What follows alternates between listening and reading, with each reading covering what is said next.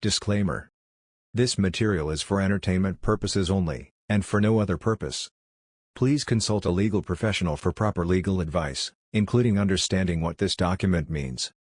Please consult the actual legal document for all legal uses. This presentation is no substitute for the actual filed document. We cannot help you if you do not follow this simple, reasonable, and good advice. Please let us know about any errors in this presentation so that we can correct them. Unfortunately, we cannot and will not correct any errors made in the underlying documents, so please make sure the error is a presentation error. Thank you very much for your time, support, and interest. We hope you enjoy this content. Sponsors. Unfortunately, there are no video sponsors or channel sponsors at this time. If you would like to sponsor us, please reach out. All donations are welcome. Thank you. Please remember to like this video, subscribe to our channel for more videos like this, and share this video with others. Doing this will help us reach other interested people, and will help to support this channel. We appreciate your action. Thank you. Executive Summary. On October 31, 2022, in a federal courthouse in Washington, D.C., Great and Young testified against Stewart Rhodes and other members of the Oath Keepers militia group. The defendants had been charged with seditious conspiracy against the United States and other crimes related to the January 6, 2021, attack on Congress. In his testimony that day, Young explained to the jury how he and other Oath Keepers were provoked to travel to Washington by President Donald Trump's tweets and by Trump's false claims that the 2020 presidential election was stolen from him.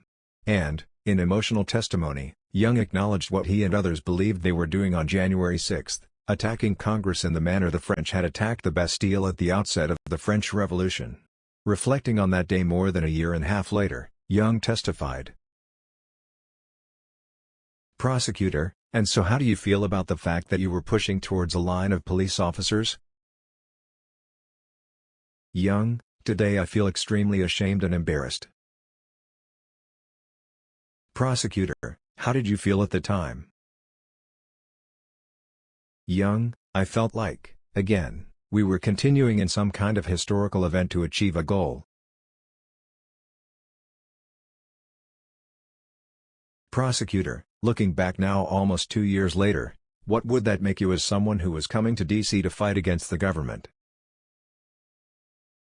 Young: I guess I was acting like a traitor, somebody against my own government. Young's testimony was dramatic, but not unique. Many participants in the attack on the Capitol acknowledged that they had betrayed their own country. Reimler: And I'm sorry to the people of this country for threatening the democracy that makes this country so great. My participation in the events that day were part of an attack on the rule of law. Pert: I know that the peaceful transition of power is to ensure the common good for our nation and that it is critical in protecting our country's security needs. I am truly sorry for my part and accept full responsibility for my actions. Image: Protestors gather at the Capitol. Photo by Samuel Coram, Getty Images. Markovsky: My actions put me on the other side of the line from my brothers in the army. The wrong side. Had I lived in the area, I would have been called up to defend the Capitol and restore order. My actions brought dishonor to my beloved U.S. Army National Guard. Witcher: Every male member of my family has served in the military, in the Marine Corps, and most have saw combat. And I cast a shadow and cast embarrassment upon my family name and that legacy. Edwards: I am ashamed to be for the first time in my 68 years, standing before a judge, having pleaded guilty to committing a crime, ashamed to be associated with an attack on the United States Capitol, a symbol of American democracy and greatness that means a great deal to me. Hundreds of other participants in the January 6 attack have pleaded guilty, been convicted, or await trial for crimes related to their actions that day. And, like Young, hundreds of others have acknowledged exactly what provoked them to travel to Washington, and to engage in violence. For example, Ronald Sandlin, who threatened police officers in the Capitol saying, "You're going to die," posted on December 23, 2020, "I'm going to be there to show support for our president and to do my part to stop the steal and stand behind Trump when he decides to cross the Rubicon." If you are a patriot, I believe it's your duty to be there. I see it as my civic responsibility. Garrett Miller, who brought a gun to the Capitol on January 6, explained, "I was in Washington, D.C., on January 6, 2021, because I believed I was following the instructions of former President Trump and he was my president and the commander-in-chief. His statements also had me believing the election was stolen from him." John Douglas Wright explained that he brought busloads of people to Washington, D.C., on January 6 because Trump called me there, and he laid out what is happening in our government. Louis Cantwell testified, "If the President of the United States is out on TV telling the world that it was stolen, what else would I believe, as a patriotic American who voted for him and wants to continue to see the country thrive as I thought it was?" Likewise, Stephen Ayers testified that with everything the president was putting out ahead of January 6 that the election was rigged. The votes were wrong and stuff. It just got into my head. The president was calling on us to come to Washington, D.C. Ayers was hanging on every word he, President Trump, was saying. Ayers posted that civil war will ensue if President Trump did not stay in power after January 6. The committee has compiled hundreds of similar statements from participants in the January 6 attack. House Resolution 503 instructed the Select Committee to investigate and report upon the facts, circumstances, and causes relating to the January 6, 2021, domestic terrorist attack upon the United States Capitol complex and to issue a final report containing findings, conclusions, and recommendations for corrective measures. The Select Committee has conducted 9 public hearings, presenting testimony from more than 70 witnesses. In structuring our investigation and hearings, we began with President Trump's contentions that the election was stolen and took testimony from nearly all of the president's principal advisors on this topic. We focused on the rulings of more than 60 federal and state courts rejecting President Trump's and his supporters' efforts to reverse the electoral outcome. Despite the rulings of these courts, we understood that millions of Americans still lack the information necessary to understand and evaluate what President Trump has told them about the election. For that reason, our hearings featured a number of members of President Trump's inner circle refuting his fraud claims and testifying that the election was not in fact stolen. In all, the committee displayed the testimony of more than 4 dozen Republicans, by far the majority of witnesses in our hearings, including 2 of President Trump's former attorneys general, his former White House counsel, numerous members of his White House staff, and the highest-ranking members of his 2020 election campaign, including his campaign manager and his campaign general counsel. Even key individuals who worked closely with President Trump to try to overturn the 2020 election on January 6 ultimately admitted that they lacked actual evidence sufficient to change the election result, and they admitted that what they were attempting was unlawful. This report supplies an immense volume of information and testimony assembled through the Select Committee's investigation, including information obtained following litigation in federal district and appellate courts, as well as in the U.S. Supreme Court. Based upon this assembled evidence, the committee has reached a series of specific findings, including the following. 1. Beginning election night and continuing through January 6 and thereafter, Donald Trump purposely disseminated false allegations of fraud related to the 2020 presidential election in order to aid his effort to overturn the election and for purposes of soliciting contributions. These false claims provoked his supporters to violence on January 6. 2. Knowing that he and his supporters had lost dozens of election lawsuits, and despite his own senior advisors refuting his election fraud claims and urging him to concede his election loss, Donald Trump refused to accept the lawful result of the 2020 election. Rather than honor his constitutional obligation to take care that the laws be faithfully executed, President Trump instead plotted to overturn the election outcome. 3.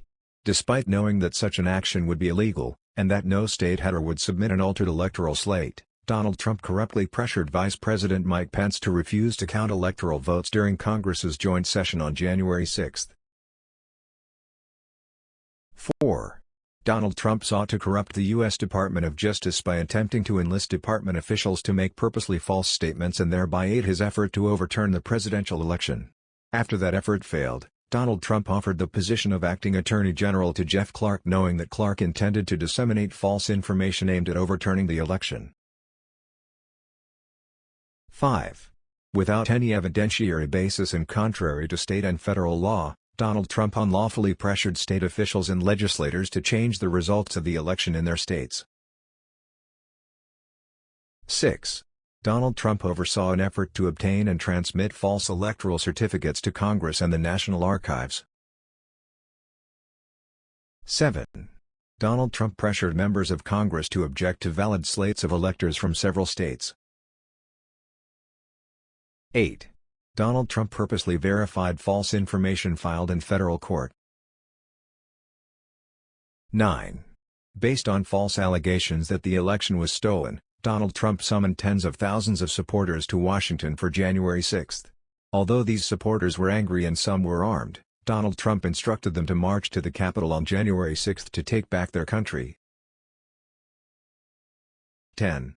Knowing that a violent attack on the Capitol was underway and knowing that his words would incite further violence, Donald Trump purposely sent a social media message publicly condemning Vice President Pence at 2:24 p.m. on January 6. 11. Knowing that violence was underway at the Capitol, and despite his duty to ensure that the laws are faithfully executed, Donald Trump refused repeated requests over a multiple-hour period that he instruct his violent supporters to disperse and leave the Capitol, and instead watch the violent attack unfold on television. This failure to act perpetuated the violence at the Capitol and obstructed Congress's proceeding to count electoral votes. 12. Each of these actions by Donald Trump was taken in support of a multi-part conspiracy to overturn the lawful results of the 2020 presidential election. 13. The intelligence community and law enforcement agencies did successfully detect the planning for potential violence on January 6, including planning specifically by the Proud Boys and Oath Keeper militia groups who ultimately led the attack on the Capitol. As January 6 approached, the intelligence specifically identified the potential for violence at the U.S. Capitol. This intelligence was shared within the executive branch, including with the Secret Service and the President's National Security Council. 14. Intelligence gathered in advance of January 6 did not support a conclusion that Antifa or other left-wing groups would likely engage in a violent counter-demonstration, or attack Trump supporters on January 6. Indeed, intelligence from January 5 indicated that some left-wing groups were instructing their members to stay at home and not attend on January 6. Ultimately, none of these groups was involved to any material extent with the attack on the Capitol on January 6. 15. Neither the intelligence community nor law enforcement obtained intelligence in advance of January 6 on the full extent of the ongoing planning by President Trump, John Eastman, Rudolph Giuliani and their associates to overturn the certified election results. Such agencies apparently did not, and potentially could not, anticipate the provocation President Trump would offer the crowd in his Ellipse speech, that President Trump would spontaneously instruct the crowd to march to the Capitol, that President Trump would exacerbate the violent riot by sending his 2:24 p.m. tweet condemning Vice President Pence, or the full scale of the violence and lawlessness that would ensue. Nor did law enforcement anticipate that President Trump would refuse to direct his supporters to leave the Capitol once violence began. No intelligence community advance analysis predicted exactly how President Trump would behave. No such analysis recognized the full scale and extent of the threat to the Capitol on January 6. 16. Hundreds of Capitol and D.C. Metropolitan Police officers performed their duties bravely on January 6, and America owes those individuals immense gratitude for their courage in the defense of Congress and our Constitution. Without their bravery, January 6 would have been far worse. Although certain members of the Capitol Police leadership regarded their approach to January 6 as all hands on deck, the Capitol Police leadership did not have sufficient assets in place to address the violent and lawless crowd. Capitol Police leadership did not anticipate the scale of the violence that would ensue after President Trump instructed tens of thousands of his supporters in the Ellipse crowd to march to the Capitol, and then tweeted at 2:24 p.m.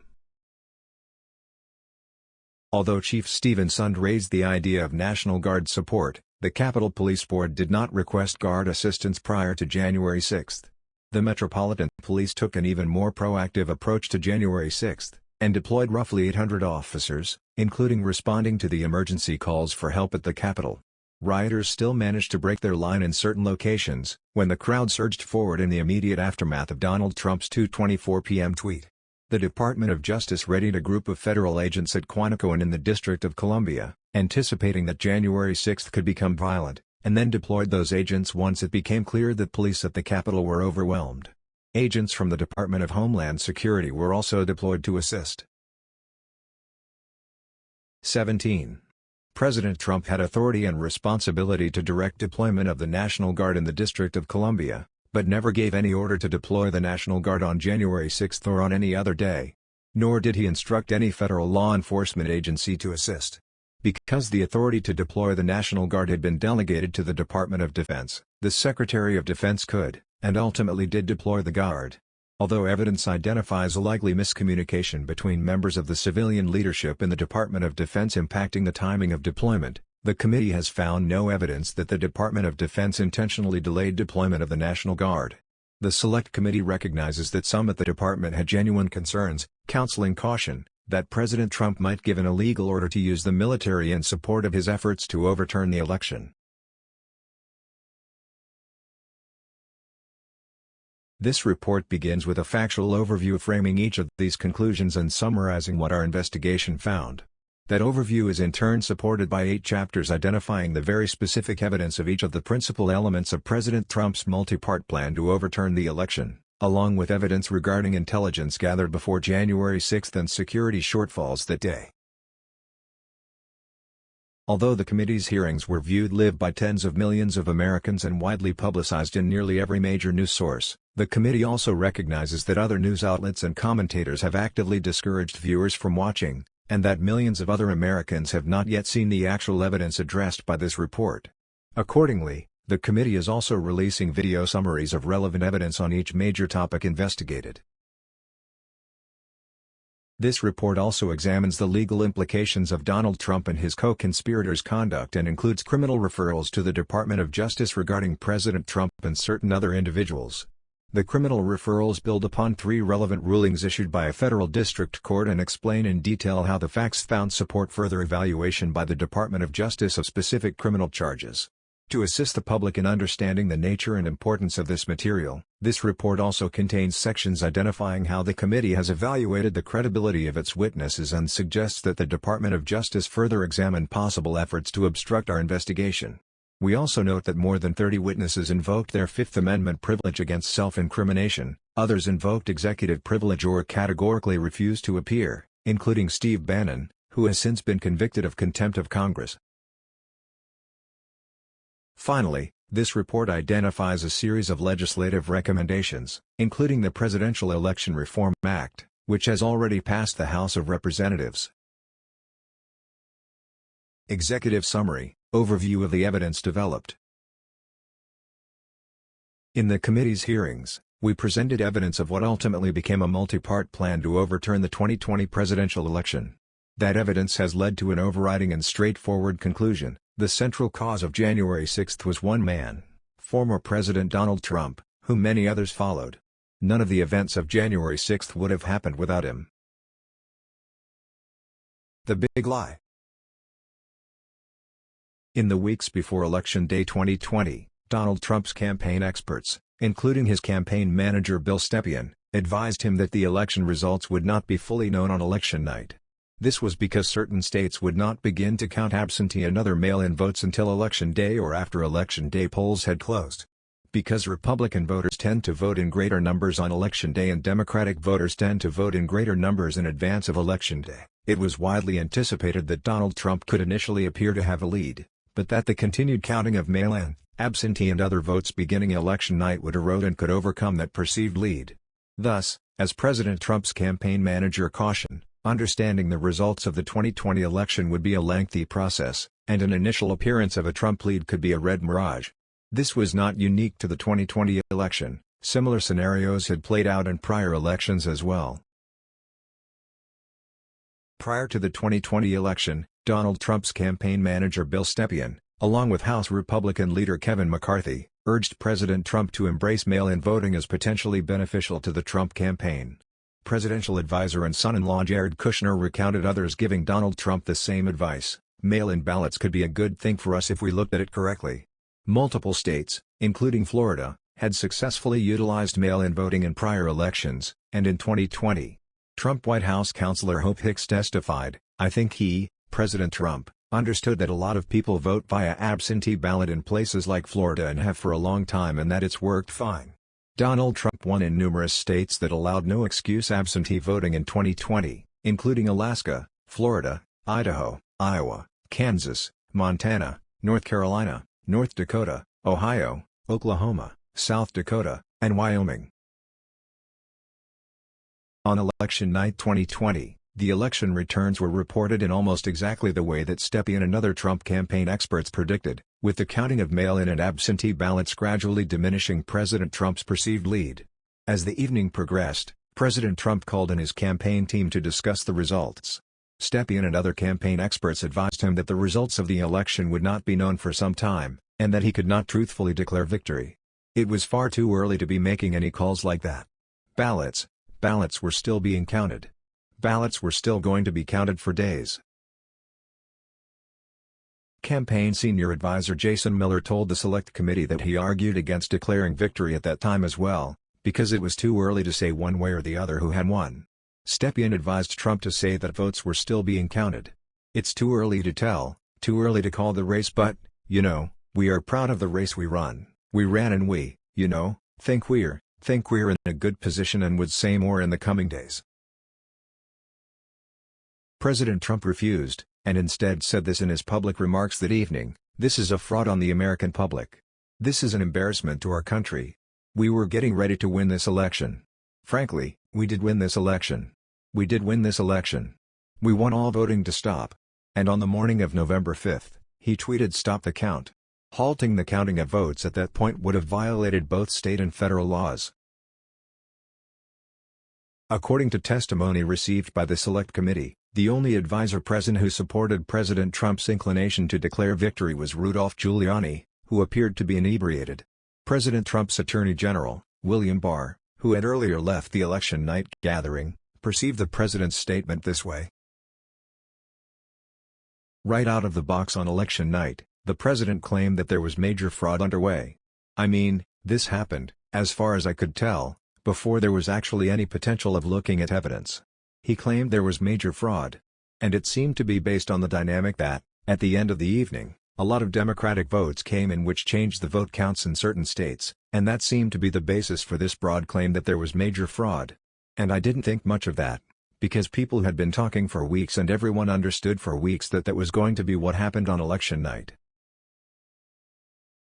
President Trump's decision to declare victory falsely on election night and, unlawfully, to call for the vote counting to stop, was not a spontaneous decision. It was premeditated. Image: President Trump declares victory in a speech at an election night party. Photo by Chip Somatavilla, Getty Images. The committee has assembled a range of evidence of President Trump's pre-planning for a false declaration of victory. This includes multiple written communications on October 31 and November 3, 2020, to the White House by Judicial Watch President Tom Fitton. This evidence demonstrates that Fitton was in direct contact with President Trump and understood that President Trump would falsely declare victory on election night and call for vote counting to stop. The evidence also includes an audio recording of President Trump's advisor Steve Bannon, who said this on October 31, 2020, to a group of his associates from China. And what Trump's gonna do is just declare victory, right? He's gonna declare victory. But that doesn't mean he's a winner. He's just gonna say he's a winner. The Democrats, more of our people vote early that count. There's vote in mail. And so they're gonna have a natural disadvantage, and Trump's going to take advantage of it. That's our strategy. He's gonna declare himself a winner. So when you wake up Wednesday morning, it's going to be a firestorm. Also, if Trump is losing, by 10 or 11 o'clock at night, it's going to be even crazier. No, because he's gonna sit right there and say they stole it. I'm directing the Attorney General to shut down all ballot places in all 50 states. It's going to be, no, he's not going out easy. If Biden's winning, Trump is going to do some crazy shit. Also in advance of the election, Roger Stone, another outside advisor to President Trump, made this statement. I really do suspect it will still be up in the air. When that happens, the key thing to do is to claim victory. Possession is 9/10 of the law. No, we won. Fuck you, sorry. Over. We won. You're wrong. Fuck you. On Election Day, Vice President Pence's staff, including his Chief of Staff and Counsel, became concerned that President Trump might falsely claim victory that evening. The Vice President's counsel, Greg Jacob, testified about their concern that the Vice President might be asked improperly to echo such a false statement. Jacob drafted a memorandum with this specific recommendation: it is essential that the Vice President not be perceived by the public as having decided questions concerning disputed electoral votes prior to the full development of all relevant facts. Millions of Americans believed that President Trump was telling the truth on election night, that President Trump actually had proof the election was stolen and that the ongoing counting of votes was an act of fraud. As votes were being counted in the days after the election, President Trump's senior campaign advisors informed him that his chances of success were almost zero. Former Trump campaign manager Bill Stepien testified that he had come to this conclusion by November 7, and told President Trump. Committee staff, what was your view on the state of the election at that point? Stepien, very, very, very bleak. We told him, the group that went over there outlined, my belief and chances for success at this point.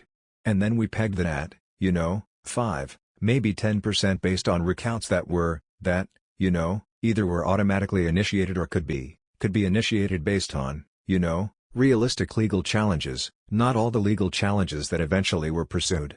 But, it was, my belief is that it was a very, 5 to 10% is not a very good optimistic outlook. Trump campaign senior advisor Jason Miller testified to the committee about this exchange. Miller, I was in the Oval Office.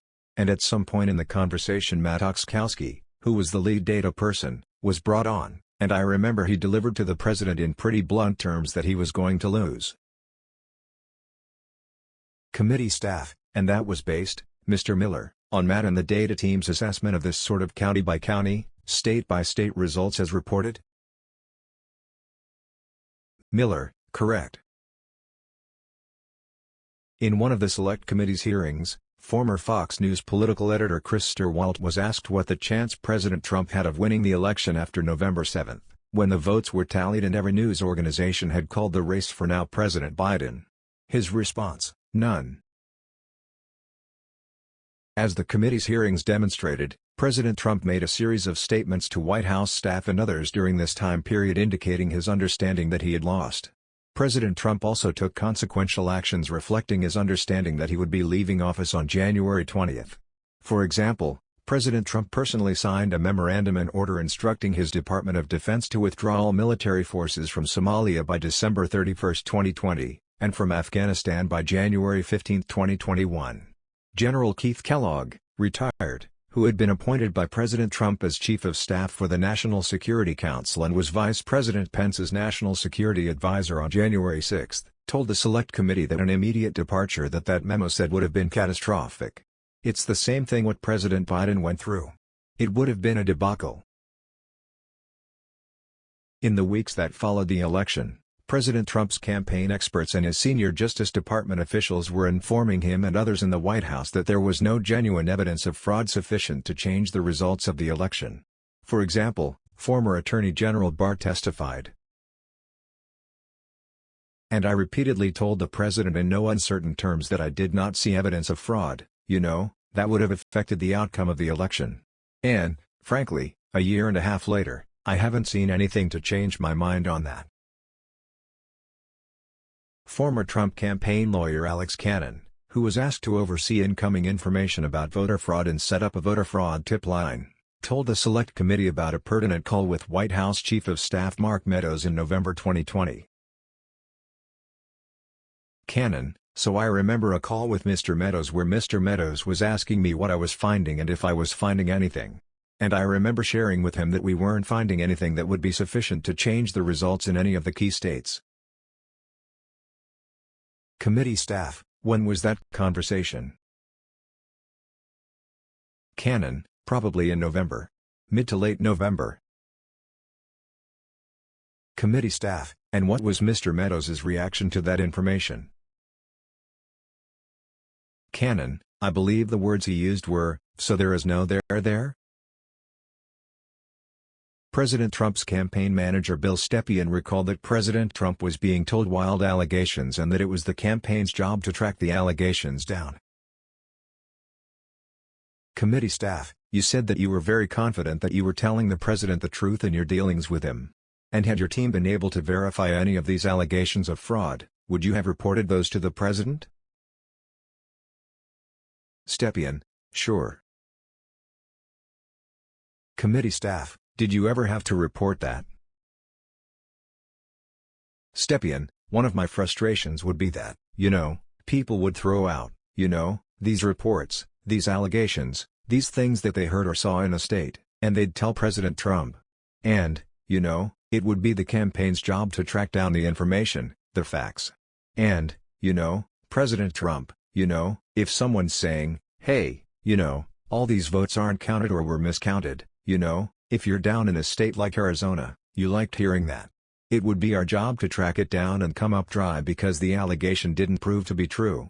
And we'd have to, relay the news that, that tip that someone told you about those votes or that fraud or, nothing came of it. That would be our job as, the truth-telling squad and, not a fun job to be, much, it's an easier job to be telling the president about, wild allegations. It's a harder job to be telling him on the back end that, that wasn't true. Committee staff, how did he react to those types of conversations where you told him that an allegation or another wasn't true?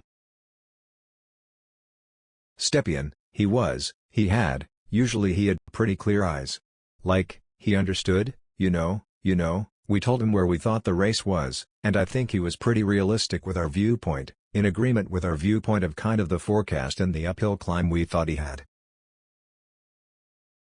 Trump campaign senior advisor Jason Miller told the committee that he informed President Trump several times that specific to Election Day fraud and irregularities, there were not enough to overturn the election. Vice President Pence has also said publicly that he told President Trump there was no basis to allege that the election was stolen.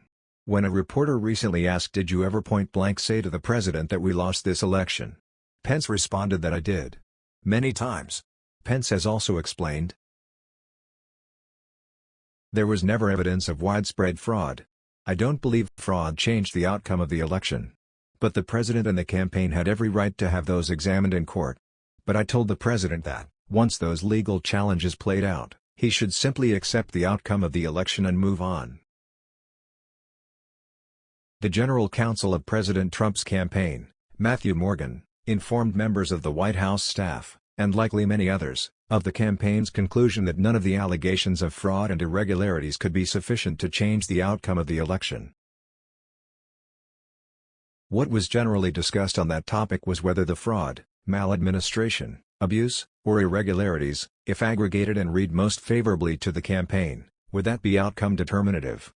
And I think everyone's assessment in the room, at least amongst the staff, Mark Short, myself, and Greg Jacob, was that it was not sufficient to be outcome determinative. In a meeting on November 23, Barr told President Trump that the Justice Department was doing its duty by investigating every fraud allegation if it's specific, credible, and could have affected the outcome, but that they're just not meritorious. They're not panning out. Barr then told the Associated Press on December 1 that the department had not seen fraud on a scale that could have affected a different outcome in the election. Next, he reiterated this point in private meetings with the president both that afternoon and on December 14, as well as in his final press conference as Attorney General later that month. The Department of Homeland Security had reached a similar determination 2 weeks earlier. There is no evidence that any voting system deleted or lost votes, changed votes, or was in any way compromised. In addition, multiple other high-ranking Justice Department personnel appointed by President Trump also informed him repeatedly that the allegations were false. As January 6 drew closer, Acting Attorney General Rosen and Acting Deputy Attorney General Donoghue had calls with President Trump on almost a daily basis explaining in detail what the department's investigations showed. Acting Deputy Attorney General Richard Donoghue told the Select Committee that he and Acting Attorney General Rosen tried to put it in very clear terms to the President. And I said something to the effect of, "Sir, we've done dozens of investigations, hundreds of interviews. The major allegations are not supported by the evidence developed. We've looked in Georgia, Pennsylvania, Michigan, Nevada. We're doing our job." On December 31, Donoghue recalls telling the President that people keep telling you these things and they turn out not to be true. And then on January 3, Donoghue reiterated this point with the President. As in previous conservations, we would say to him, "You know, we checked it out, and there's nothing to it." Acting Attorney General Rosen testified before the Select Committee that the common element of all of his communications with President Trump was President Trump urging the department to find widespread fraud that did not actually exist. None of the department's investigations identified any genuine fraud sufficient to impact the election outcome. During my tenure as the Acting Attorney General, which began on December 24 of 2020, the Department of Justice maintained the position, publicly announced by former Attorney General William Barr, that the department had been presented with no evidence of widespread voter fraud on a scale sufficient to change the outcome of the 2020 election. As President Trump was hearing from his campaign and his Justice Department that the allegations of widespread fraud were not supported by the evidence, his White House legal staff also reached the same conclusions, and agreed specifically with what Barr told President Trump. Both White House counsel Pat Cipollone and White House senior advisor Eric Hirschman reinforced to President Trump that the Justice Department was doing its duty to investigate allegations of supposed voter fraud. Cipollone told the Select Committee that he had seen no evidence of massive fraud in the election and that he forcefully made this point over and over again. For example, during a late-night group meeting with President Trump on December 18, at which he and Hirschman urged Trump not to heed the advice of several election conspiracists at the meeting. Cipollone, "They didn't think that we were, they didn't think we believed this, that there had been massive fraud in the election, and the reason they didn't think we believed it is because we didn't." Committee staff, "And you articulated that forcefully to them during the meeting?" Cipollone, "I did, yeah. I had seen no evidence of massive fraud in the election. At some point, you have to deliver with the evidence. And just to go back to what Barr said, he had not seen it. I was not aware of any evidence of fraud to the extent that it would change the results of the election. That was made clear to them, over and over again." Similarly, White House attorney Eric Hirschman was also very clear about his views. They never proved the allegations that they were making, and they were trying to develop. In short, President Trump was informed over and over again, by his senior appointees, campaign experts and those who had served him for years, that his election fraud allegations were nonsense. How did President Trump continue to make false allegations despite all of this unequivocal information? President Trump sought out those who were not scrupulous with the facts, and were willing to be dishonest. He found a new legal team to assert claims that his existing advisors and the Justice Department had specifically informed him were false. President Trump's new legal team, headed by Rudolph Giuliani, and their allies ultimately lost dozens of election lawsuits in federal and state courts. The testimony of Trump campaign manager Bill Stepien helps to put this series of events in perspective. Stepien described his interaction with Giuliani as an intentional self-demotion, with Stepien stepping aside once it became clear that President Trump intended to spread falsehoods. Stepien knew the president's new team was relying on unsupportable accusations, and he refused to be associated with their approach. There were two groups of family. We called them kind of my team and Rudy's team. I didn't mind being characterized as being part of Team Normal, as reporters, kind of started to do around that point in time. Having worked for Republican campaigns for over 2 decades, Stepien said, "I think along the way I built up a pretty good, I hope a good reputation for being honest and professional, and I didn't think what was happening was necessarily honest or professional at that point in time." As Giuliani visited campaign headquarters to discuss election litigation, the Trump campaign's professional staff began to view him as unhinged. In addition, Multiple law firms previously engaged to work for the Trump campaign decided that they could not participate in the strategy being instituted by Giuliani. They quit. Campaign General Counsel Matthew Morgan explained that he had conversations with probably all of our counsel who were signed up to assist on Election Day as they disengaged with the campaign. The general consensus was that the law firms were not comfortable making the arguments that Rudy Giuliani was making publicly.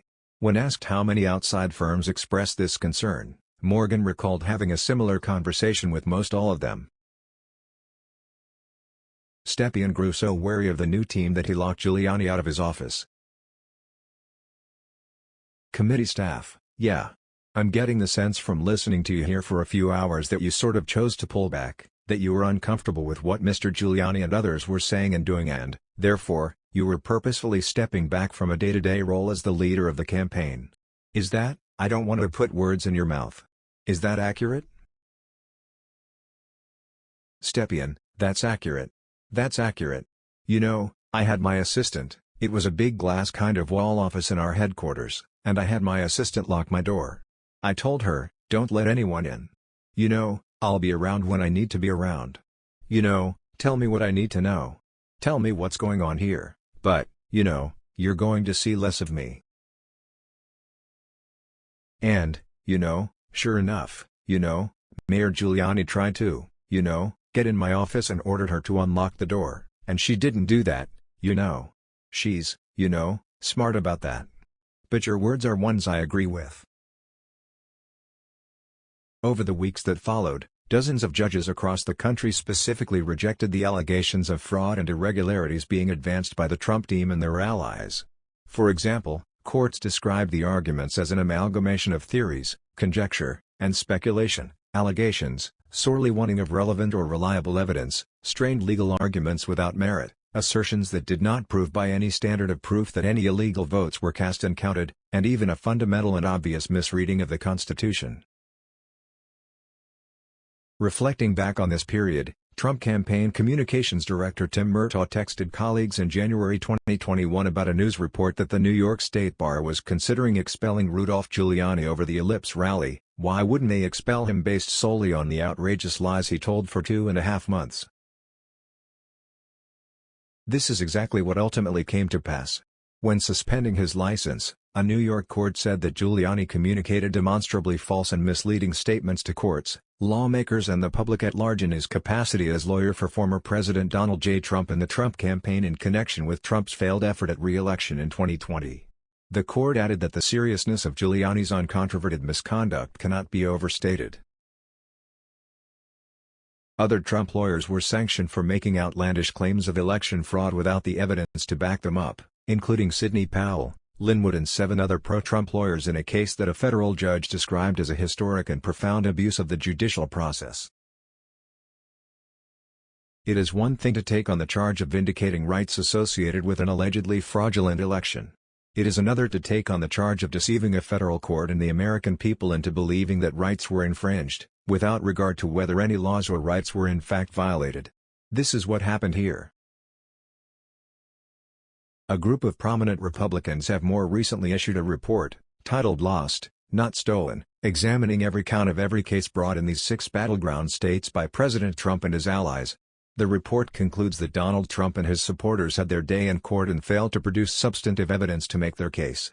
President Trump and his legal allies failed because of a lack of evidence and not because of erroneous rulings or unfair judges. In many cases, after making extravagant claims of wrongdoing, Trump's legal representatives showed up in court or state proceedings empty-handed, and then returned to their rallies and media campaigns to repeat the same unsupported claims. There is no reasonable basis for the allegation that these dozens of rulings by state and federal courts were somehow politically motivated. The outcome of these suits was uniform regardless of who appointed the judges. One of the authors of Lost, Not Stolen, longtime Republican election lawyer Benjamin Ginsburg, testified before the Select Committee that in no instance did a court find that the charges of fraud were real, without variation based on the judges involved. Indeed, 11 of the judges who ruled against Donald Trump and his supporters were appointed by Donald Trump himself. One of those Trump nominees, Judge Stefano Spivas of the U.S. Court of Appeals for the Third Circuit, rejected an appeal by the Trump campaign claiming that Pennsylvania officials did not undertake any meaningful effort to fight illegal absentee ballots and uneven treatment of voters across counties. Judge Bibas wrote in his decision that calling an election unfair does not make it so. Charges require specific allegations and then proof. We have neither here.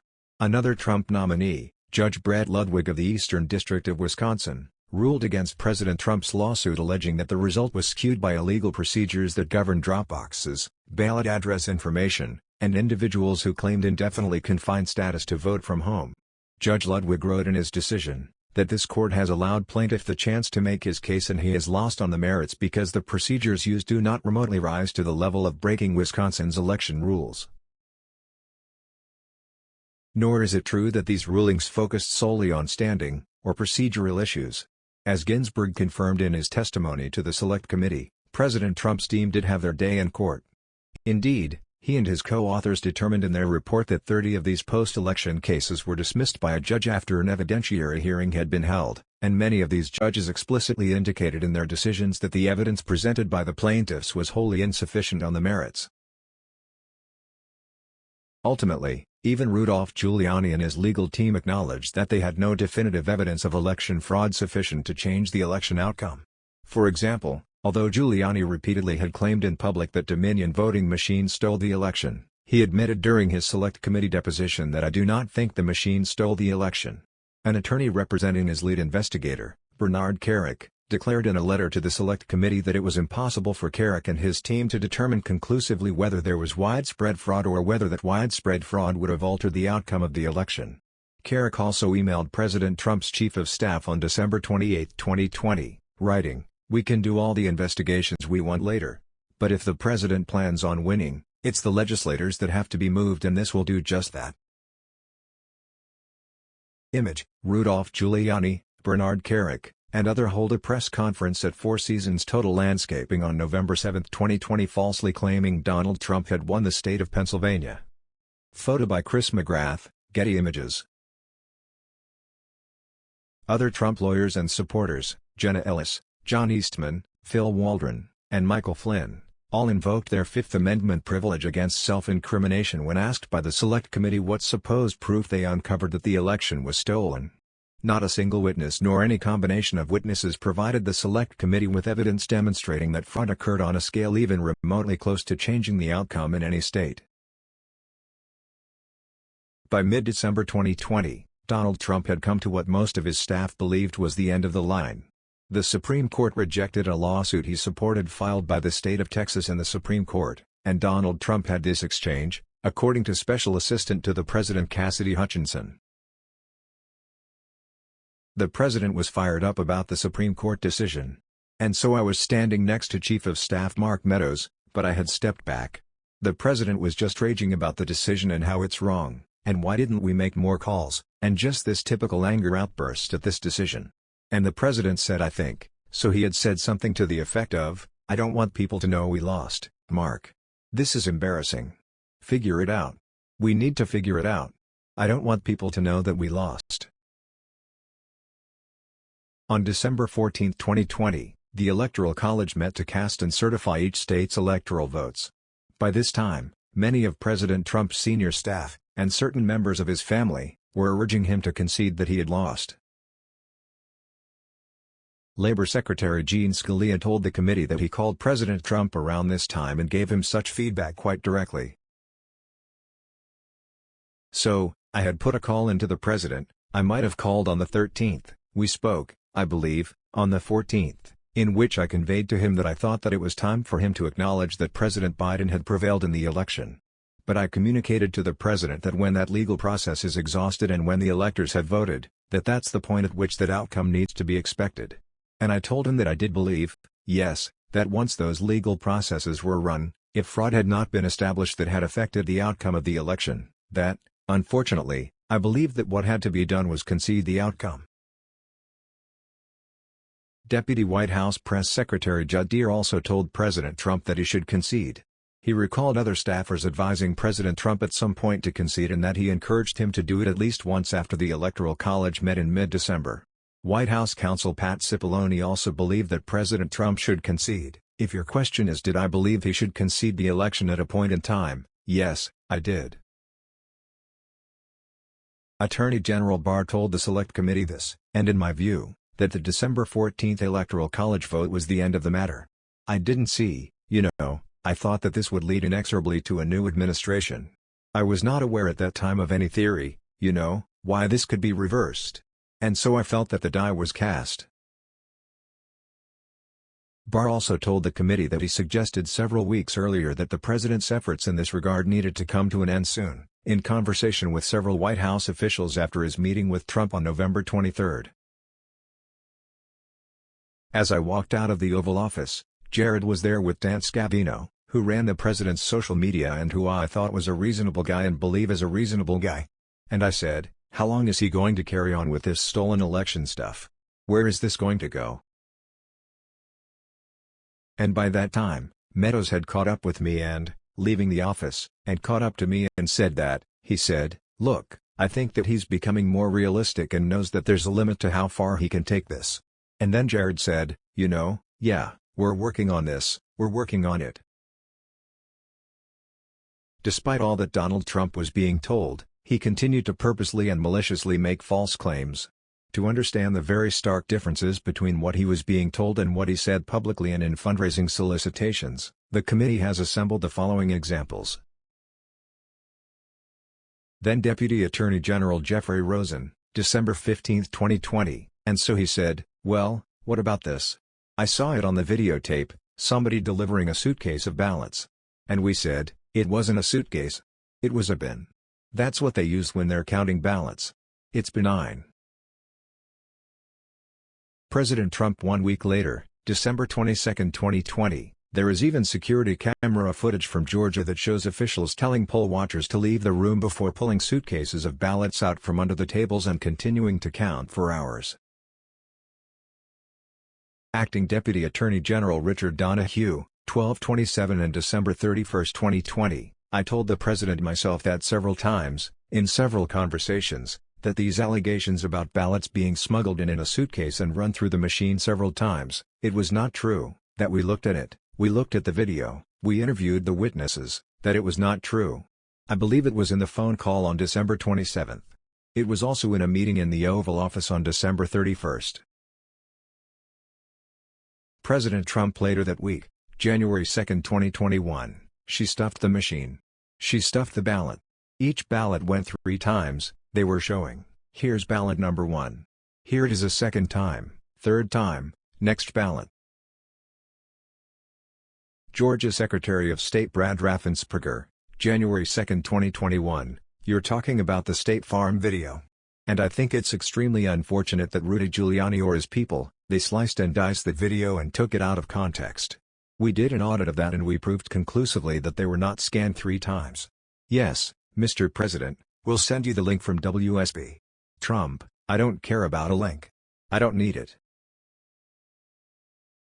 President Trump 1 day later, January 3, 2021, I spoke to Secretary of State Brad Raffensperger yesterday about Fulton County and voter fraud in Georgia. He was unwilling, or unable, to answer questions such as the ballots under table scam, ballot destruction, out-of-state voters, dead voters, and more. He has no clue. Attorney General Barr, December 1, 2020, then he raised the big vote dump, as he called it, in Detroit. And, he said, people saw boxes coming into the counting station at all hours of the morning and so forth. I said, Mr. President, there are 630 precincts in Detroit, and unlike elsewhere in the state, they centralize the counting process, so they're not counted in each precinct, they're moved to counting stations, and so the normal process would involve boxes coming in at all different hours. And I said, did anyone point out to you, did all the people complaining about it point out to you, you actually did better in Detroit than you did last time? I mean, there's no indication of fraud in Detroit. President Trump 1 day later, December 2, 2020, I'll tell you what's wrong, voter fraud. Here's an example. This is Michigan. At 6:31 in the morning, a vote dump of 149,772 votes came in unexpectedly. We were winning by a lot. That batch was received in horror. In Detroit everybody saw the tremendous conflict. There were more votes than there were voters. Acting Deputy Attorney General Richard Donoghue, December 27, 2020, the president then continued, "There are more votes than voters. But I was aware of that allegation, and I said, that was just a matter of them comparing the 2020 votes cast to 2016 registration numbers. That is not a valid complaint." President Trump 10 days later, January 6, 2021, more votes than they had voters. And many other states also. Acting Deputy Attorney General Richard Donoghue, January 3, 2021, "We would say to him, we checked that out, and there's nothing to it. And we would cite to certain allegations. And so, like such as Pennsylvania, right? No, there were not 250,000 more votes reported than were actually cast. That's not true. So we would say things like that." President Trump 3 days later, January 6, 2021, "In Pennsylvania, you had 205,000 more votes than you had voters. And the number is actually much greater than that now. That was as of a week ago. And this is a mathematical impossibility unless you want to say it's a total fraud." Georgia Secretary of State Brad Raffensperger, January 2, 2021, "Trump, it's 4,502 who voted, but they weren't on the voter registration roll, which they had to be. You had 18,325 vacant address voters. The address was vacant, and they're not allowed to be counted. That's 18,325. Raffensperger, "Well, Mr. President, the challenge that you have is the data you have is wrong." President Trump 2 days later, January 4, 2021, 4,502 illegal ballots were cast by individuals who do not appear on the state's voter rolls. Well, that's sort of strange. 18,325 illegal ballots were cast by individuals who registered to vote using an address listed as vacant according to the Postal Service. Georgia Secretary of State Brad Raffensperger, January 2, 2021, "Trump, so dead people voted, and I think the number is close to 5,000 people. And they went to obituaries. They went to all sorts of methods to come up with an accurate number, and a minimum is close to about 5,000 voters. Raffensperger, the actual number were two people that were dead that voted. So that's wrong." President Trump 4 days later, January 6, 2021, "The number of fraudulent ballots that we've identified across the state is staggering. Over 10,300 ballots in Georgia were cast by individuals whose names and dates of birth match Georgia residents who died in 2020 and prior to the election." Georgia Secretary of State General Counsel Ryan Germany, January 2, 2021, "Trump, you had out-of-state voters. They voted in Georgia, but they were from out of state, of 4,925. Germany, everyone we've been through are people that lived in Georgia, moved to a different state, but then moved back to Georgia legitimately. They moved back in years ago. This was not like something just before the election. So there's something about that data that, it's just not accurate." President Trump 4 days later, January 6, 2021, "And at least 15,000 ballots were cast by individuals who moved out of the state prior to November 3 election. They say they moved right back." White House Press Secretary Kayleigh McEnany, no date. "The one specific I remember referencing was I don't agree with the Dominion track. I specifically referenced waving him off of the Dominion theory earlier in my testimony. Question: Are you saying you think he still continued to tweet that after you waved him off of it?" Answer: Yeah. President Trump, between mid-November and January 5, 2021, President Trump tweeted or retweeted conspiracy theories about Dominion nearly 36 times. Trump campaign senior advisor Jason Miller, "The international allegations for Dominion were not valid." Question: Okay. Did anybody communicate that to the president? Answer: I know that was communicated. I know I communicated it. President Trump, "You have Dominion, which is very, very suspect to start off with. Nobody knows the ownership. People say the votes are counted in foreign countries and much worse." Attorney General Barr, November 23, 2020, "I specifically raised the Dominion voting machines, which I found to be one of the most disturbing allegations, disturbing in the sense that I saw absolutely zero basis for the allegations. I told him that it was crazy stuff and they were wasting their time on that and it was doing great disservice to the country." President Trump 3 days later, November 26, 2020, those machines are fixed, they're rigged. You can press Trump and the vote goes to Biden. All you have to do is play with a chip, and they played with a chip, especially in Wayne County and Detroit.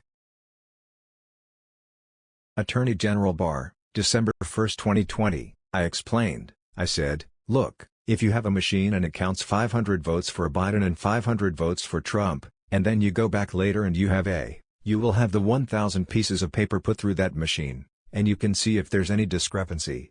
There has been no discrepancy. President Trump 1 day later, December 2, 2020, in one Michigan county, as an example, that used Dominion systems, they found that nearly 6,000 votes had been wrongly switched from Trump to Biden, and this is just the tip of the iceberg. This is what we caught. How many didn't we catch? Attorney General Barr, December 14, 2020, I will, Mr. President. But there are a couple of things, I responded. My understanding is that our experts have looked at the Antrim situation and are sure it was a human error that did not occur anywhere else. And, in any event, Antrim is doing a hand recount of the paper ballots, so we should know in a couple of days whether there is any real problem with the machines. President Trump 1 day later, December 15, 2020, this is big news. Dominion voting machines are a disaster all over the country. Change the results of a landslide election. Can't let this happen. Then Deputy Attorney General Jeffrey Rosen, December 15, 2020, other people were telling him there was fraud, corruption in the election. The voting machines were no good. And we were telling him that is inconsistent, by we, I mean Richard Donoghue and myself, that was not what we were seeing. There was this open issue as to the Michigan report. And, I think it was Mr. Cuccinelli, not certain, but had indicated that there was a hand recount. And I think he said, that's the gold standard. President Trump 1 day later, December 16, 2020, study, Dominion machines shifted 2 to 3% of Trump votes to Biden. Far more votes than needed to sway election. Florida, Ohio, Texas and many other states were won by even greater margins than projected. Did just as well with swing states, but bad things happened. At OAN. National Security Advisor Robert O'Brien, December 18, 2020, I got a call from, I think, Molly Michael in Outer Oval, the president's assistant, and she said, I'm connecting you to the Oval. Somebody asked me, did I have any evidence of election fraud in the voting machines or foreign interference in our voting machines? And I said, no, we've looked into that and there's no evidence of it. President Trump 1 day later, December 19, 2020, there could also have been a hit on our ridiculous voting machines during the election, which is now obvious that I won big, making it an even more corrupted embarrassment for the U.S.A. At DNI_Ratcliffe at Sec. Pompeo. Acting Deputy AG Richard Donoghue, December 31, 2020, we definitely talked about Antrim County again.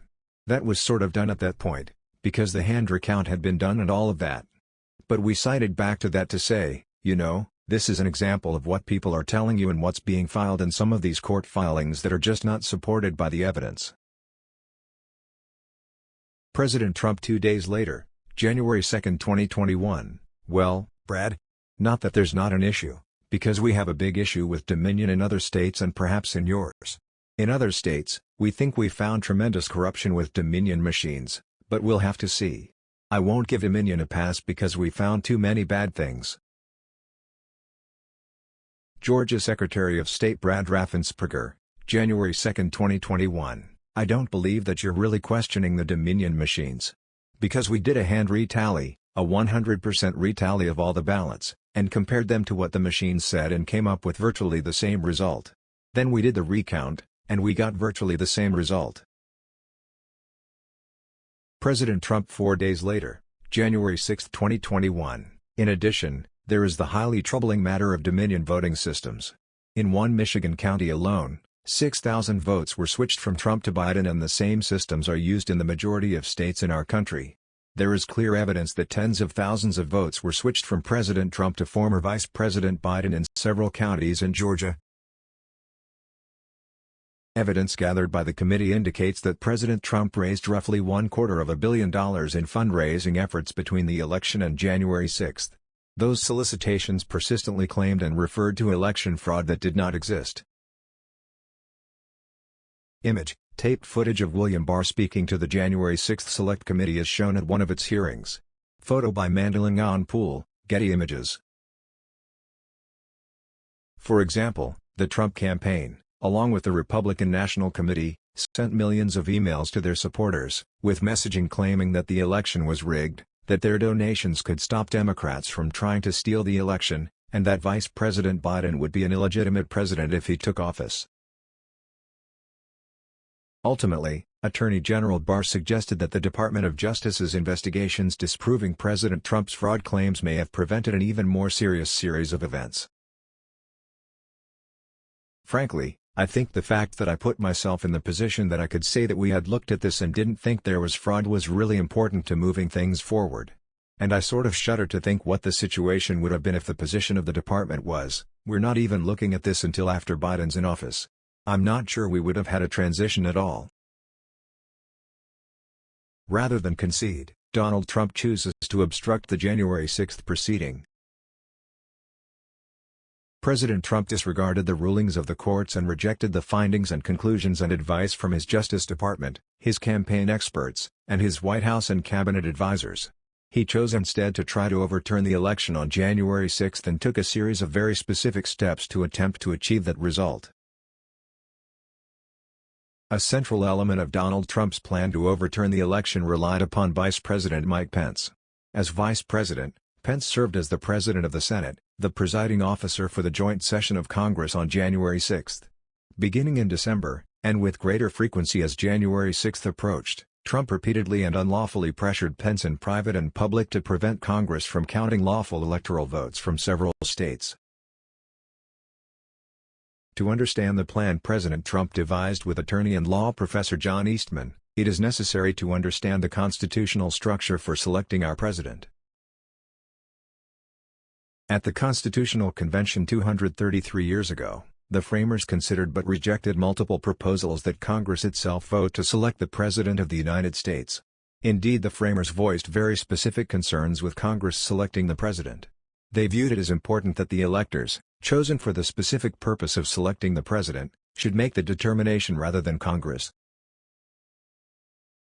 It was desirable that the sense of the people should operate in the choice of the person to whom so important a trust was to be confided.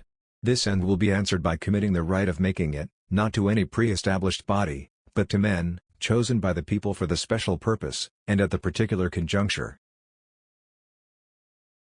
The framers understood that a thoughtful structure for the appointment of the president was necessary to avoid certain evils. Nothing was more to be desired than that every practicable obstacle should be opposed to cabal, intrigue and corruption. They were careful to ensure that those who from situation might be suspected of too great devotion to the president in office were not among those that chose the president. For that reason, no senator, representative, or other person holding a place of trust or profit under the United States, can be of the number of the electors. Article 2 of our Constitution, as modified by the 12th Amendment, governs election of the President. Article 2 created the Electoral College, providing that the states would select electors in the manner provided by state legislatures, and those electors would in turn vote for the President. Today, every state selects presidential electors by popular vote, and each state's laws provide for procedures to resolve election disputes, including through lawsuits if necessary. After any election issues are resolved in state or federal court, each state's government transmits a certificate of the ascertainment of the appointed electors to Congress and the National Archives.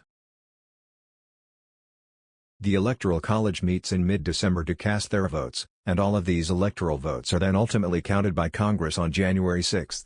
The Vice President, as President of the Senate, presides over the joint session of Congress to count votes. The 12th Amendment provides this straightforward instruction: the President of the Senate shall, in the presence of the Senate and House of Representatives, open all the certificates and the votes shall then be counted. The person having the greatest number of votes for President shall be the President. The Vice President has only a ministerial role, opening the envelopes and ensuring that the votes are counted. Likewise, the Electoral Count Act of 1887 provides no substantive role for the Vice President in counting votes, reinforcing that he or she can only act in a ministerial fashion. The Vice President may not choose, for example, to decline to count particular votes. In most cases, for example, When one candidate has a majority of votes submitted by the states, Congress has only a ministerial role, as well. It simply counts electoral college votes provided by each state's governor.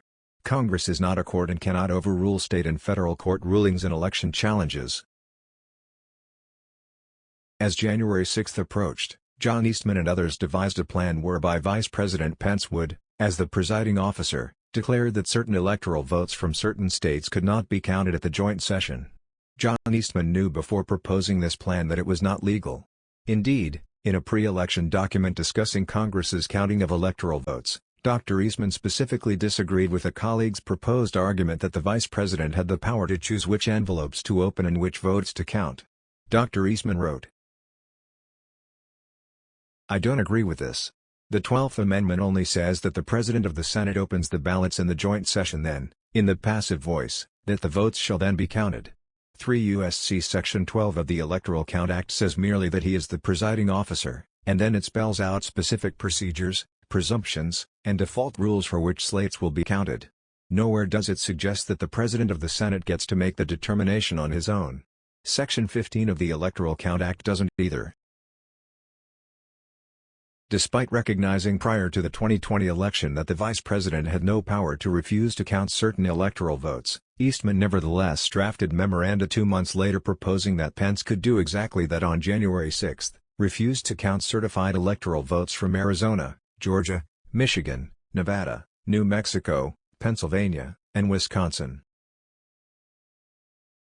Eastman's theory was related to other efforts overseen by President Trump, described in detail below. See Infra, to create and transmit fake electoral slates to Congress and the National Archives, and to pressure states to change the election outcome and issue new electoral slates.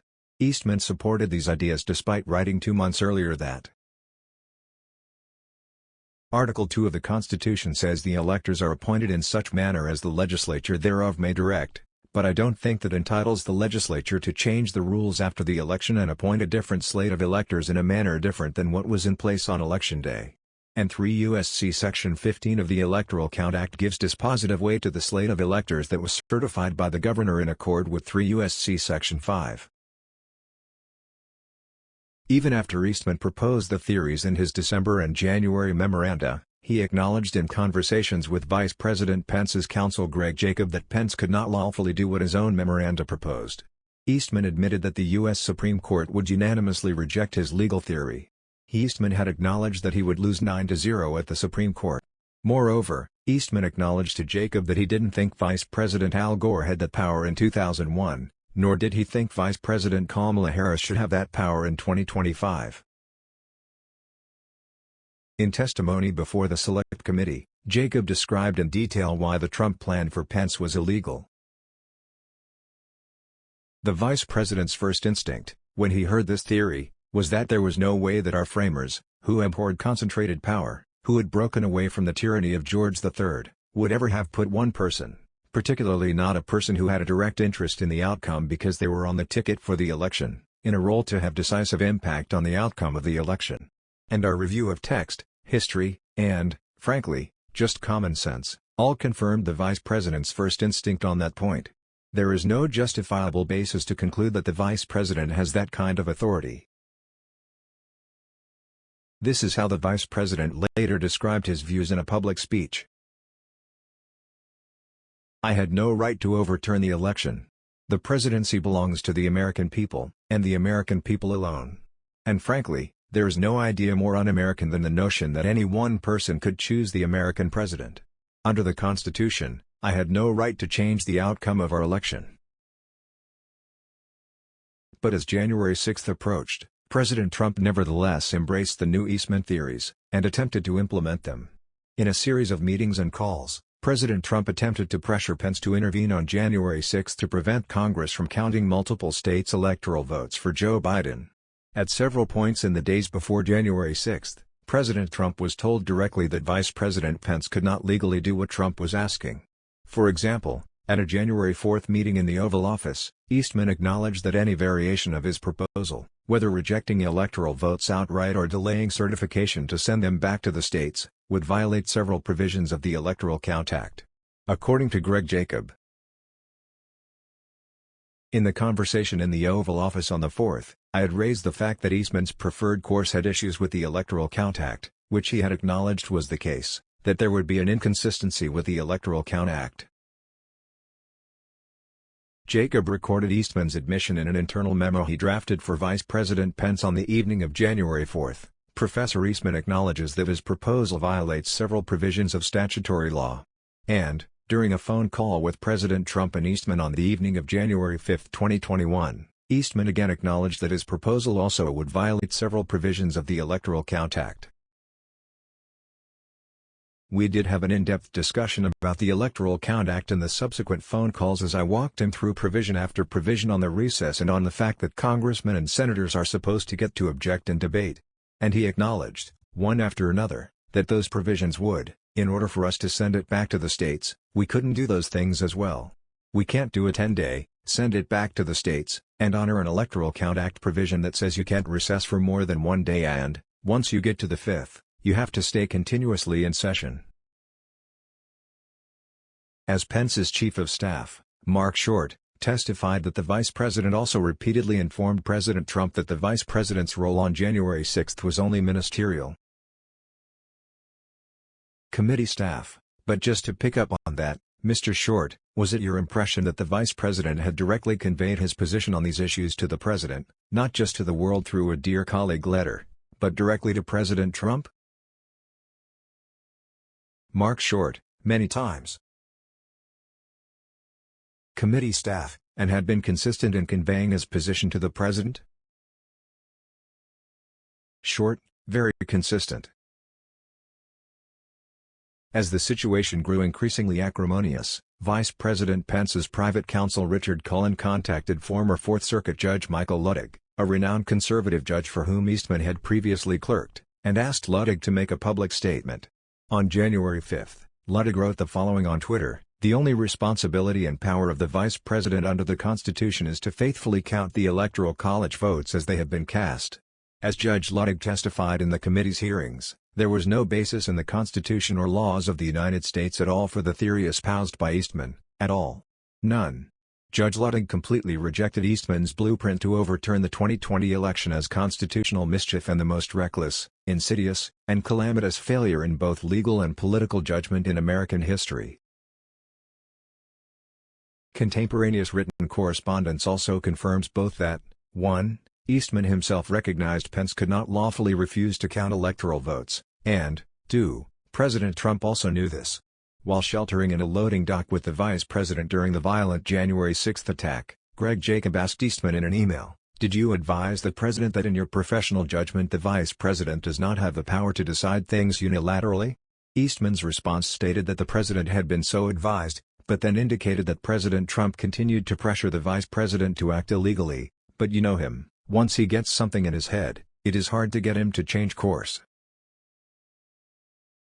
To be absolutely clear, no White House lawyer believed Pence could lawfully refuse to count electoral votes. White House counsel Pat Cipollone told the Select Committee this. "I thought that the vice president did not have the authority to do what was being suggested under a proper reading of the law. I conveyed that, okay? I think I actually told somebody, in the vice president's, just blame me. I'm not a politician, But, I just said, I'm a lawyer. This is my legal opinion." Image: Greg Jacob and Judge Michael Luttig testify at January 6 Select Committee hearing. Photo by House Creative Services.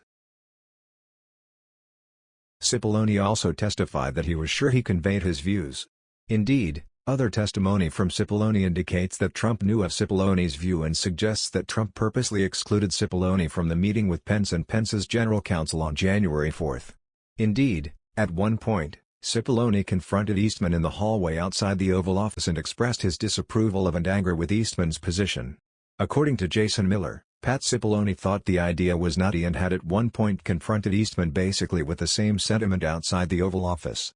Pat Cipollone did not deny having an angry confrontation with Eastman outside of the Oval Office, though he said he didn't have a specific recollection. He had no reason to contradict what Jason Miller said and, moreover, said that Eastman was aware of his views.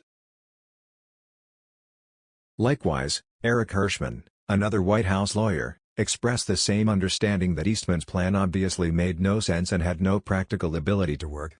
Hirschman also recounted telling Eastman directly that his plan was completely crazy. And I said to Eastman, "Hold on a second, I want to understand what you're saying. You're saying you believe the Vice President, acting as President of the Senate, can be the sole decision-maker as to, under your theory, who becomes the next President of the United States?" And he said, "Yes." And I said, "Are you out of your effing mind, right?" And that was pretty blunt. I said, "You're completely crazy." Deputy White House Counsel Pat Philbin also had the same understanding.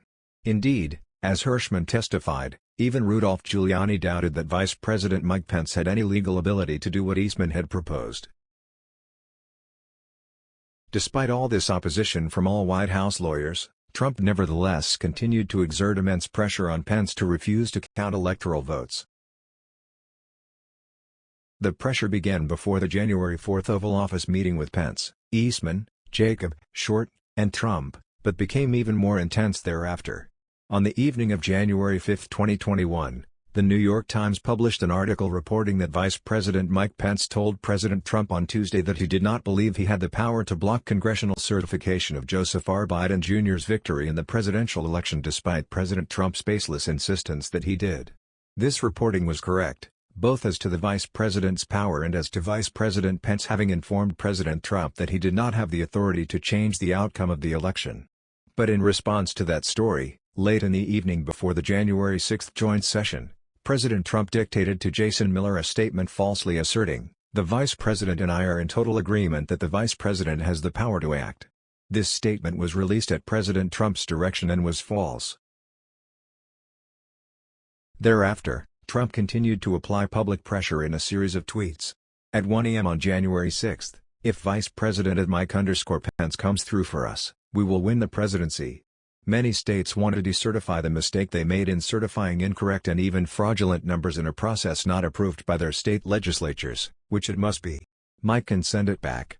At 8:17 a.m. on January 6, he tweeted again, "States want to correct their votes, which they now know were based on irregularities and fraud, plus corrupt process never received legislative approval. All Mike Pence has to do is send them back to the states, and we win. Do it, Mike, this is a time for extreme courage." President Trump tried to reach the Vice President early in the morning of January 6, but the Vice President did not take the call. The President finally reached the Vice President later that morning, shouting from the Oval Office to his assistants to get the Vice President on the phone. After again telling the Vice President that he had the legal authority to send electoral votes back to the respective states, President Trump grew very heated.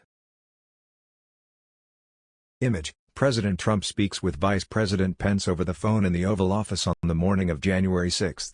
Photo provided to the Select Committee by the National Archives and Records Administration. Witnesses in the Oval Office during this call told the Select Committee that the President called Vice President Pence a wimp, told him it would be a political career killer to certify the lawful electoral votes electing President Biden, and accused him of not being tough enough to make the call. As Ivanka Trump would recount to her chief of staff moments later, her father called the Vice President the P word for refusing to overturn the election. In response, Vice President Pence again refused to take any action other than counting the lawfully certified electoral votes of the states. But President Trump was angry and undeterred. After the conclusion of this call, he edited his speech for the Ellipse to insert language to which his lawyers objected, targeting Vice President Pence directly. Earlier that morning, Eric Hirschman had tried to remove the reference to Vice President Pence from the speech. As he told speechwriter Stephen Miller, he didn't concur with the legal analysis that John Eastman had advanced and believed it wouldn't advance the ball to discuss it publicly. But after the call with Vice President Pence, speechwriters were instructed to reinsert the line. Although the final written draft of his speech referred to Pence just once, a line President Trump didn't end up reading, the president went off script 5 different times to pressure the vice president. "I hope Mike is going to do the right thing. I hope so. Because if Mike Pence does the right thing, we win the election," Trump first told the crowd. "Mike Pence is going to have to come through for us," Trump later said, "and if he doesn't, that will be a sad day for our country because you're sworn to uphold our Constitution." Addressing Pence directly, Trump told the assembled crowd, "Mike Pence, I hope you're going to stand up for the good of our Constitution and for the good of our country." Trump said at another point, "And if you're not, I'm going to be very disappointed in you. I will tell you right now. I'm not hearing good stories. So I hope Mike has the courage to do what he has to do. And I hope he doesn't listen to the Renos and the stupid people that he's listening to," Trump said. These statements to the assembled crowd at the Ellipse had Trump's intended effect. They produced substantial anger against Pence. When Pence released a statement confirming that he would not act to prevent Congress from counting electoral votes, the crowd's reaction was harshly negative. "I'm telling you what, I'm hearing that Pence just caved." "No. Is that true? I didn't hear it. I'm hearing reports that Pence caved." "No way. I'm telling you, if Pence caved, we're going to drag motherfuckers through the streets. You fucking politicians are going to get fucking drugged through the streets." Pence voted against Trump. Interviewer: "Okay. And that's when all this started?" "Yup. That's when we marched on the Capitol." "We just heard that Mike Pence is not going to reject any fraudulent electoral votes." Other speaker: "Boo. You're a traitor." "That's right. You've heard it here first. Mike Pence has betrayed the United States of America." Other speaker: "Fuck you, Mike Pence. Mike Pence has betrayed this president and he has betrayed the people of the United States and we will never, ever forget." Cheers. This woman cams, sick, up to the side of us and she says Pence folded. So it was kind of, like, okay, well, in my mind I was thinking, well that's it. You know. Well, my son-in-law looks at me and he says I want to go in. Question: What percentage of the crowd is going to the Capitol? Answer: Oath Keeper Jessica Watkins, 100%. It has spread like wildfire that Pence has betrayed us, and everybody's marching on the Capitol. All million of us. It's insane. Bring him out. Bring out Pence. Bring him out. Bring out Pence. Bring him out. Bring out Pence. Bring him out. Bring out Pence. Hang Mike Pence. Hang Mike Pence. Hang Mike Pence. Hang Mike Pence. Hang Mike Pence. Once Trump returned to the White House, he was informed almost immediately that violence and lawlessness had broken out at the Capitol among his supporters. At 2:24 p.m., President Trump applied yet further pressure to Pence, see infra, posting a tweet accusing Vice President Mike Pence of cowardice for not using his role as President of the Senate to change the outcome of the election. Mike Pence didn't have the courage to do what should have been done to protect our country and our Constitution, giving states a chance to certify a corrected set of facts, not the fraudulent or inaccurate ones which they were asked to previously certify. U.S.A. demands the truth.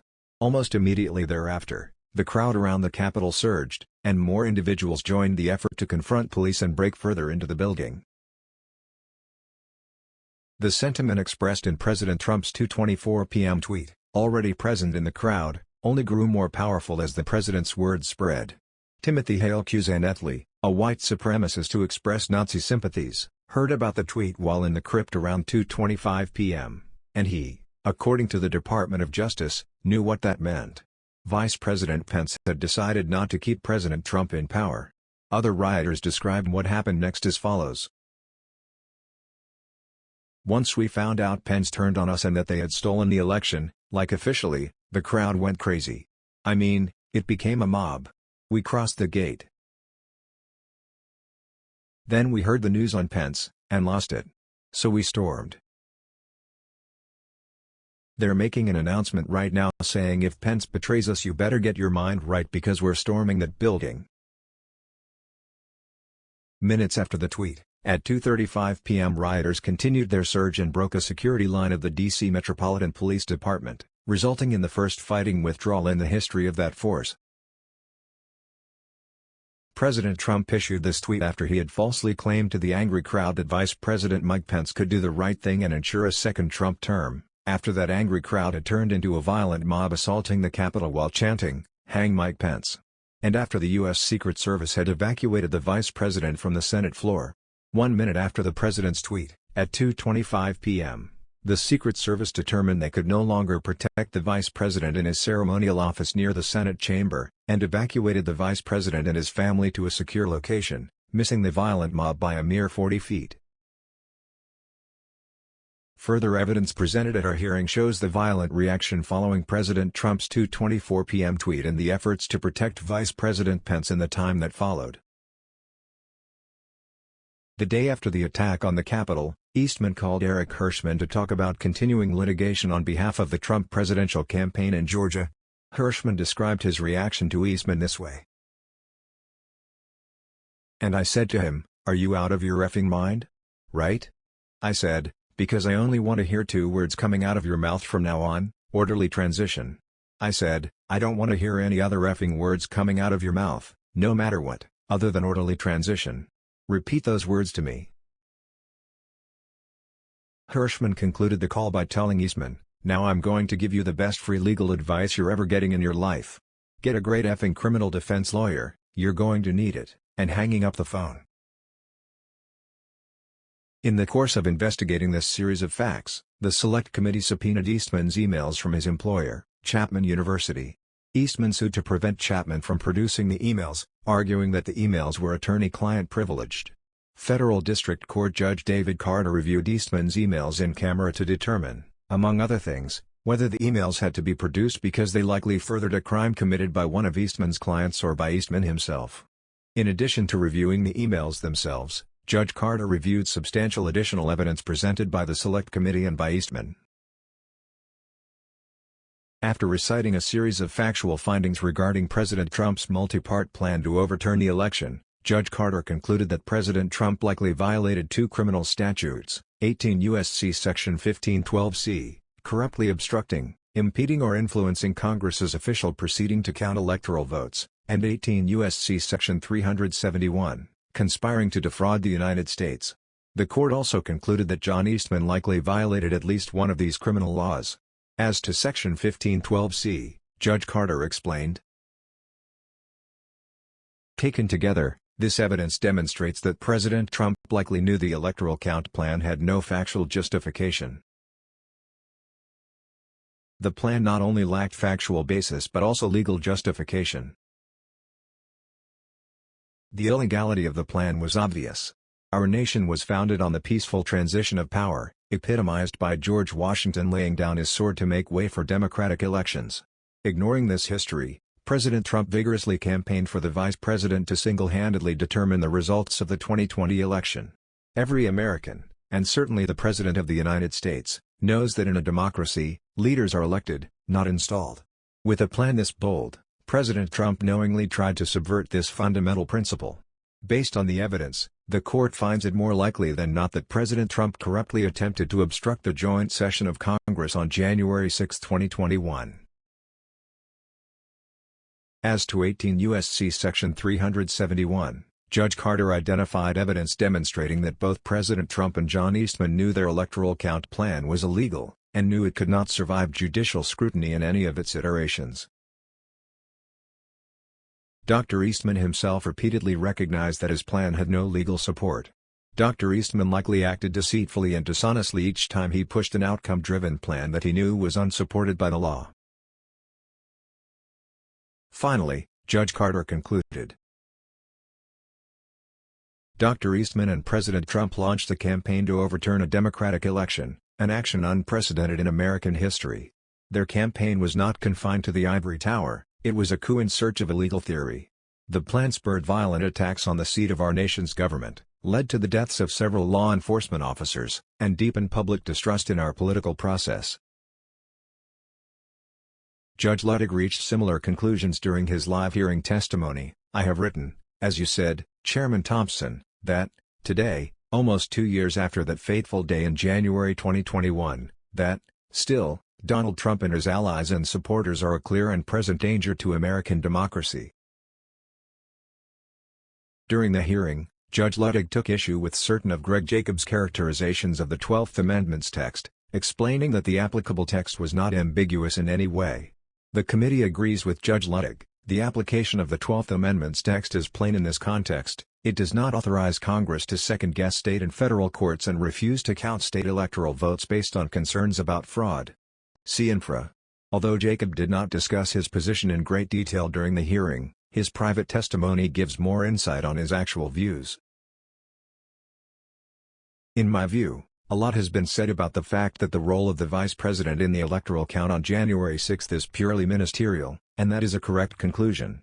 But if you look at the constitutional text, the role of Congress is purely ministerial as well. You open the certificates and you count them. Those are the only things provided for in the Constitution. Efforts to pressure states to change the election outcome, and to create and transmit fake election certificates. Anticipating that the Eastman strategy for January 6 would be implemented, President Trump worked with a handful of others to prepare a series of false Trump electoral slates for 7 states Biden actually won. President Trump personally conducted a teleconference with Eastman and Republican National Committee Chair Ronna McDaniel a few days before December 14 and solicited the RNC's assistance with the scheme. McDaniel agreed to provide that assistance. A series of contemporaneous documents demonstrate what President Trump and his allies, including attorney Kenneth Casebro, were attempting to accomplish. They anticipated that the President of the Senate, which, under the Constitution, is the Vice President, could rely upon these false slates of electors on January 6 to justify refusing to count genuine electoral votes. The false slates were created by fake Republican electors on December 14, at the same time the actual, certified electors in those states were meeting to cast their state's electoral college votes for President Biden. By that point in time, election-related litigation was over in all or nearly all of the subject states, and Trump campaign election lawyers realized that the fake slates could not be lawful or justifiable on any grounds. Justin Clark, the Trump campaign deputy campaign manager and senior counsel, told the Select Committee that he had real problems with the process. Clark warned his colleagues, "Unless we have litigation pending like in these states, I don't think this is appropriate or, this isn't the right thing to do." I don't remember how I phrased it, but I got into a little bit of a back and forth, and I think it was with Ken Casebro, where I said, "All right, you just get after it, I'm out." Matthew Morgan, the Trump campaign general counsel, told the Select Committee that without an official state certificate of ascertainment, the fake electors were, for lack of a better way of saying it, no good or not valid.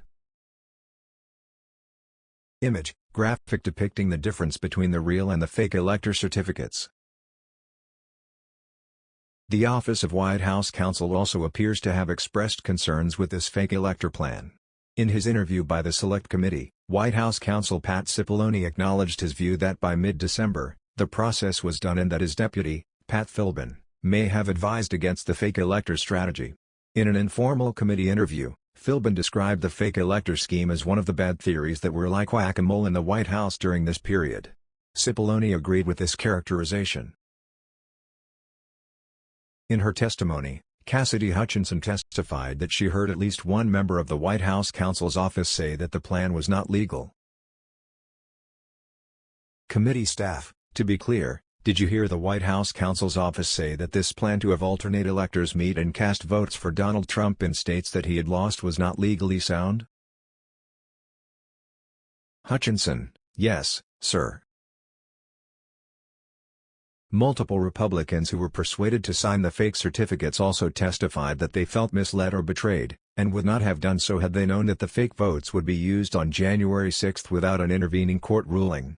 One elector told the Select Committee that he thought his vote would be strictly contingent. "It was a very consistent message that we were told throughout all of that.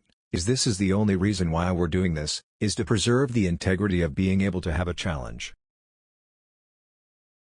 The chairperson of the Wisconsin fake electors, who was also at the time chairman of the Wisconsin Republican Party, insisted in testimony to the Select Committee that he was told that these would only count if a court ruled in our favor and that he wouldn't have supported anyone using the Trump electors' votes without a court ruling. Despite the fact that all major election lawsuits thus far had failed, President Trump and his co-conspirators in this effort, including John Eastman and Kenneth Casebro, pressed forward with the fake elector scheme. Ultimately, these false electoral slates, 5 of which purported to represent the duly elected electoral college votes of their states, were transmitted to executive branch officials at the National Archives, and to the legislative branch, including to the office of the President of the Senate, Vice President Mike Pence. The fake electors followed CONCEDE's step-by-step instructions for completing and mailing the fake certificates to multiple officials in the U.S. government, complete with registered mail stickers and return address labels identifying senders like the Arizona Republican Party and the Georgia Republican Party. The Wisconsin Republican Party's fake certificates apparently weren't properly delivered, however, so the Trump campaign arranged to fly them to Washington just before the joint session on January 6, and try to deliver them to the Vice President via Senator Ron Johnson and Representative Mike Kelly's offices. Both Johnson and Kelly's offices attempted to do so, but Vice President Pence's aide refused the delivery. Despite pressure from President Trump, Vice President Pence and the Senate parliamentarian refused to recognize or count the unofficial fake electoral votes. Greg Jacob testified that he advised Vice President Pence on January 2 that none of the slates that had been sent in would qualify as an alternate slate under the law and that the Senate parliamentarian was in agreement with this conclusion.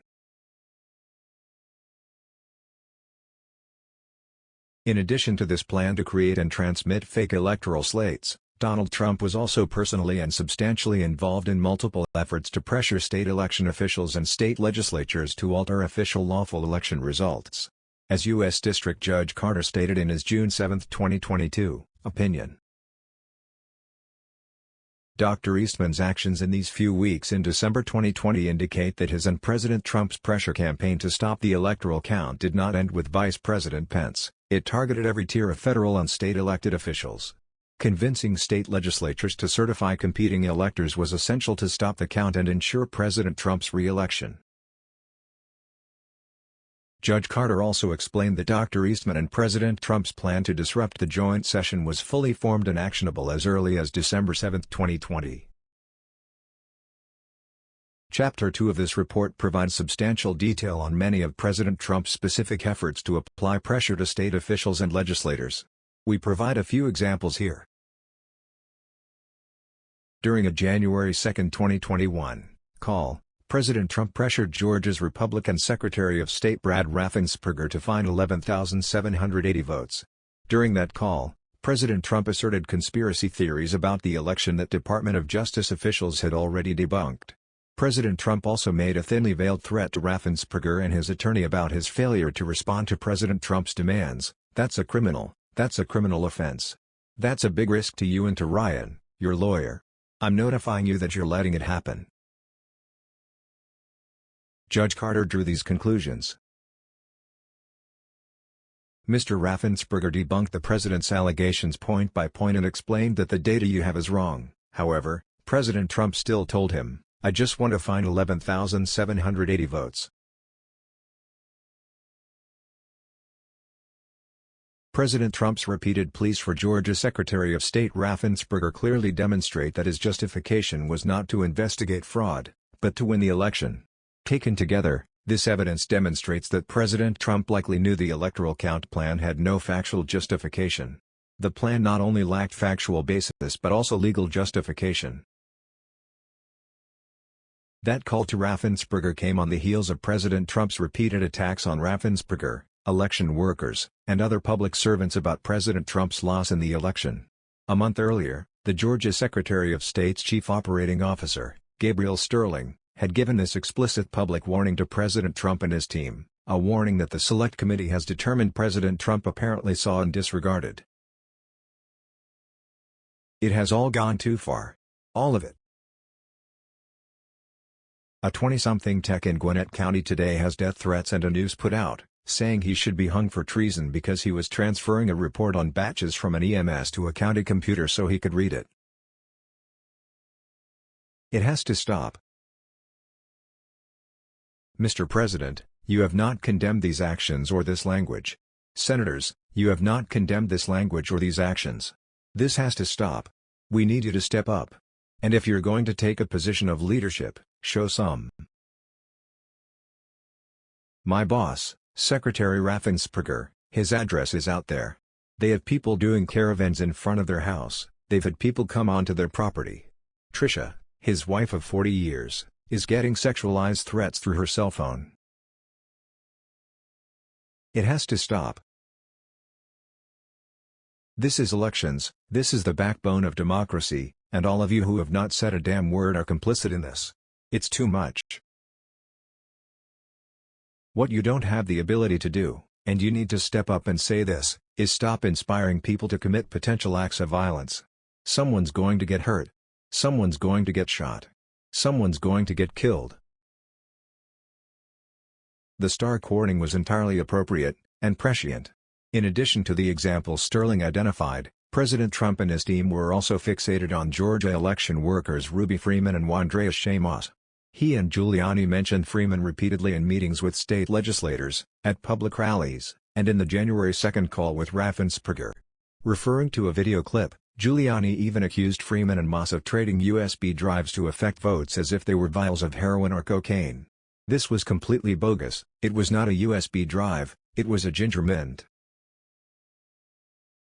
After their contact information was published, Trump supporters sent hundreds of threats to the women and even showed up at Freeman's home.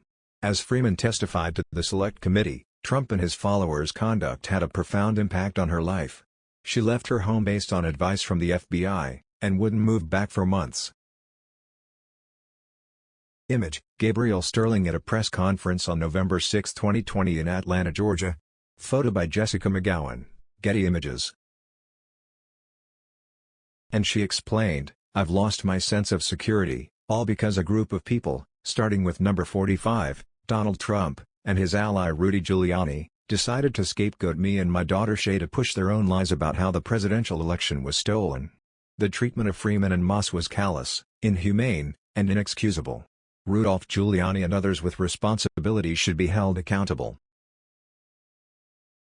In Arizona, a primary target of President Trump's pressure and ire was House Speaker Russell "Rusty" Bowers, a longtime Republican who had served 17 years in the state legislature. Throughout November and December, Bowers spoke to President Trump, Giuliani, and members of Giuliani's legal team, in person or on the phone. During these calls, President Trump and others alleged that the results in Arizona were affected by fraud and asked that Bowers consider replacing presidential electors for Biden with electors for President Trump. Bowers demanded proof for the claims of fraud, but never got it. At one point, after Bowers pressed Giuliani on the claims of fraud, Giuliani responded, "We've got lots of theories, we just don't have the evidence." Bowers explained to Giuliani, "You are asking me to do something against my oath, and I will not break my oath."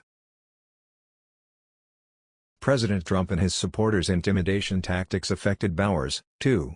Bowers' personal cell phone and home address were doxed, leading demonstrators to show up at his home and shout insults until police arrived.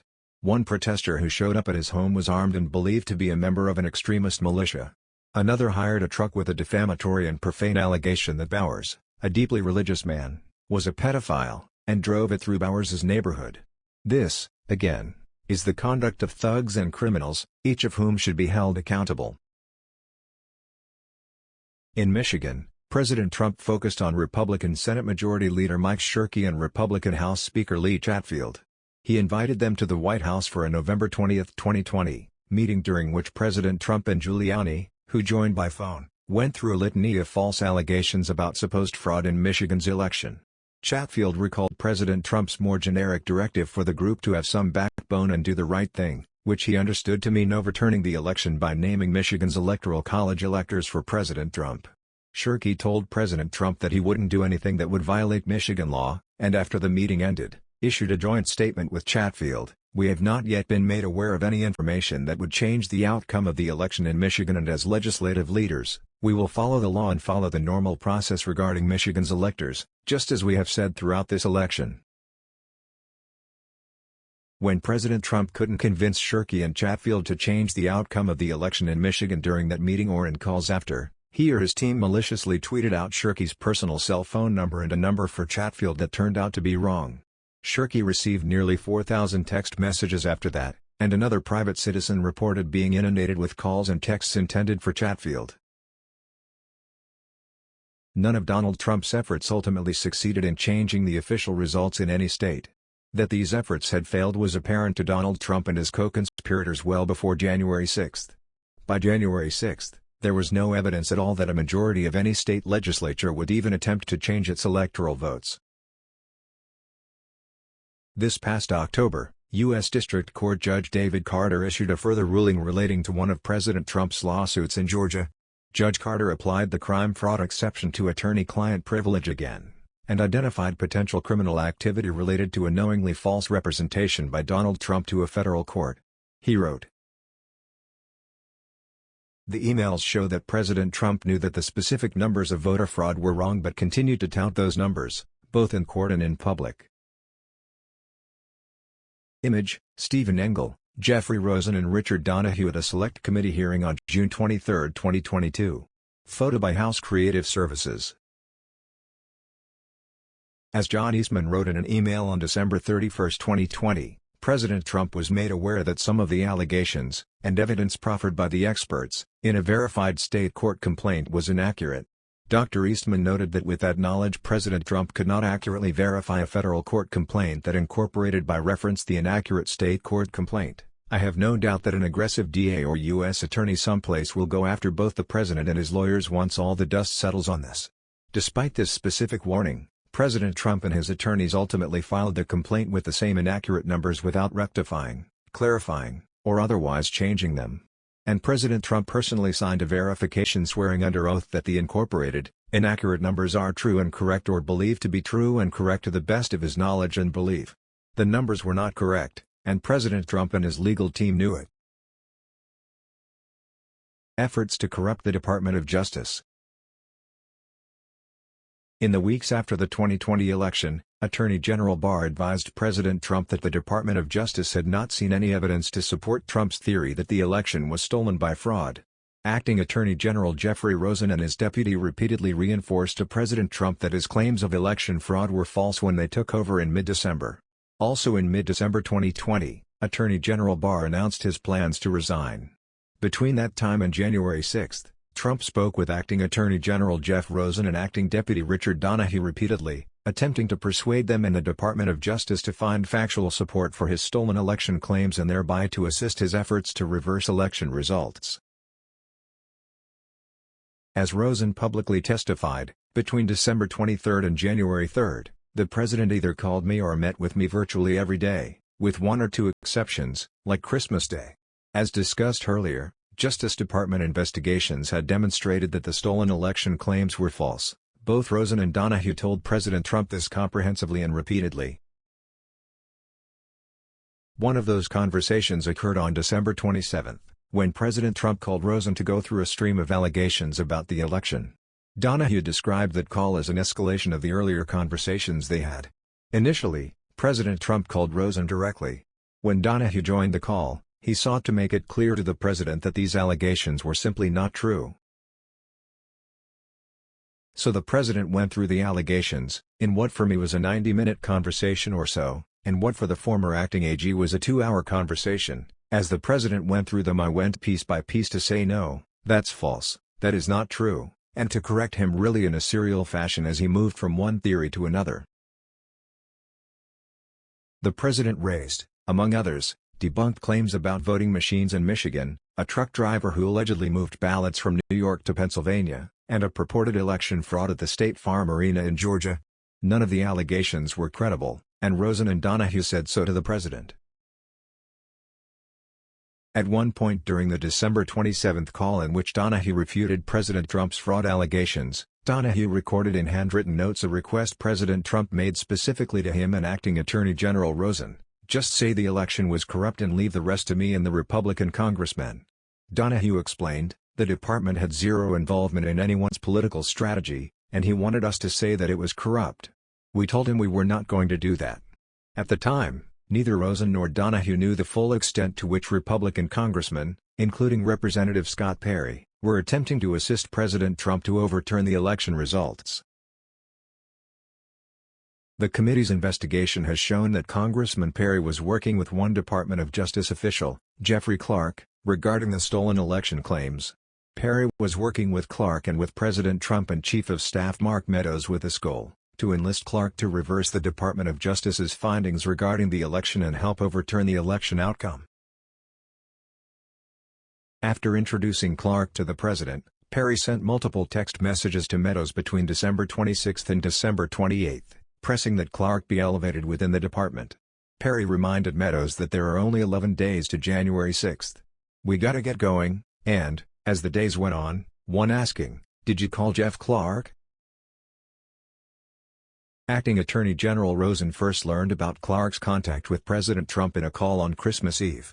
On that call, President Trump mentioned Clark to Rosen, who was surprised to learn that Trump knew Clark and had met with him. Rosen later confronted Clark about the contact. "Jeff, anything going on that you think I should know about?" Clark didn't immediately volunteer the fact that he had met with the president, but ultimately acknowledged that he had been at a meeting with the president in the Oval Office, not alone, with other people. Clark was kind of defensive and somewhat apologetic, casting it as that he had had a meeting with Congressman Perry from Pennsylvania and that, to his surprise, or, he hadn't anticipated it, that they somehow wound up at a meeting in the Oval Office. Clark's contact with President Trump violated both Justice Department and White House policies designed to prevent political pressure on the department. While Clark initially appeared apologetic and assured Rosen that it won't happen again, he nevertheless continued to work and meet secretly with President Trump and Congressman Perry. Less than 5 days after assuring Rosen that he would comply with the department's White House contacts policy, Clark told Rosen and Donoghue that he had again violated that policy. Donoghue confronted him. "I reminded him that I was his boss and that I had directed him to do otherwise." Around the same time, Representative Perry called Acting Deputy Attorney General Donoghue, criticized the FBI, and suggested that the department hadn't been doing its job. Perry told Donoghue that Clark would do something about this. On December 28, Clark worked with a department employee named Kenneth Klukowski, a political appointee who had earlier worked with John Eastman, to produce a draft letter from the Justice Department to the state legislature of Georgia. That letter mirrored a number of the positions President Trump and Eastman were taking at the time. Although both Clark and Eastman refused to answer questions by asserting their Fifth Amendment right against self-incrimination, evidence shows that Clark and Eastman were in communication in this period leading up to January 6. The draft letter to Georgia was intended to be one of several department letters to state legislatures and swing states that had voted for Biden. The letter read, "The Department of Justice is investigating various irregularities in the 2020 election for President of the United States." Clark continued, "The department will update you as we are able on investigatory progress, but at this time we have identified significant concerns that may have impacted the outcome of the election in multiple states, including the state of Georgia." This was affirmatively untrue.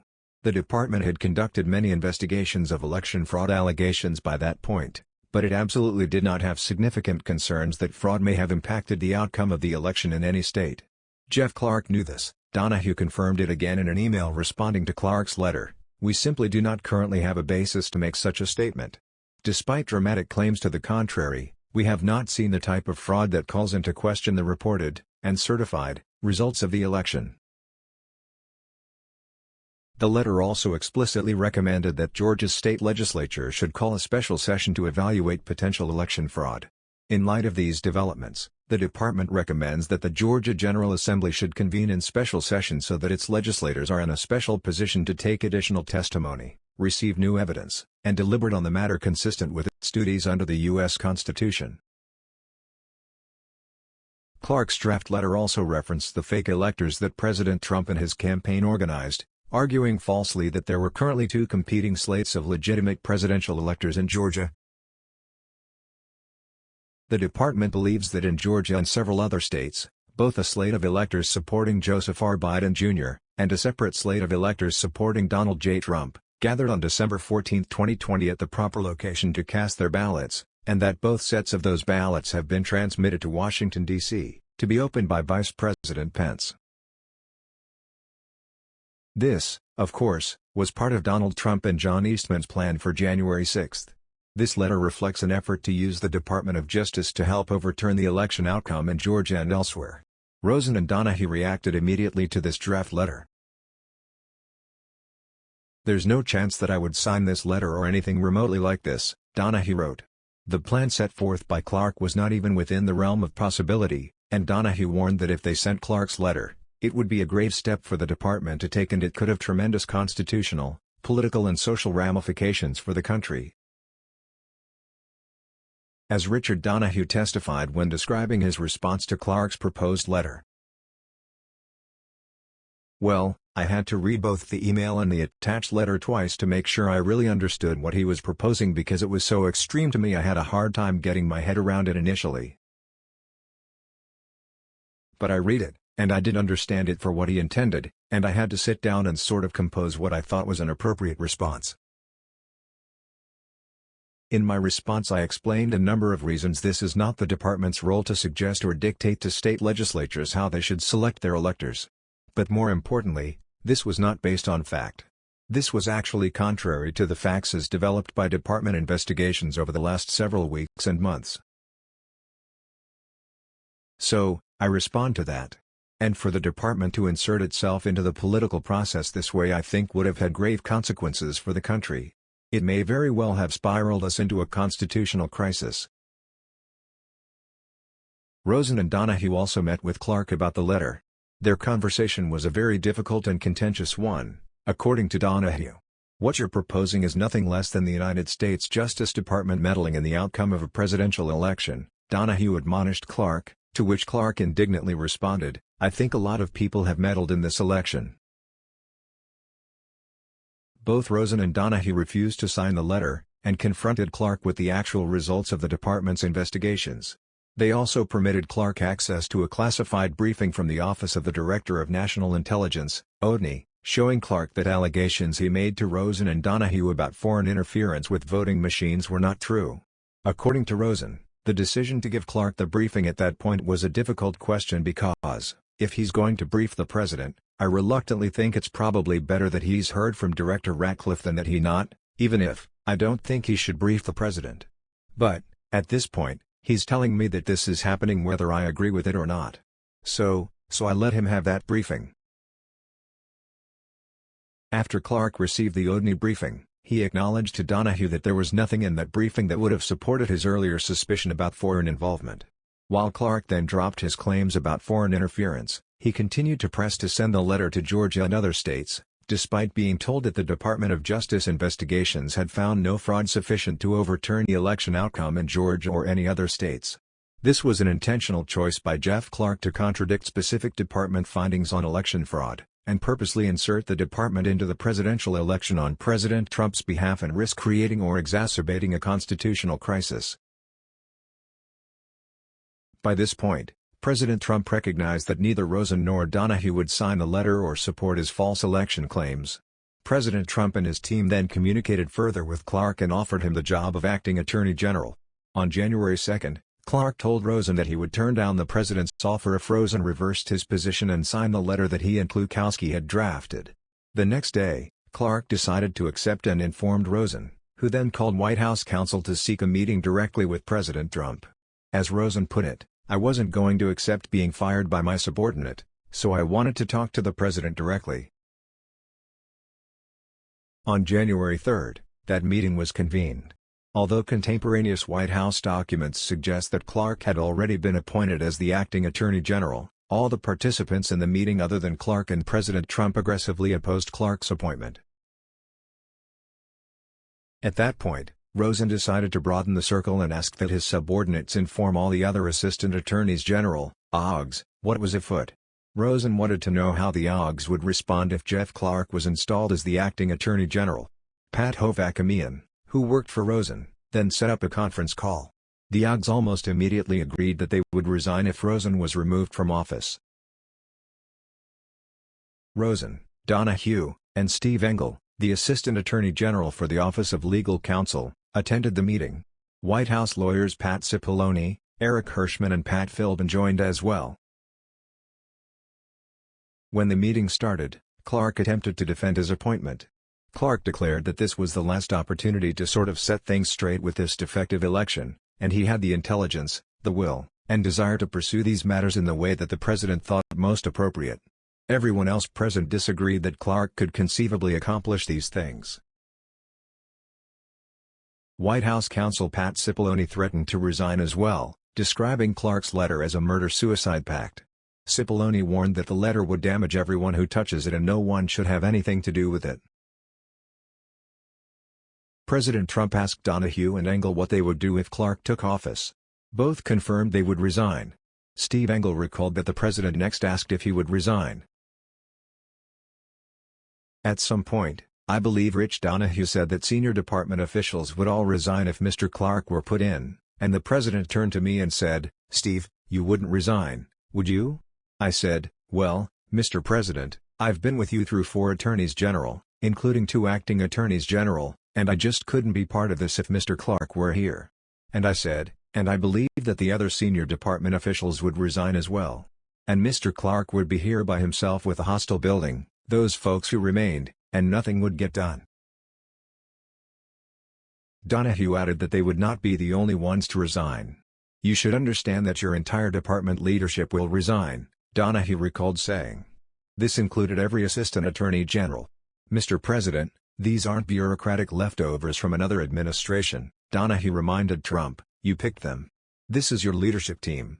Donoghue added, and what happens if, within 48 hours, we have hundreds of resignations from your Justice Department because of your actions? What does that say about your leadership? Steve Engel then reinforced Donoghue's point, saying that Clark would be leading a graveyard. Faced with mass resignations and recognizing that the breakage could be too severe, Donald Trump decided to rescind his offer to Clark and drop his plans to use the Justice Department to aid in his efforts to overturn the election outcome. The president looked at Clark and said, I appreciate your willingness to do it. I appreciate you being willing to suffer the abuse. But the reality is, you're not going to get anything done. These guys are going to quit. Everyone else is going to resign. It's going to be a disaster. The bureaucracy will eat you alive. And no matter how much you want to get things done in the next few weeks, you won't be able to get it done, and it's not going to be worth the breakage. Image, Donald J. Trump, @RealDonaldTrump, tweet. Evidence gathered by the committee also suggests that President Trump offered Sidney Powell the position of special counsel for election-related matters during a highly charged White House meeting on December 18, 2020. White House lawyers vehemently opposed Powell's appointment, and it also was not ultimately made formal. Summoning a mob to Washington, and knowing they were angry and armed, instructing them to march to the Capitol. In the early morning hours of December 19, shortly after the contentious December 18 White House meeting with Sidney Powell and others, Donald Trump sent a tweet urging his supporters to travel to Washington for January 6.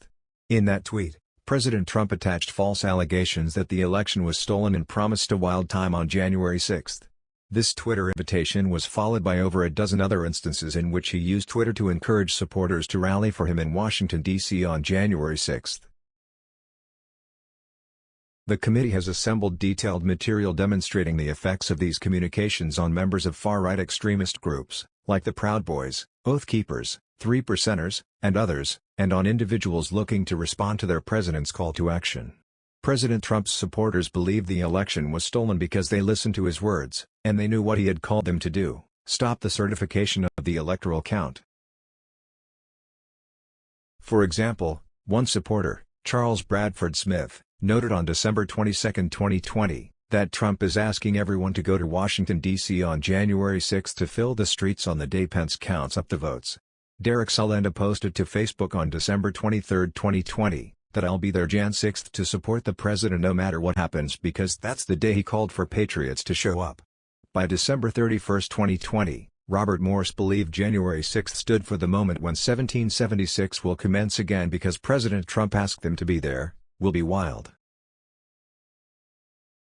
Kenneth Grayson predicted what would eventually happen on January 6, when on December 23, 2020, he wrote on Facebook that President Trump called people to Washington, D.C. through his December 19 tweet and then added if Trump tells U.S. to storm the fucking Capitol I'ma do that then. Some demonstrated their inspiration for January 6 by circulating flyers, which proclaimed #Occupy Congress over images of the United States Capitol. Robert G. Swine, a Coloradan affiliated with 3 Percenters who was among the first to breach the Capitol, said that he came to Washington, D.C. to keep President Trump in. Chapter 8 of this report documents how the Proud Boys led the attack, penetrated the Capitol, and led hundreds of others inside. Multiple Proud Boys reacted immediately to President Trump's December 19 tweet and began their planning. Immediately, Proud Boys leaders reorganized their hierarchy, with Enrique Tarrio, Joseph Biggs, and Ethan Norton messaging groups of Proud Boys about what to expect on January 6. Tarrio created a group chat known as the Ministry of Self-Defense for hand-selected Proud Boys whom he wanted to organize and direct plans for January 6. On social media, Tarrio referenced revolt and revolution, and conspicuously asked what if we invade it? On Telegram. As of December 29, 2020, Tarrio told the group the events on January 6 would be centered around the Capitol. At the time of publication of this report, prosecutions of certain Proud Boys are ongoing. To date, one Proud Boy has pled guilty to seditious conspiracy and other Proud Boys have pled guilty to other crimes, including conspiracy to obstruct Congress. Jeremy Bertino, a Proud Boy who pled guilty to seditious conspiracy, admitted that he understood from internal discussions among the Proud Boys that in the lead-up to January 6, the willingness to resort to unlawful conduct increasingly included a willingness to use and promote violence to achieve political objectives. Moreover, Bertino believed that the 2020 election had been stolen and, as January 6, 2021, approached, believed that drastic measures, including violence, were necessary to prevent Congress from certifying the Electoral College vote on January 6, 2021. Bertino made his views in this regard known publicly, as well as in private discussions with most leadership. Bertino understood from his discussions with most leadership that they agreed that the election had been stolen, that the purpose of traveling to Washington, D.C., on January 6, 2021, was to stop the certification of the Electoral College vote, and that the most leaders were willing to do whatever it would take, including using force against police and others, to achieve that objective. As set out in Bertino's plea agreement, members of most openly discussed plans for potential violence at the Capitol, and members of most leadership were discussing the possibility of storming the Capitol. Bertino believed that storming the Capitol would achieve the group's goal of stopping Congress from certifying the Electoral College vote. Bertino understood that storming the Capitol or its grounds would be illegal and would require using force against police or other government officials. Another Proud Boy who has pled guilty to conspiracy and assault charges, Charles Donoghue, understood that the Proud Boys planned to storm the Capitol. Donoghue, a Proud Boys local chapter leader from North Carolina, was aware as early as January 4, 2021 that members of most leadership were discussing the possibility of storming the Capitol. Donoghue believed that storming the Capitol would achieve the group's goal of stopping the government from carrying out the transfer of presidential power. The Department of Justice has charged a number of Oath Keepers with seditious conspiracy. Specifically, the government alleges that after the presidential election, Elmer Stewart Rhodes III conspired with his co-defendants, introduced below, and other co-conspirators, known and unknown to the grand jury, to oppose by force the lawful transfer of presidential power. A jury agreed, convicting Stewart Rhodes and Kelly Meigs, the leader of the Florida Oath Keepers chapter, of seditious conspiracy. The jury also convicted Rhodes and Meigs, as well as fellow Oath Keepers Jessica Watkins, Kenneth Harrelson, and Thomas Caldwell, of other serious felonies for their actions on January 6. Meigs celebrated the December 19 tweet, sending an encrypted signal message to Florida Oath Keepers that President Trump wants us to make it wild. That's what he's saying. He called us all to the Capitol and wants us to make it wild. Gentlemen, we are heading to D.C. Pack your shit. Similarly, Oath Keeper Joshua James, who pleaded guilty to seditious conspiracy, told Oath Keepers that there was now a national call to action for DCJA 60H following President Trump's words. Stewart Rhodes, the Oath Keepers founder, felt that the time for peaceful protest is over after December 19 and, according to the government, urged President Trump to use military force to stop the lawful transfer of presidential power, describing January 6, 2021, as a hard constitutional deadline to do so. Rhodes created an invitation-only signal group chat titled, DC Op, Jan 621 on December 30, 2020, which he and other Oath Keepers, like Meigs and James, used to plan for January 6, including by creating a quick reaction force of firearms to be stashed in Virginia. Multiple members of the Oath Keepers have pleaded guilty to seditious conspiracy. Brian Ulrich started planning for January 6 right after President Trump sent out his December 19 tweet. The Department of Justice summarized Ulrich's communications, as follows. Ulrich messaged the Oath Keepers of Georgia Signal group chat, Trump acts now, maybe a few hundred radicals die trying to burn down cities. Trump sits on his hands, Biden wins, millions die resisting the death of the First and Second Amendment. On December 20, 2020, an individual in the Oath Keepers of Georgia Signal group chat, who later traveled with Ulrich to Washington, D.C., and breached the Capitol grounds with Ulrich on January 6, 2021, messaged, January 6. The Great Reset. America or not? The Justice Department's statement of offense for Oathkeeper Joshua James provided these details. In advance of it on January 6, 2021, James and others agreed to take part in the plan developed by Rhodes to use any means necessary, up to and including the use of force, to stop the lawful transfer of presidential power. In the weeks leading up to January 6, 2021, Rhodes instructed James and other co-conspirators to be prepared, if called upon, to report to the White House grounds to secure the perimeter and use lethal force if necessary against anyone who tried to remove President Trump from the White House, including the National Guard or other government actors who might be sent to remove President Trump as a result of the presidential election. The former president's call also galvanized 3%ers to act.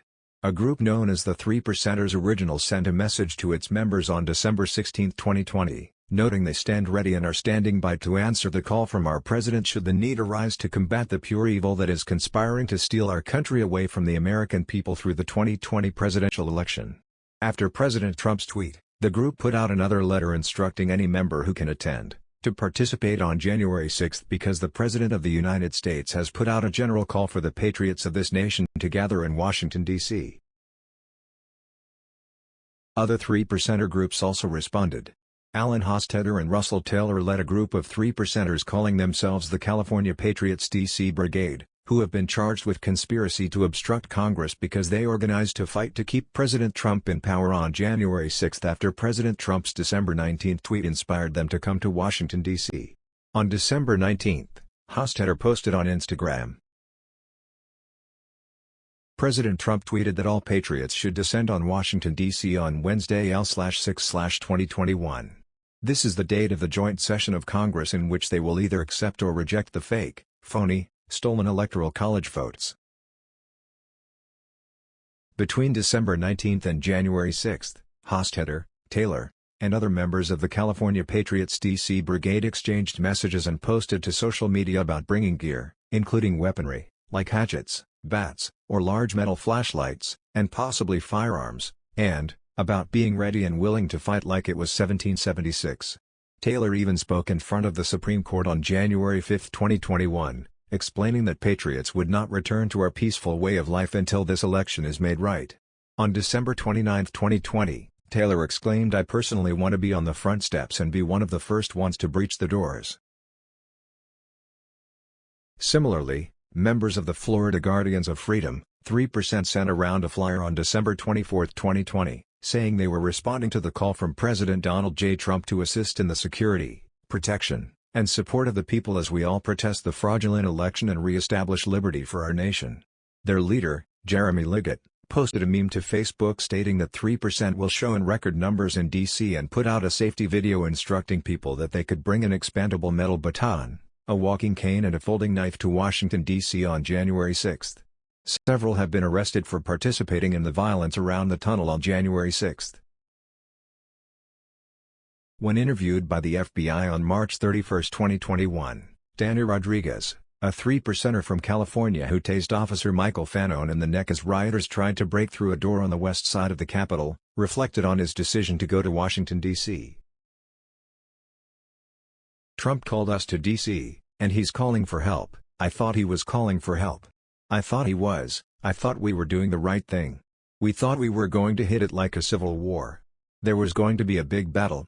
I thought that the main fight, the main battle, was going to be in D.C. because Trump called everyone there." These groups were not operating in silos. Meggs bragged on Facebook that following President Trump's December 19 tweet he had formed an alliance between the Oath Keepers, the Florida 3%ers, and the Proud Boys to work together to shut this shit down. On December 19, Meggs called Enrique Tarrio and they spoke for more than 3 minutes. 3 days later, Meggs messaged Liggett, echoing his excitement about the December 19 tweet and specifically referencing the seat of Congress. "He called us all to the Capitol and wants us to make it wild." Liggett said, "I will have a ton of men with me," and Meggs replied that "we have made contact, with PB, Proud Boys, and they always have a big group. Force multiplier. I figure we could splinter off the main group of PB and come up behind them. Fucking crush them for good." Aside from Meggs, Stuart Rhodes brought in at least one local militia leader and 3 percenters into the Oath Keepers' January 6 planning chats that came about following President Trump's tweet. Even on January 6, rioters referenced the tweet. An unknown rioter was caught on video as they ascended the Capitol steps saying he said it was gonna be wild. He didn't lie. MPD body-worn cameras captured Cale Clayton around 3:15 p.m. as he taunted officers from under the scaffolding. "Your fucking president told us to be here. You should be on this side, right here, going with us. You are an American citizen. Your fucking president told you to do that. You too. You too. You. All of you guys. That tweet was for you guys. For us. For you." As January 6 neared, intelligence emerged indicating that January 6 was likely to be violent, and specifically that the Capitol was a target. On January 3, an intelligence summary informed Department of Justice officials of plans to occupy the Capitol and invade the Capitol on January 6. This summarized a side intelligence group report about the online rhetoric focused on the 6 Jan event. Some of the reporting includes calls to occupy federal buildings, intimidating Congress and invading the Capitol building. The email also quoted VUSA9 local reporting. One of the websites used for organizing the event was encouraging attendees to bring guns. Acting Deputy Attorney General Richard Donoghue testified. "And we knew that if you have tens of thousands of very upset people showing up in Washington, D.C., that there was potential for violence." At the same time, a Defense Department official predicted on a White House National Security Council call that violence could be targeted at the Capitol on January 6. According to Chairman of the Joint Chiefs of Staff General Mark Milley. "So during these calls, I only remember in hindsight because he was almost like clairvoyant." Deputy Secretary of Defense David Norquist says during one of these calls, "The greatest threat is a direct assault on the Capitol. I'll never forget it." Likewise, documentation received by the committee from the Secret Service demonstrates a growing number of warnings both that January 6 was likely to be violent, and specifically that the Capitol would likely be the target, including intelligence directly regarding the Proud Boys and Oath Keepers militia groups. Even 2 weeks ahead of January 6, the intelligence started to show what could happen.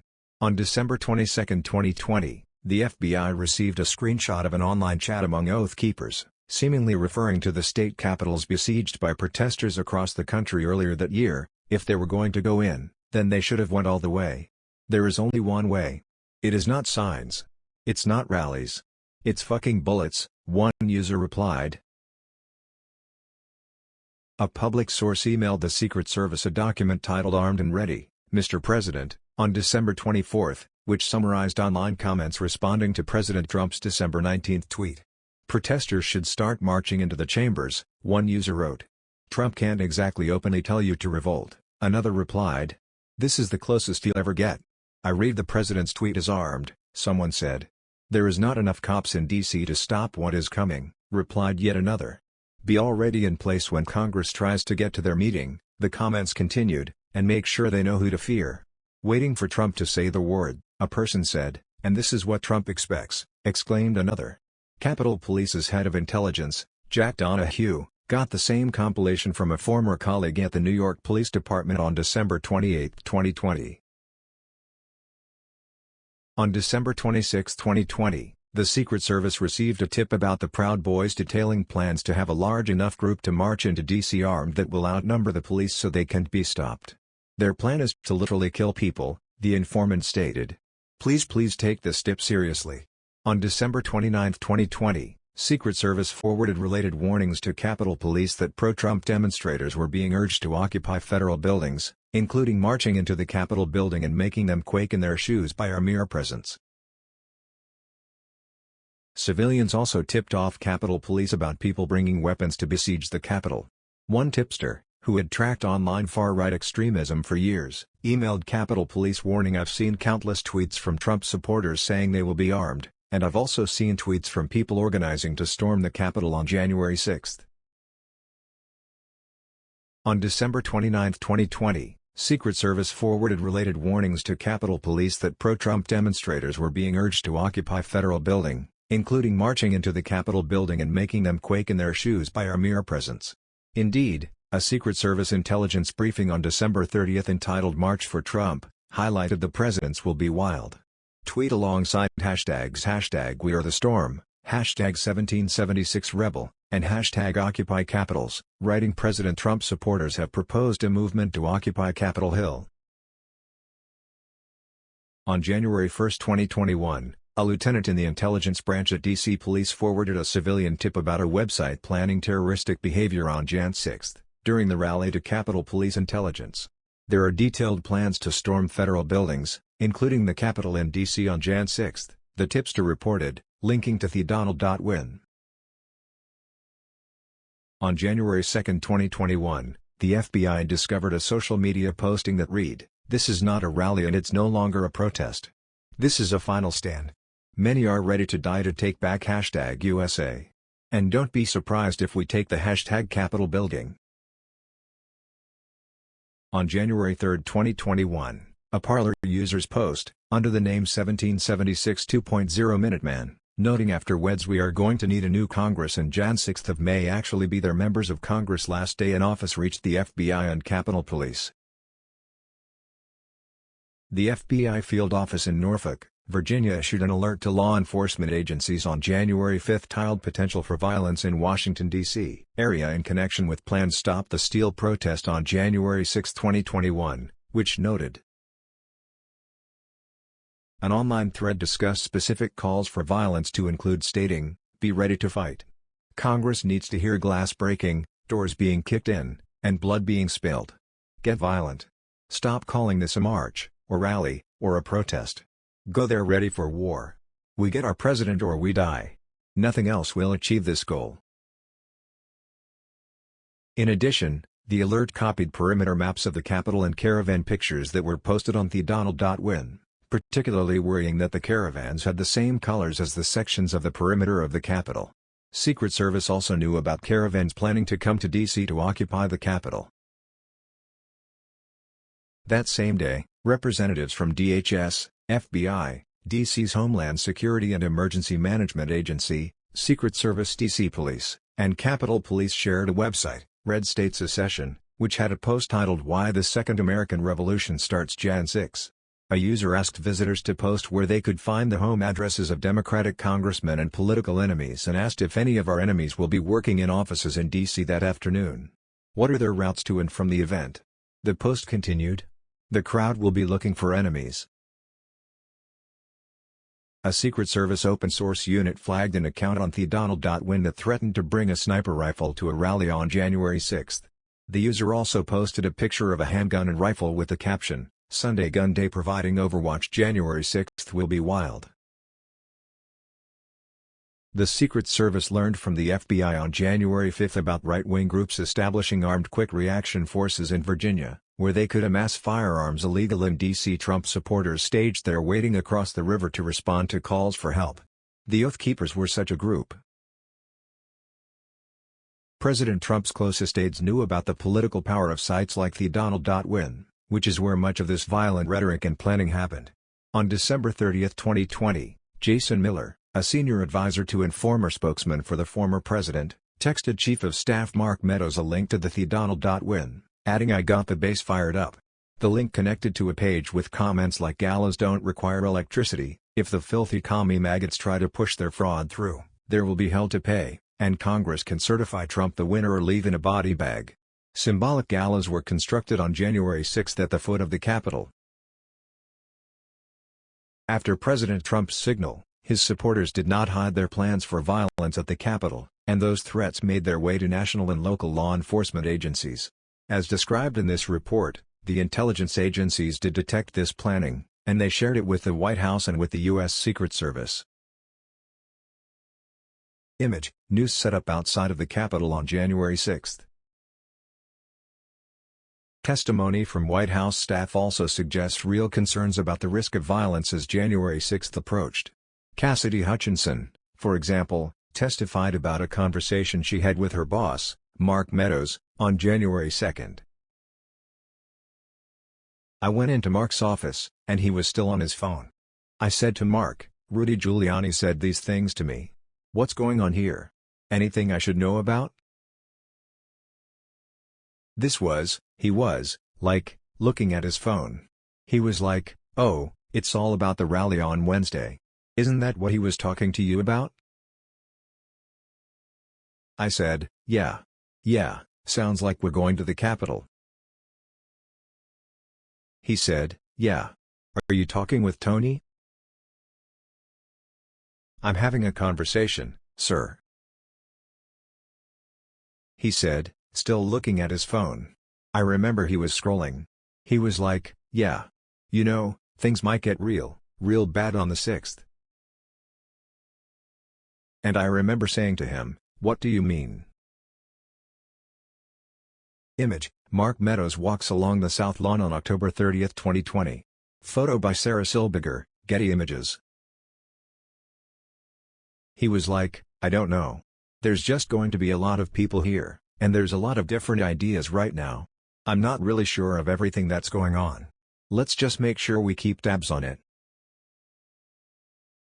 Hutchinson also testified about a conversation she had with Director of National Intelligence, Ratcliffe. He had expressed to me that he was concerned that it could spiral out of control and potentially be dangerous, either for our democracy or the way that things were going for the 6th.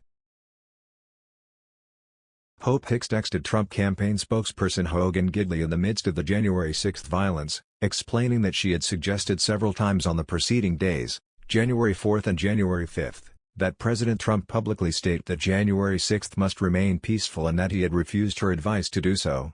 Her recollection was that Hirschman earlier advised President Trump to make a preemptive public statement in advance of January 6 calling for no violence that day. No such statement was made. The District of Columbia Homeland Security Office explicitly warned that groups were planning to occupy the Capitol to halt the vote. "We got derogatory information from OSINT suggesting that some very violent individuals were organizing to come to D.C., and not only were they organized to come to D.C., but these groups, these non-aligned groups were aligning.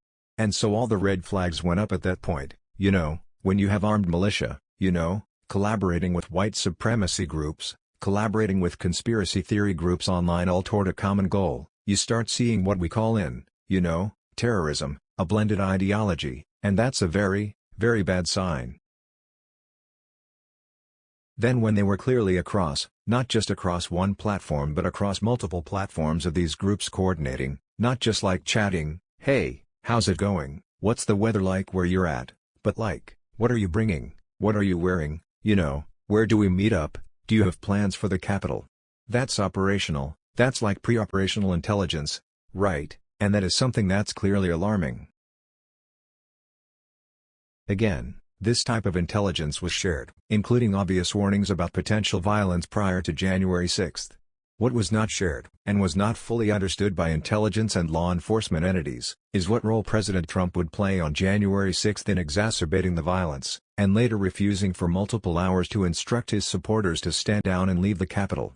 No intelligence collection was apparently performed on President Trump's plans for January 6. Nor was there any analysis performed on what he might do to exacerbate potential violence. Certain Republican members of Congress who were working with Trump and the Giuliani team may have had insight on this particular risk, but none appear to have alerted the Capitol Police or any other law enforcement authority. On January 2, 2021, Katrina Pearson wrote in an email to fellow rally organizers, "POTUS expectations are to have something intimate at the Ellipse, and call on everyone to march to the Capitol." And, on January 4, 2021, another rally organizer texted Mike Lindell, the MyPillow CEO, that President Trump would unexpectedly call on his supporters to march to the Capitol. This stays only between us. It can also not get out about the march because I will be in trouble with the National Park Service and all the agencies, but POTUS is going to just call for it unexpectedly. Testimony obtained by the committee also indicates that President Trump was specifically aware that the crowd he had called to Washington was fired up and angry on the evening of January 5. Judd Deere, a deputy White House press secretary, recalled a conversation with President Trump in the Oval Office on the evening of January 5. Judd Deere, "I said he should focus on policy accomplishments. I didn't mention the 2020 election." Committee staff, "Okay. What was his response?" Dear, he acknowledged that and said, "We've had a lot," something along those lines, but didn't. He fairly quickly moved to how fired up the crowd is, or was going to be. Committee staff. Okay. What did he say about it? Dear, just that they were fired up. They were angry. They feel like the election's been stolen, that the election was rigged, that, he went on and on about that for a little bit. Testimony indicated that President Trump was briefed on the risk of violence on the morning of the 6th before he left the White House. Cassidy Hutchinson provided this testimony. Vice Chair Cheney, so, Ms. Hutchinson, is it your understanding that Mr. Ornato told the president about weapons at the rally on the morning of January 6th? Hutchinson, that is what Mr. Ornato relayed to me. The head of President Trump's security detail, Bobby Engel, told the Select Committee that when he shared critical information with White House Deputy Chief of Staff Anthony Ornato, it was a means of conveying that information with the Oval Office. So, when it came to passing information to Mr. Ornato, my assumption was that it would get to the Chief of Staff, Mark Meadows, or that he was sharing the information with the Chief. I don't, and the filtering process, or if the Chief thinks it needs to get to the President, then he would share it with the President. Also, Engel confirmed that if information would come to my attention, whether it was a protective intelligence issue or a concern or, primarily, I would make sure that the information got filtered up through the appropriate chain, usually through Mr. Ornato. So if I received a report on something that was happening in the D.C. area, I'd either forward that information to Mr. Ornato, or call him about that information or communicate in some way. The Select Committee also queried Deputy Chief of Staff Ornato this November about what he generally would have done in this sort of situation, asking him the following. Generally you receive information about things like the groups that are coming, the stuff that we talked earlier. You would bring that to Mr. Meadows and likely did here, although you don't have a specific recollection? Ornato responded, that is correct, sir. Ornato also explained to the committee that, in my normal daily functions, in my general functions as my job, I would have had a conversation with him about all the groups coming in and what was expected from the Secret Service. As for the morning of January 6th itself, he had the following answer. Committee staff, do you remember talking to Chief of Staff Mark Meadows about any of your concerns about the threat landscape going into January 6th? Ornato, I don't recall, however, in my position I would have made sure he was tracking the demos, which he received a daily brief. Presidential briefing. So he most likely was getting all this in his daily brief as well. I wouldn't know what was in his intelligence brief that day, but I would have made sure that he was tracking these things and just mentioned, hey, are you tracking the demos? If he gave me a yeah, I don't recall it today, but I'm sure that was something that took place. Ornato had access to intelligence that suggested violence at the Capitol on January 6th, and it was his job to inform Meadows and President Trump of that. Although Ornato told us that he did not recall doing so, the Select Committee found multiple parts of Ornato's testimony questionable. The Select Committee finds it difficult to believe that neither Meadows nor Ornato told President Trump, as was their job, about the intelligence that was emerging as the January 6th rally approached. Hours before the Ellipse rally on January 6th, the fact that the assembled crowd was prepared for potential violence was widely known. In addition to intelligence reports indicating potential violence at the Capitol, weapons and other prohibited items were being seized by police on the streets and by Secret Service at the magnetometers for the Ellipse speech.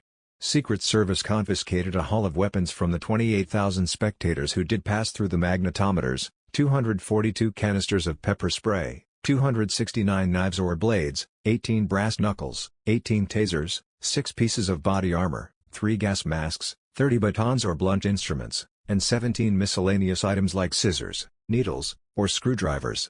And thousands of others purposely remained outside the magnetometers, or left their packs outside. Others brought firearms. 3 men in fatigues from Broward County, Florida brandished AR-15s in front of Metropolitan Police officers on 14th Street and Independence Avenue on the morning of January 6. Image: President Trump looks backstage at the crowd gathered at the Ellipse. Photo provided to the Select Committee by the National Archives and Records Administration. MPD advised over the radio that one individual was possibly armed with a Glock at 14th and Constitution Avenue, and another was possibly armed with a rifle at 15th and Constitution Avenue. Around 11:23 a.m. the National Park Service detained an individual with a rifle between 12 and 1 p.m. Almost all of this was known before Donald Trump took the stage at the Ellipse. By the time President Trump was preparing to give his speech, he and his advisors knew enough to cancel the rally. And he certainly knew enough to cancel any plans for a march to the Capitol. According to testimony obtained by the Select Committee, President Trump knew that elements of the crowd were armed, and had prohibited items, and that many thousands would not pass through the magnetometers for that reason. Testimony indicates that the president had received an earlier security briefing, and testimony indicates that the Secret Service mentioned the prohibited items again as they drove President Trump to the Ellipse. Cassidy Hutchinson was with the president backstage. Her contemporaneous text messages indicate that President Trump was effing furious about the fact that a large number of his supporters would not go through the magnetometers. Cassidy Hutchinson, but the crowd looks good from this vanish, sick, point. As long as we get the shot. He was fucking furious. Tony Ornato, he doesn't get it that the people on the monument side don't want to come in. They can see from there and don't want to come in. They can see from there and don't have to go through mags. With 30K magged inside. Cassidy Hutchinson, that's what was relayed several times and in different iterations. Cassidy Hutchinson, poor Max got chewed out. Cassidy Hutchinson, he also kept mentioning an off-the-record trip to Capitol before he took the stage. Tony Ornato, Bobby will tell him no. It's not safe to do. No assets available to safely do it. And Hutchinson described what President Trump said as he prepared to take the stage. When we were in the off-stage announce area tent behind the stage, he was very concerned about the shot. Meaning the photograph that we would get because the rally space wasn't full.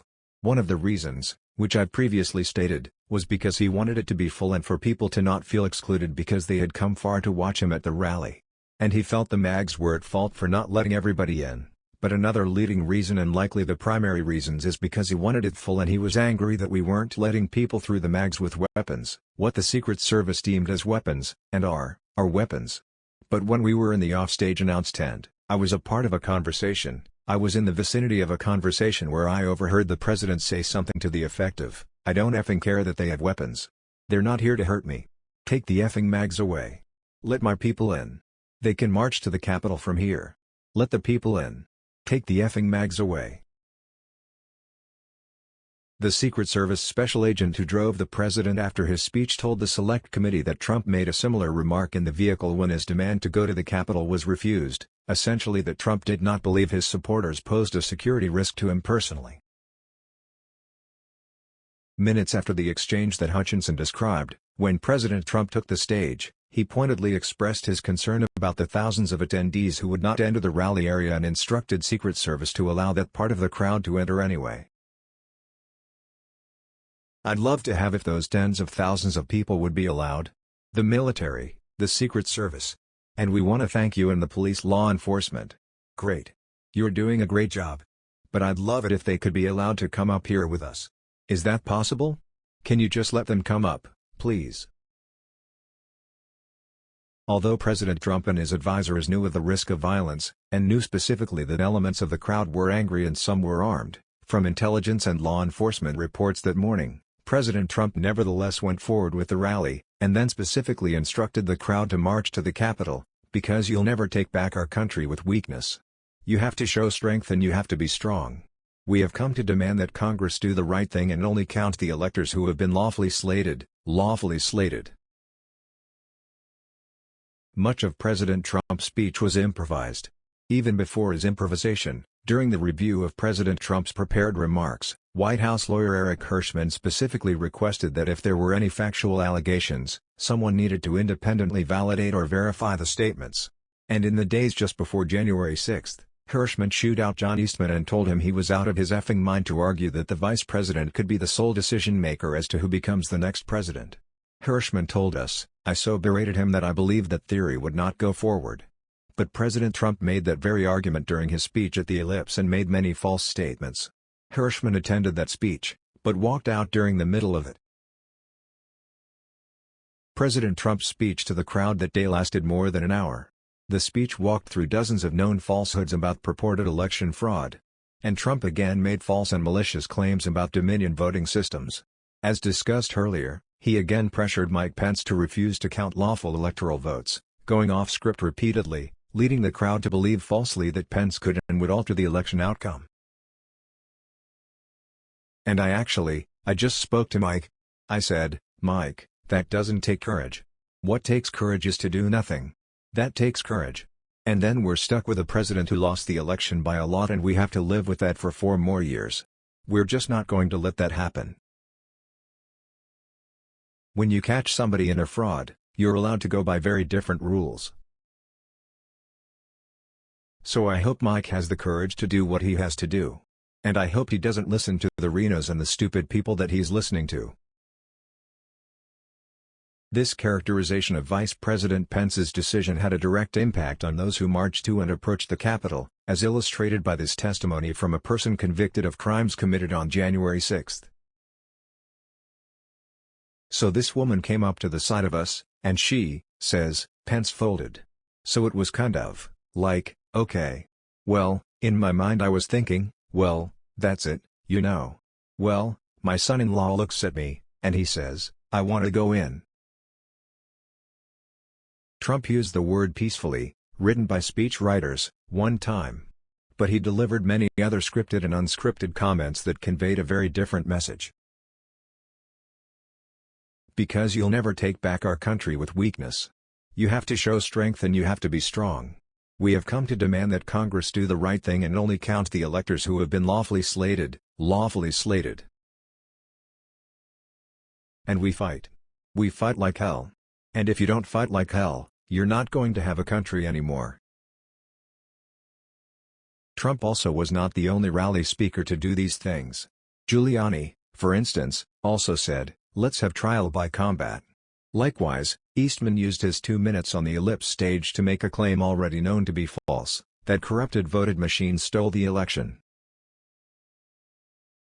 The best indication of the impact of President Trump's words, both during the Ellipse speech and beforehand, are the comments from those supporters who attended the Ellipse rally and their conduct immediately thereafter. Video clips show several of the attendees on their way to the Capitol or shortly after they arrived.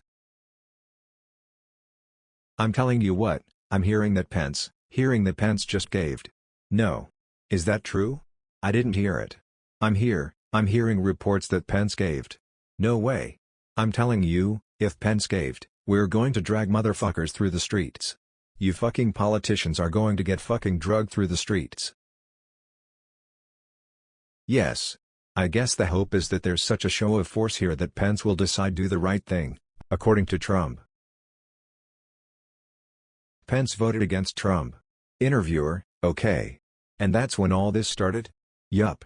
That's when we marched on the Capitol.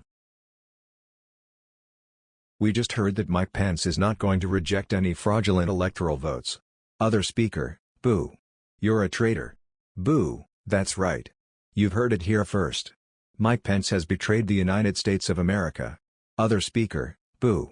Fuck you, Mike Pence. Mike Pence has betrayed this president and he has betrayed the people of the United States and we will never, ever forget. Cheers. Question: what percentage of the crowd is going to the Capitol? Answer: Oath Keeper Jessica Watkins, 100%. It has spread like wildfire that Pence has betrayed us, and everybody's marching on the Capitol. All million of us. It's insane. Another criminal defendant, charged with assaulting an officer with a flagpole and other crimes, explained in an interview why he went to the Capitol and what. Dale Huddle: we were not there illegally, we were invited there by the president himself. Trump's backers had been told that the election had been stolen. Reporter Megan Hickey: but do you think he encouraged violence? Dale Huddle: well, I sat there, or stood there, with 500,000 people listening to his speech. And in that speech, both Giuliani and Trump said we were going to have to fight like hell to save our country. Now, Whether it was a figure of speech or not, it wasn't taken that way.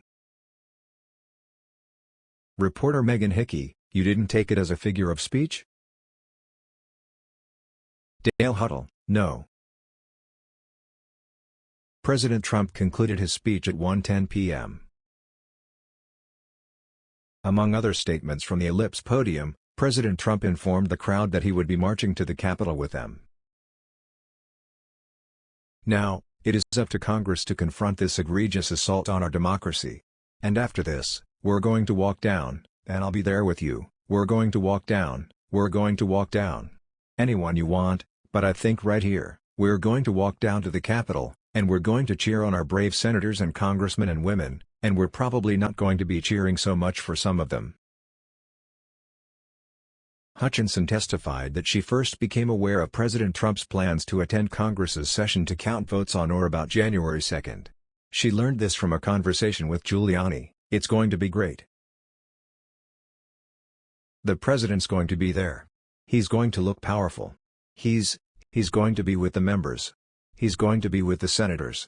Evidence also indicates that multiple members of the White House staff, including White House lawyers, were concerned about the president's apparent intentions to go to the Capitol. After he exited the stage, President Trump entered the presidential SUV and forcefully expressed his intention that Bobby Engel, the head of his Secret Service detail, direct the motorcade to the Capitol. The committee has now obtained evidence from several sources about a furious interaction in the SUV. The vast majority of witnesses who have testified before the Select Committee about this topic, including multiple members of the Secret Service, a member of the Metropolitan Police, and national security and military officials in the White House, described President Trump's behavior as irate, furious, insistent, profane and heated. Hutchinson heard about the exchange secondhand and related what she heard in our June 28, 2022, hearing from Ornato, as did another witness, a White House employee with national security responsibilities, who shared that Ornato also recounted to him President Trump's irate behavior in the presidential vehicle. Other members of the White House staff and Secret Service also heard about the exchange after the fact. The White House employee with national security responsibilities gave this testimony. Committee staff, but it sounds like you recall some rumor or some discussion around the West Wing about the president's anger about being told that he couldn't go to the Capitol. Is that right? Employee: so Mr. Ornato said that he was angry that he couldn't go right away. In the days following that, I do remember, hearing again how angry the president was when, they were in the limo. But beyond specifics of that, that's pretty much the extent of the cooler talk. The committee has regarded both Hutchinson and the corroborating testimony by the White House employee with national security responsibilities as earnest and has no reason to conclude that either had a reason to invent their accounts. A Secret Service agent who worked on one of the details in the White House and was present in the Ellipse motorcade had this comment. Committee staff: Ms. Hutchinson has suggested to the committee that you sympathized with her after her testimony, and believed her account. Is that accurate? Special Agent: yeah, that's accurate.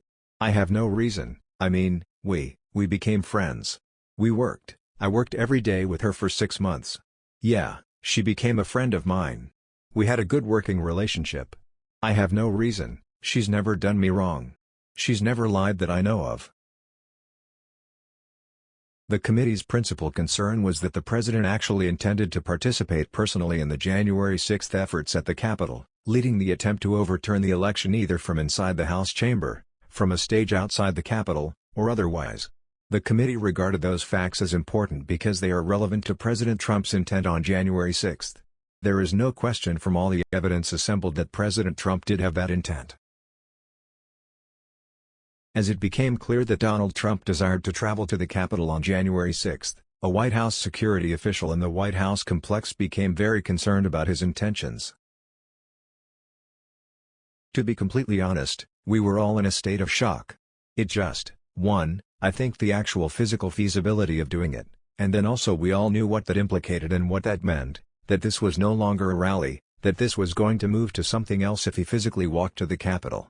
I don't know if you want to use the word insurrection, coup, whatever. We all knew that this would move from a normal, democratic, public event into something else. President Trump continued to push to travel to the Capitol even after his return to the White House, despite knowing that a riot was underway. Kayleigh McEnany, the White House press secretary, spoke with President Trump about his desire to go to the Capitol after he returned to the White House from the Ellipse. "So to the best of my recollection, I recall him wanting to, saying that he wanted to physically walk and be a part of the march, and then saying that he would ride the beast if he needed to, ride in the presidential limo." Later in the afternoon, Mark Meadows relayed to Cassidy Hutchinson that President Trump was still upset that he would not be able to go to the Capitol that day. As he told Hutchinson, the president wasn't happy that Bobby Engel didn't pull it off for him and that Mark didn't work hard enough to get the movement on the books. 187 minutes, Trump's dereliction of duty. Just after 1 p.m., Vice President Pence, serving as President of the Senate under Article I of the Constitution, gavelled the Congress into its joint session. President Trump was giving a speech at the Ellipse, which he concluded at 1:10 p.m. For the next few hours, an attack on our Capitol occurred, perpetrated by Trump supporters, many of whom were present at the Ellipse for President Trump's speech. More than 140 Capitol and Metropolitan Police were injured, some very seriously. A perimeter security line of Metropolitan Police intended to secure the Capitol against intrusion broke in the face of thousands of armed rioters, more than 2,000 of whom gained access to the interior of the Capitol building. A woman who attempted to forcibly enter the chamber of the House of Representatives through a broken window while the House was in session was shot and killed by police guarding the chamber. Vice President Pence and his family were at risk, as were those Secret Service professionals protecting him. Congressional proceedings were halted, and legislators were rushed to secure locations.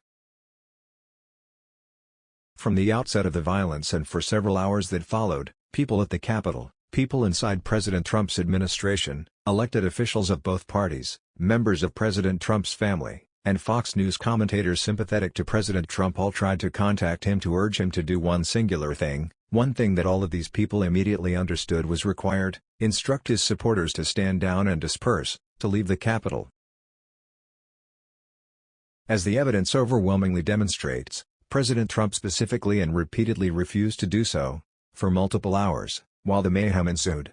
Chapter 8 of this report explains in meticulous detail the horrific nature of the violence taking place, that was directed at law enforcement officers at the Capitol and that put the lives of American lawmakers at risk. Yet in spite of this, President Trump watched the violence on television from a dining room adjacent to the Oval Office, calling senators to urge them to help him delay the electoral count, but refusing to supply the specific help that everyone knew was unequivocally required. As this report shows, when Trump finally did make such a statement at 4:17 p.m., after hours of violence, the statement immediately had the expected effect: the rioters began to disperse immediately and leave the Capitol. To fully understand the president's behavior during those hours, now commonly known as the 187 minutes, it is important to understand the context in which it occurred. As outlined in this report, by the afternoon of January 6, virtually all of President Trump's efforts to overturn the outcome of the 2020 election had failed. Virtually all the lawsuits had already been lost. Vice President Mike Pence had refused Trump's pressure to stop the count of certain electoral votes.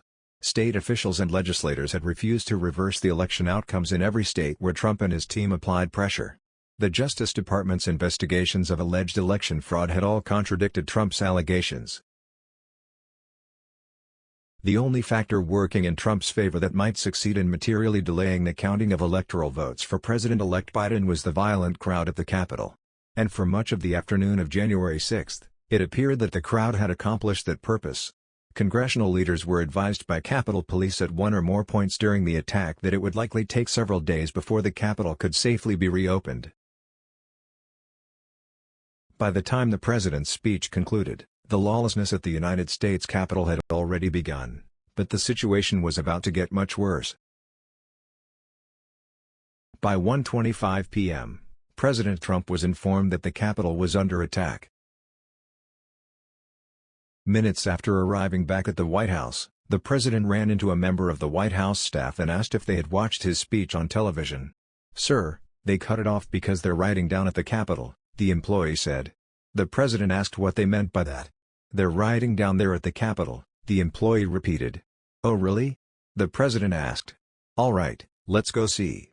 A photograph taken by the White House photographer, the last one permitted until later in the day, captures the moment the president was made aware of the violent uprising at the Capitol. Not long thereafter, as thousands of Trump supporters from the Ellipse speech continued to arrive at the Capitol, the D.C. Metropolitan Police Department declared a riot at the Capitol at 1:49 p.m., the same time Capitol Police Chief Stephen Sund informed the D.C. National Guard that there was a dire emergency on Capitol Hill and requested the immediate assistance of as many National Guard troops as possible. No photographs exist of the president for the remainder of the afternoon until after 4 p.m. President Trump appears to have instructed that the White House photographer was not to take any photographs. The Select Committee also was unable to locate any official records of President Trump's telephone calls that afternoon. And the president's official daily diary contains no information for this afternoon between the hours of 1:19 p.m. and 4:03 p.m., at the height of the worst attack on the seat of the United States Congress in over 2 centuries. The Select Committee did, however, obtain records from non-official sources that contained data of some phone calls President Trump made that afternoon. Even though he was placing lots of calls that afternoon, according to his personal assistant, the Select Committee was given no records of any calls from the president to security or law enforcement officials that afternoon, and that absence of data is consistent with testimony of witnesses who would have knowledge of any such calls, who said that he did not do so. Based on testimony from President Trump's close aides, we know that President Trump remained in the dining room adjacent to the Oval Office for the rest of the afternoon until after 4:03 p.m. In fact, from cellular telephone records, it appears that at 1:39 p.m. and 2:03 p.m., after being informed of the riot at the Capitol, President Trump called his lawyer, Rudolph Giuliani. These calls lasted approximately 4 minutes and 8 minutes, respectively. And Press Secretary Kayleigh McEnany testified that President Trump also called a number of senators. The number or names of all such members of Congress is unknown, although Senator Mike Lee, Republican, from Utah, received one such outgoing call from the president within the hour that followed. At 1:49 p.m., just as the D.C. Metropolitan Police officially declared a riot and the Capitol Police were calling for help from the National Guard to address the crisis, President Trump sent a tweet with a link to a recording of his speech at the Ellipse. At about that point, White House counsel Pat Cipollone became aware of the Capitol riot. The committee collected sworn testimony from several White House officials, each with similar accounts. The president's White House counsel Pat Cipollone testified that he raced downstairs and went to the Oval Office dining room as soon as he learned about the violence at the Capitol, likely just around or just after 2 p.m. Cipollone knew immediately that the president had to deliver a message to the rioters, asking them to leave the Capitol. Here is how he described this series of events. The first time I remember going downstairs was when people had breached the Capitol. But I went down with Deputy White House Counsel Pat Philbin, and I remember we were both very upset about what was happening. And we both wanted, action to be taken related to that. But we went down to the Oval Office, we went through the Oval Office, and we went to the back where the president was. I think he was already in the dining room. I can't talk about conversations with the president. I think I was pretty clear there needed to be an immediate and forceful response, public statement, that people need to leave the Capitol now. Cipollone also left little doubt that virtually everyone among senior White House staff had the same view. There were a lot of people in the White House that day. Senior people who, felt the same way that I did and who were working very hard to achieve that result. There were, I think Ivanka was one of them. And Eric Hirschman was there, Pat Philbin was there, and a number of other people. Many people suggested it. Many people felt the same way. I'm sure I had conversations with Mark Meadows about this during the course of the day and expressed my opinion very forcefully that this needs to be done. Likewise, senior staff cooperated to produce a message for the president on a note card, which read, "Anyone WHO entered the Capitol, illegally, without proper authority should leave immediately." Note, illegally has a line through it. The president declined to make the statement. Cipollone also made it clear that the advice they were giving to the president never changed throughout this 3-hour period. Trump refused to do what was necessary. Committee staff, it sounds like you from the very onset of violence at the Capitol right around 2 o'clock were pushing for a strong statement that people should leave the Capitol. Is that right? Cipollone, I was, and others were as well. Cassidy Hutchinson, who worked closely with Mark Meadows and sat directly outside his office, confirmed this account and described several additional details. I see Pat Cipollone barreling down the hallway towards our office. And he rushed right in, looked at me, said, "Is Mark in his office?" And I said, "Yes." And on a normal day he would have said, "Can I pop in?" Or, "Is he talking to anyone?" Or, "Is it an appropriate time for me to go chat with him?" And myself or Eliza would go let him in or tell him no. But after I had said yes, he just looked at me and started shaking his head and went over, opened Mark's office door, stood there with the door propped open, and said something to the, Mark was still sitting on his phone. I remember, glancing in. He was still sitting on his phone. And I remember Pat saying to him something to the effect of, "The rioters have gotten to the Capitol, Mark. We need to go down and see the president now." And Mark looked up at him and said, "He doesn't want to do anything, Pat." And Pat said something to the effect of, and very clearly said this to Mark, something to the effect of, "Mark, something needs to be done, or people are going to die and the blood's gonna be on your effing hands. This is getting out of control. I'm going down there." The Select Committee believes that the entire White House senior staff was in favor of a presidential statement specifically instructing the violent rioters to leave. But President Trump refused. White House counsel Pat Cipollone answered certain questions from the Select Committee on this subject as follows. Vice Chair Cheney, and when you talk about others on the staff thinking more should be done, or thinking that the president needed to tell people to go home, who would you put in that category? Cipollone, well, I would put Pat Philbin, Eric Hirschman. Overall, Mark Meadows, Ivanka. Once Jared got there, Jared. General Kellogg. I'm probably missing some, but those are, Kayleigh I think was there. But I don't, Dan Scavino. Vice Chair Cheney, and who on the staff did not want people to leave the Capitol? Cipollone, on the staff? Vice Chair Cheney, in the White House? Cipollone, I can't think of anybody on that day who didn't want people to get out of the Capitol particularly once the violence started. No. I mean. Mr. Schiff, what about the president? Vice Chair Cheney, yeah. Consultation between Mr. Cipollone and his counsel. Cipollone, yeah. I can't reveal communications. But obviously I think, yeah. The testimony of a White House employee with national security responsibilities also corroborated these facts.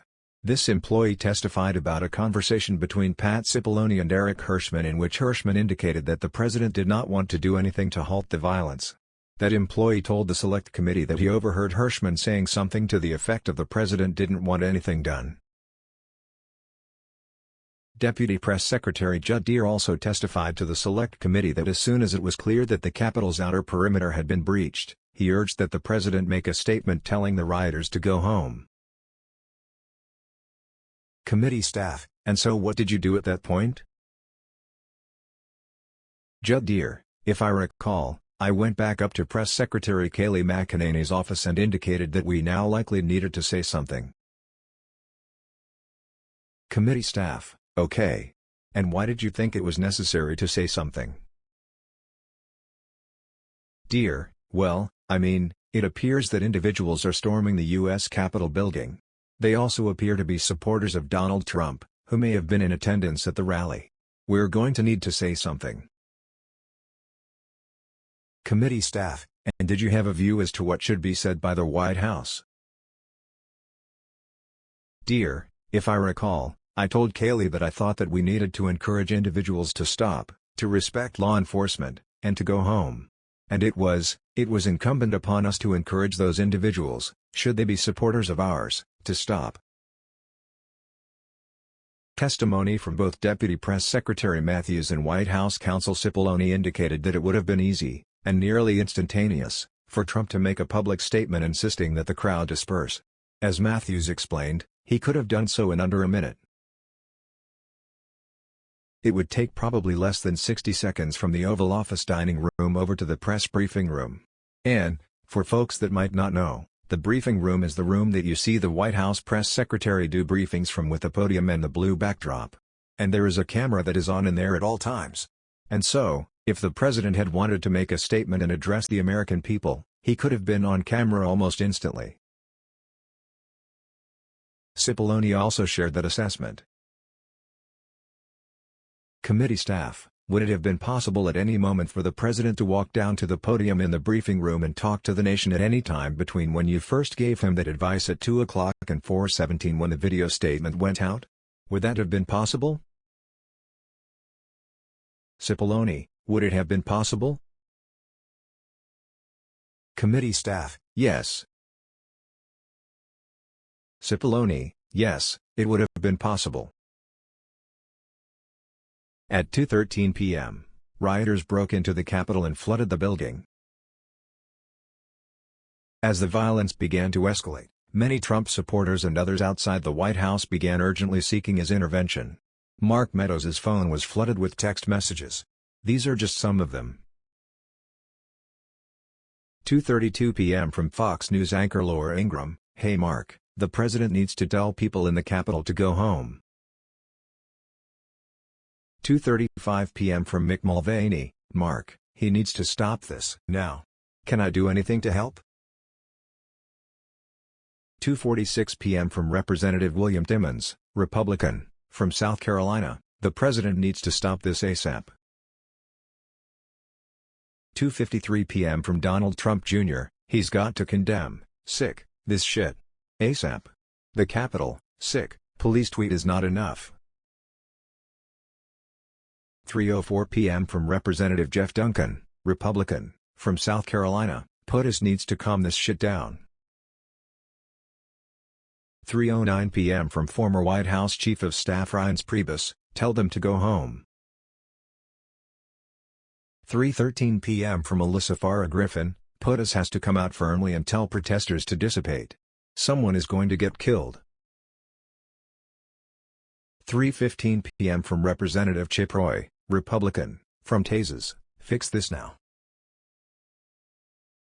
3:31 p.m. from Fox News anchor Sean Hannity: "Can he make a statement? I saw the tweet. Ask people to peacefully leave the Capitol, sick." 3:58 p.m. from Fox News anchor Brian Kilmeade: "Please get him on TV. Destroying everything you guys have accomplished." Others on Capitol Hill appeared in the media, or otherwise appeared via internet. Representative Mike Gallagher, Republican, from Wisconsin, issued a video appealing directly to the president. "Mr. President, you have got to stop this. You are the only person who can call this off. Call it off. The election is over. Call it off." Some members of Congress sent texts to President Trump's immediate staff or took to Twitter, where they knew the president spent time. Senator Bill Cassidy, Republican, from Louisiana, issued a tweet: "At Real Donald Trump, please appear on TV, condemn the violence and tell people to disband." Representative Jamie Herrera Butler, Republican, from Washington, sent a text to Mark Meadows: "We need to hear from the president. On TV. I hate that Biden jumped him on it." Republican leader Kevin McCarthy tried repeatedly to reach President Trump, and did at least once. He also reached out for help to multiple members of President Trump's family, including Ivanka Trump and Jared Kushner. Kushner characterized Leader McCarthy's demeanor on the call as scared. Kushner: "I could hear in his voice that he really was nervous, and so, obviously, I took that seriously. And, I didn't know if I'd be able to have any impact, but I said, it's better to at least try. And so like I said, I turned the shower off, threw on a suit, and rushed into the White House as quickly as I could." Committee staff: "Yeah. What did he ask you to do? When you say have an impact, what is it specifically that he needed your help with?" Kushner: "I don't recall a specific ask, just anything you could do. Again, I got the sense that, they were scared." Committee staff: they meaning Leader McCarthy and people on the Hill because of the violence? Kushner, that he was scared, yes. Kevin McCarthy told Fox News at 3:09 p.m. about his call with the president and elaborated about its contents in a conversation with CBS News' Norah O'Donnell at around 3:30 p.m. O'Donnell, have you spoken with the president and asked him to perhaps come to the Capitol and tell his supporters it's time to leave? Leader McCarthy, I have spoken to the president. I asked him to talk to the nation and tell them to stop this. O'Donnell, the president invited tens of thousands of people to quote-unquote stop the steal. I don't know if you heard his more than hour-long remarks or the remarks of his son, who was the wind-up. It was some heated stuff, Leader McCarthy. I just wonder whether someone is going to accurately call a spade, and I am giving you the opportunity right now that your precious and beloved United States Capitol and our democracy is witnessing this. Call a spade. Leader McCarthy, I was very clear with the president when I called him. This has to stop. And he has to, he's got to go to the American public and tell them to stop this. O'Donnell, Leader McCarthy, the President of the United States has a briefing room steps from the Oval Office. The cameras are hot 24/7, as you know. Why hasn't he walked down and said that, now? Leader McCarthy, I conveyed to the President what I think is best to do, and I'm hopeful the President will do it. The committee has evidence from multiple sources regarding the content of Kevin McCarthy's direct conversation with Donald Trump during the violence. Representative Jamie Herrera Butler, Republican, from Washington, to whom McCarthy spoke soon after, relayed more of the conversation between McCarthy and President Trump. And he said to President Trump, "You have got to get on TV. You've got to get on Twitter. You've got to call these people off." You know what the president said to him? This is as it's happening. He said, "Well, Kevin, these aren't my people. You know, these are Antifa." And Kevin responded and said, "No, they're your people. They literally just came through my office windows and my staff are running for cover. I mean, they're running for their lives. You need to call them off." And the president's response to Kevin to me was chilling. He said, "Well, Kevin, I guess they're just more upset about the election, you know, theft than you are." Representative Herrera Butler's account of the incident was also corroborated by former acting White House Chief of Staff Mick Mulvaney, who testified that Leader McCarthy told him several days later that President Trump had said during their call, "Kevin, maybe these people are just more angry about this than you are. Maybe they're more upset." Mulvaney was also trying to reach administration officials to urge President Trump to instruct his supporters to leave the Capitol. As were many elected officials in both parties, including Nancy Pelosi and Chuck Schumer, and several Republican members of Congress. As already noted, Cipollone and others in the White House repeatedly urged President Trump to tell his supporters to leave the Capitol. Cipollone described his conversations with Meadows after they failed to convince President Trump to deliver the necessary message. Committee staff, do you remember any discussion with Mark Meadows with respect to his view that the president didn't want to do anything or was somehow resistant to wanting to say something along the lines that you suggested? Pat Cipollone, not just to be clear, many people suggested it. Committee staff, yeah. Cipollone, not just me. Many people felt the same way. I'm sure I had conversations with Mark about this during the course of the day and expressed my opinion very forcefully that this needs to be done. Committee staff, so your advice was tell people to leave the Capitol, and that took over 2 hours when there were subsequent statements made, tweets put forth, that in your view were insufficient. Did you continue, Mr. Cipollone, throughout the period of time up until 4/17, continue, you and others, to push for a stronger statement? Cipollone, yes. Committee staff, at the onset of the violence when you first notice on television or wherever that rioters have actually breached the Capitol, did you have a conversation with Mark Meadows in which Meadows indicated he doesn't want to do anything, he meaning the president? Cipollone, I don't. I had a conversation, I'm sure, with Mark Meadows, I'm sure with other people, of what I thought should be done. Did Mark say that to me? I don't have a recollection of him saying that to me, but he may have said something along the lines. At 2:16 p.m., security records indicate that the Vice President was being pulled to a safer location. In an interview with the Select Committee, a White House security official on duty at the White House explained his observations as he listened to Secret Service communications and made contemporaneous entries into a security log. In particular, he explained an entry he made at 2:24 p.m. Committee staff, okay. That last entry on this page is, service at the Capitol does not sound good right now. Official, correct. Committee staff, what does that mean?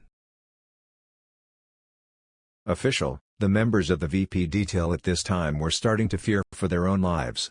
There was a lot of yelling, a lot of very personal calls over the radio. So, it was disturbing. I don't like talking about it, but there were calls to say goodbye to family members, so on and so forth. It was getting, for whatever the reason was on the ground, the VP detail thought that this was about to get very ugly. Committee staff, and did you hear that over the radio? Official, correct. Committee staff, obviously, you've conveyed that's disturbing, but what prompted you to put it into an entry as it states there, service at the Capitol? Official, that they're running out of options, and they're getting nervous. It sounds like that we came very close to either service having to use lethal options or worse. At that point, I don't know. Is the VP compromised? Is the detail, I don't know. We didn't have visibility, but it doesn't, if they're screaming and saying things, say goodbye to the family, the floor needs to know this is going to a whole another level soon.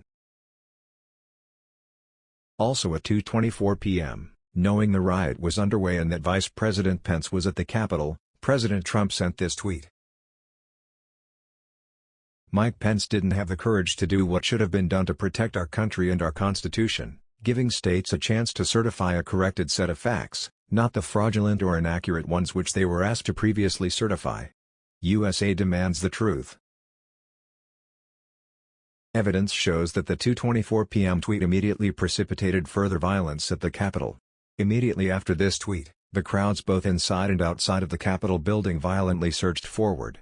Outside the building, within 10 minutes thousands of rioters overran the line on the west side of the Capitol that was being held by the Metropolitan Police Force's Civil Disturbance Unit, the first time in history of the D.C. Metro Police that such a security line had ever been broken. Virtually everyone on the White House staff the Select Committee interviewed condemned the 2:24 p.m. tweet in the strongest terms. Image: police officers attempt to clear rioters inside the Capitol building. Photo by Brent Sturgeon, Getty Images. Deputy National Security Advisor Matthew Pottinger told the Select Committee that the 2:24 p.m. tweet was so destructive that it convinced him to resign as soon as possible. One of my aides handed me a sheet of paper that contained the tweet that you just read. I read it and was quite disturbed by it. I was disturbed and worried to see that the President was attacking Vice President Pence for doing his constitutional duty. So the tweet looked to me like the opposite of what we really needed at that moment, which was a de-escalation. And that is why I had said earlier that it looked like fuel being poured on the fire. So that was the moment that I decided that I was going to resign, that would be my last day at the White House. I simply didn't want to be associated with the events that were unfolding at the Capitol. Deputy Press Secretary Sarah Matthews had a similar reaction. So it was obvious that the situation at the Capitol was violent and escalating quickly. And so I thought that the tweet about the Vice President was the last thing that was needed in that moment. And I remember thinking that this was going to be bad for him to tweet this, because it was essentially him giving the green light to these people, telling them that what they were doing at the steps of the Capitol and entering the Capitol was okay, that they were justified in their anger. And he shouldn't have been doing that. He should have been telling these people to go home and to leave and to condemn the violence that we were seeing. And I am someone who has worked with him, you know, I worked on the campaign, traveled all around the country, going to countless rallies with him, and I have seen the impact that his words have on his supporters. They truly latch on to every word and every tweet that he says. And so, I think that in that moment for him to tweet out the message about Mike Pence, it was him pouring gasoline on the fire and making it much worse. Deputy Press Secretary Judd Deere stated the following. Committee staff, what was your reaction when you saw that tweet? Deere, extremely unhelpful. Committee staff, why? Deere, it wasn't the message that we needed at that time. It wasn't going to. The scenes at the U.S. Capitol were only getting worse at that point. This was not going to help that. White House counsel Pat Cipollone told the Select Committee, I don't remember when exactly I heard about that tweet, but my reaction to it is that's a terrible tweet, and I disagreed with the sentiment. And I thought it was wrong.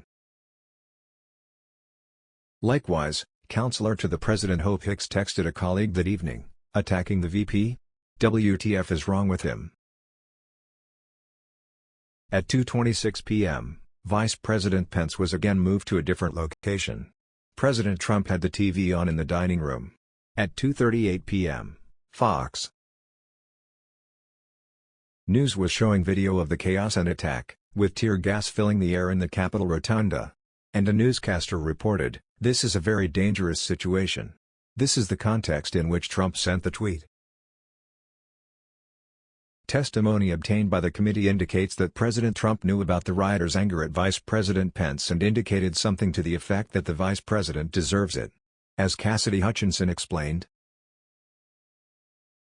I remember Pat saying something to the effect of, "Mark, we need to do something more. They're literally calling for the Vice President to be effing hung." And Mark had responded something to the effect of, "You heard him, Pat. He thinks Mike deserves it. He doesn't think they're doing anything wrong." To which Pat said something, "This is effing crazy, we need to be doing something more," briefly stepped into Mark's office, and when Mark had said something to the effect of, "He doesn't think they're doing anything wrong," knowing what I had heard briefly in the dining room coupled with Pat discussing the hanging Mike Pence chants in the lobby of our office and then Mark's response, I understood there to be the rioters in the Capitol that were chanting for the Vice President to be hung. Although White House counsel Pat Cipollone was limited in what he would discuss because of privilege concerns, he stated the following. Committee staff, do you remember any discussion at any point during the day about rioters at the Capitol chanting "Hang Mike Pence"? Cipollone, yes. I remember hearing that, about that. Yes. Committee staff, yeah. And Cipollone, I don't know if I observed that myself on TV. I don't remember. Committee staff, I'm just curious, I understand the privilege line you've drawn, but do you remember what you can share with us about the discussion about those chants, the Hang Mike Pence chants? Cipollone, I could tell you my view of that. Committee staff, yeah. Please. Cipollone, my view of that is outrageous. Committee staff, Cipollone, and for anyone to suggest such a thing as the Vice President of the United States, for people in the crowd to be chanting that I thought was terrible. I thought it was outrageous and wrong. And I expressed that very clearly to people. Almost immediately after the 2:24 p.m. tweet, Eric Hirschman went upstairs in the West Wing to try to enlist Ivanka Trump's assistance to persuade her father to do the right thing. Ivanka rushed down to the Oval Office dining room. Although no one could convince President Trump to call for the violent rioters to leave the Capitol, Ivanka persuaded President Trump that a tweet could be issued to discourage violence against the police. At 2:38 p.m., President Trump sent this tweet. Please support our Capitol Police and law enforcement. They are truly on the side of our country. Stay peaceful. While some in the meeting invoked executive privilege, or failed to recall the specifics, others told us what happened at that point. Sarah Matthews, the White House Deputy Press Secretary, had urged her boss, Kayleigh McEnany, to have the president make a stronger statement. But she informed us that President Trump resisted using the word peaceful in his message. Committee staff, Ms. Matthews, Ms. McEnany told us she came right back to the press office after meeting with the president about this particular tweet. What did she tell you about what happened in that dining room? Sarah Matthews, when she got back, she told me that a tweet had been sent out. And I told her that I thought the tweet did not go far enough, that I thought there needed to be a call to action and he needed to condemn the violence. And we were in a room full of people, but people weren't paying attention. And so, she looked directly at me and in a hushed tone shared with me that the president did not want to include any sort of mention of peace in that tweet and that it took some convincing on their part, those who were in the room. And she said that there was a back and forth going over different phrases to find something that he was comfortable with. And it wasn't until Ivanka Trump suggested the phrase "stay peaceful" that he finally agreed to include it. At 3:13 p.m., President Trump sent another tweet, but again declined to tell people to go home. I am asking for everyone at the U.S. Capitol to remain peaceful. No violence. Remember, we are the party of law and order, respect the law and our great men and women in blue. Thank you. Almost everyone, including staff in the White House, also found the president's 2:38 p.m. and 3:13 p.m. tweets to be insufficient because they did not instruct the rioters to leave the Capitol. As mentioned, President Trump's son, Donald Trump Jr., texted Meadows. He's got to condemn, sick, this shit. ASAP. The Capitol, sick, police tweet is not enough. Sean Hannity also texted Mark Meadows. Can he make a statement? I saw the tweet. Ask people to peacefully leave the Capitol, sick. None of these efforts resulted in President Trump immediately issuing the message that was needed. White House staff had these comments. Pottinger, yeah. It was insufficient. I think you could count me among those who was hoping to see an unequivocal strong statement clearing out the Capitol, telling people to stand down, leave, go home. I think that's what we were hoping for. Matthews, yeah. So a conversation started in the press office after the president sent out those two tweets that I deemed were insufficient. I thought that we should condemn the violence and condemn it unequivocally. And I thought that he needed to include a call to action and to tell these people to go home. And they were right. Evidence showed that neither of these tweets had any appreciable impact on the violent rioters. Unlike the video message tweet that did not come until 4:17 finally instructing rioters to leave, neither the 2:38 nor the 3:13 tweets made any difference. At some point after 3:05 p.m. that afternoon, President Trump's chief of staff, and President Trump himself, were informed that someone had been shot. That person was Ashley Babbitt, who was fatally shot at 2:44 p.m. as she and other rioters tried to gain access to the House chamber. There is no indication that this affected the president's state of mind that day, and we found no evidence that the president expressed any remorse that day. Meanwhile, leaders in Congress, including Speaker Pelosi, Senator Schumer, Senator McConnell, and the Vice President, were taking action. They called the Secretary of Defense, the Attorney General, governors and officials in Virginia, Maryland, and the District of Columbia, begging for assistance. President-elect Biden also broadcast a video calling on President Trump to take action. I call on President Trump to go on national television now to fulfill his oath and defend the Constitution and demand an end to this siege. President Trump could have done this, of course, any time after he learned of the violence at the Capitol. At 4:17 p.m., 187 minutes after finishing his speech, and even longer after the attack began, President Trump finally broadcast a video message in which he asked those attacking the Capitol to leave. I know your pain. I know you're hurt. We had an election that was stolen from us. It was a landslide election, and everyone knows it, especially the other side, but you have to go home now. We have to have peace. President Trump's Deputy Press Secretary, Sarah Matthews, testified about her reaction to this video message. He told the people who we had just watched storm our nation's capital with the intent on overthrowing our democracy, violently attack police officers, and chant heinous things like, "Hang Mike Pence. We love you. You're very special." As a spokesperson for him, I knew that I would be asked to defend that. And to me, his refusal to act and call off the mob that day and his refusal to condemn the violence was indefensible. And so, I knew that I would be resigning that evening. By this time, the National Guard and other additional law enforcement had begun to arrive in force and started to turn the tide of the violence. Many of those attackers in the Capitol saw or received word of President Trump's 4:17 p.m. message, and they understood this message as an instruction to leave. Stephen Ayers testified in front of the Select Committee that, "Well, we were there. As soon as that come out, everybody started talking about it, and it seemed like it started to disperse, some of the crowd. Obviously, once we got back to the hotel room, we seen that it was still going on, but it definitely dispersed a lot of the crowd." Jacob Chansley, also known as the QAnon shaman, answered President Trump's directive, "I'm here delivering the president's message. Donald Trump has asked everybody to go home." Another responded to Chansley, "That's our order." Other unknown individuals also listened to President Trump's message while outside the Capitol, and responded, "He says, go home. He says, go home. And yeah. Here. He said to go home." At 6:01 p.m., President Trump sent his last tweet of the day, not condemning the violence, but instead attempting to justify it.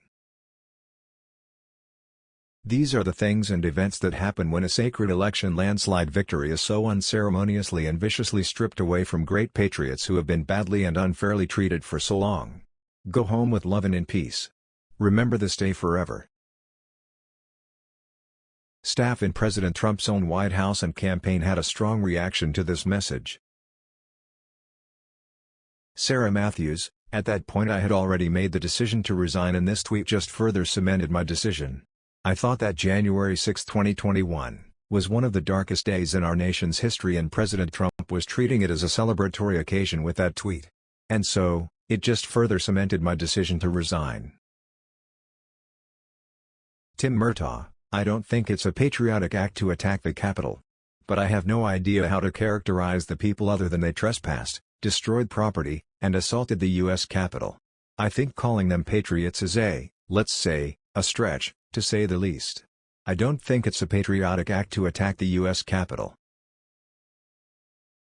Pat Cipollone, "What happened at the Capitol cannot be justified in any form or fashion. It was wrong, and it was tragic. And it was a terrible day. It was a terrible day for this country."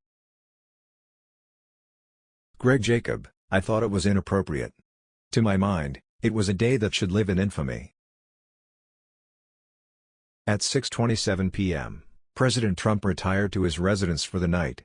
As he did, he had one final comment to an employee who accompanied him to the residence. The one takeaway that the president expressed in that moment, following a horrific afternoon of violence and the worst attack against the U.S. Capitol building in over 2 centuries, was this: "Mike Pence let me down." President Trump's inner circle was still trying to delay the counting of electoral votes into the evening, even after the violence had been quelled. Rudolph Giuliani tried calling numerous members of Congress in the hour before the joint session resumed, including Representative Jim Jordan, Republican, from Ohio, and Senators Marsha Blackburn, Republican, from Tennessee, Tommy Tuberville, Republican, from Alabama, Bill Hagerty, Republican, from Tennessee, Lindsey Graham, Republican, from South Carolina, Josh Hawley, Republican, from Missouri, and Ted Cruz, Republican, from Texas. His voicemail intended for Senator Tuberville at 7:02 p.m. that evening eventually was made public. Image: a Trump sign with Vice President Mike Pence's name removed. Photo by Michael Chaglow, Getty Images. Giuliani, Senator Tuberville? Or I should say Coach Tuberville. This is Rudy Giuliani, the president's lawyer. I'm calling you because I want to discuss with you how they're trying to rush this hearing and how we need you, our Republican friends, to try to just slow it down so we can get these legislatures to get more information to you.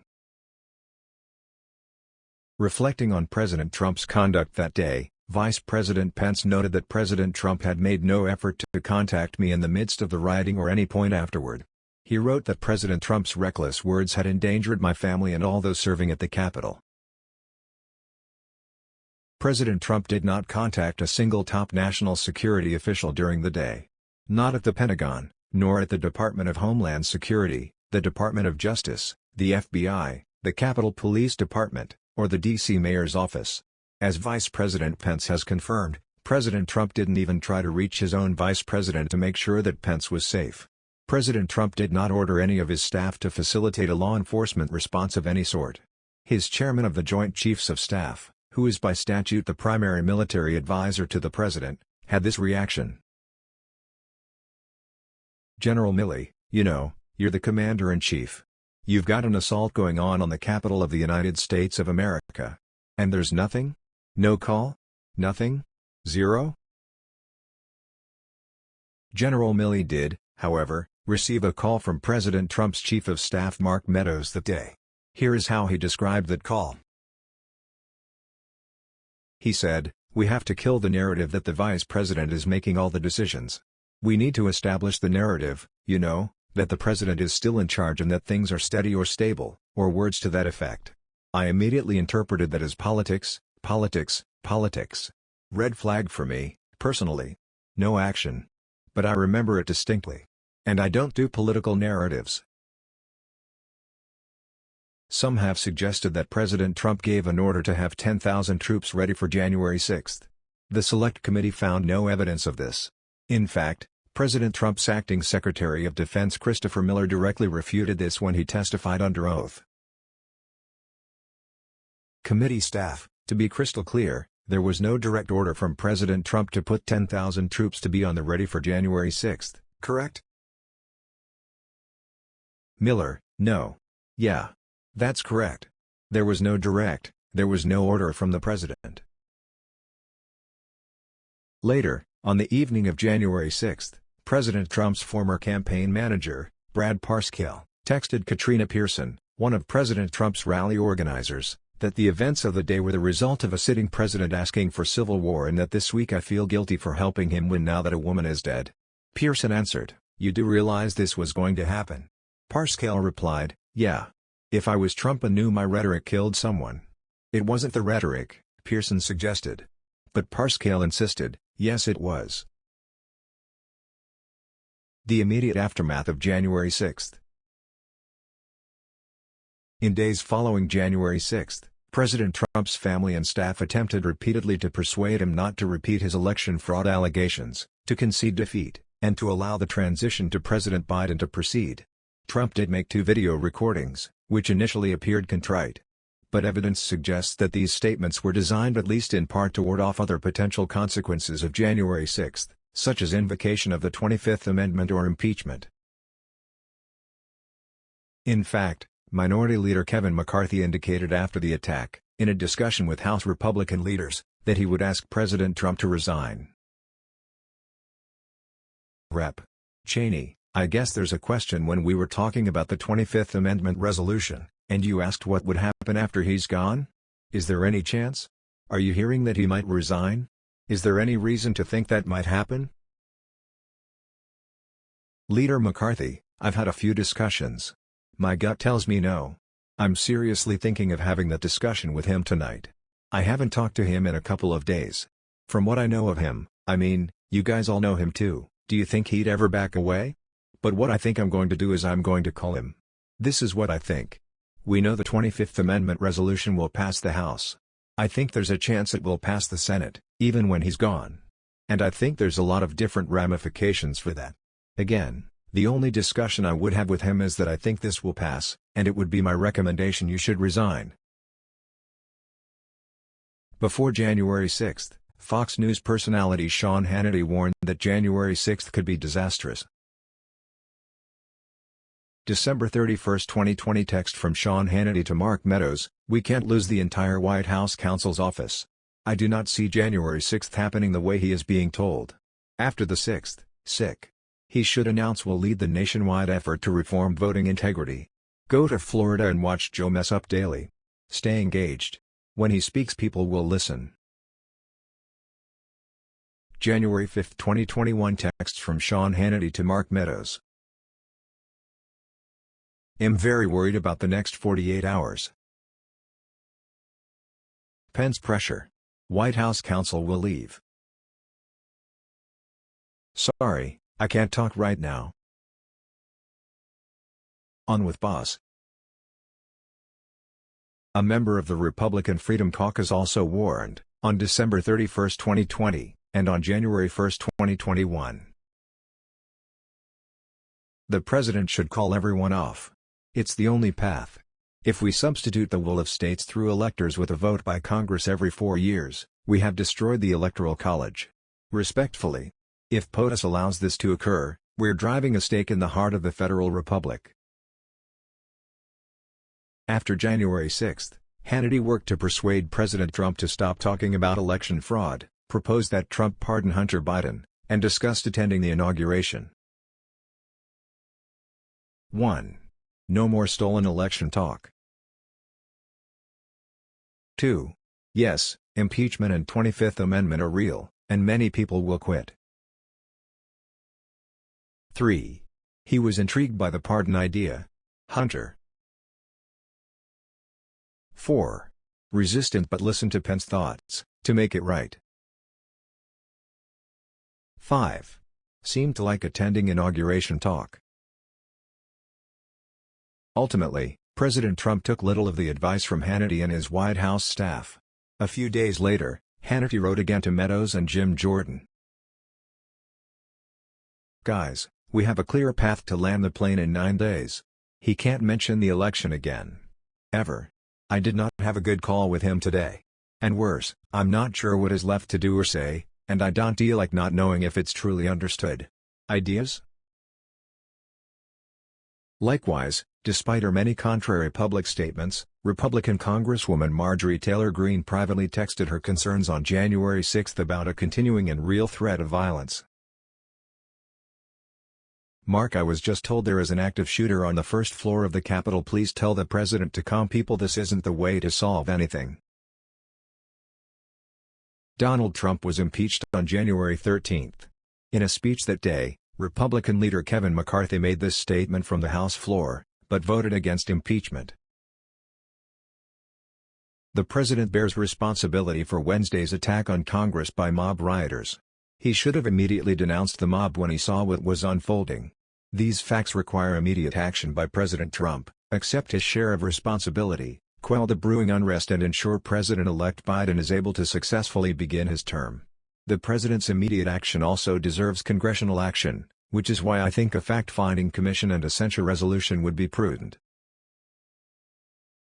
Later, McCarthy told members of the House Republican Conference that Trump had acknowledged that he was at least partially responsible for the January 6 attack. Image: Kevin McCarthy speaks at a press conference at the Capitol building on August 27, 2021. Photo by Anna Moneymaker, Getty Images. I asked him personally today, does he hold responsibility for what happened? Does he feel bad about what happened? He told me he does have some responsibility for what happened. And he need to acknowledge that. Since January 6, President Trump has continued to claim falsely that the 2020 presidential election was stolen. Not only that, he has urged other politicians to push this argument as well. Representative Mo Brooks has issued a public statement appearing to represent Trump's private views and intentions. President Trump asked me to rescind the 2020 elections, immediately remove Joe Biden from the White House, immediately put President Trump back in the White House, and hold a new special election for the presidency. Referrals to the U.S. Department of Justice Special Counsel and House Ethics Committee. The committee's work has produced a substantial body of new information. We know far more about the president's plans and actions to overturn the election than almost all members of Congress did when President Trump was impeached on January 13, 2021, or when he was tried by the Senate in February of that year. 57 of 100 senators voted to convict President Trump at that time, and more than 20 others condemned the president's conduct and said they were voting against conviction because the president's term had already expired. At the time, the Republican leader of the U.S. Senate said this about Donald Trump: a mob was assaulting the Capitol in his name. These criminals were carrying his banners, hanging his flags, and screaming their loyalty to him. It was obvious that only President Trump could end this. He was the only one who could. House Republican leader Kevin McCarthy, who spoke directly with President Trump during the violence of January 6, expressed similar views both in private and in public. Privately, Leader McCarthy stated, "But let me be very clear to you, and I have been very clear to the President. He bears responsibility for his words and actions. No ifs, ands or buts." In public, Leader McCarthy concluded, "The President bears responsibility for Wednesday's attack on Congress by mob rioters." Today we know that the planning to overturn the election on January 6 was substantially more extensive, and involved many other players, and many other efforts over a longer time period. Indeed, the violent attack and invasion of the Capitol, and what provoked it, are only a part of the story.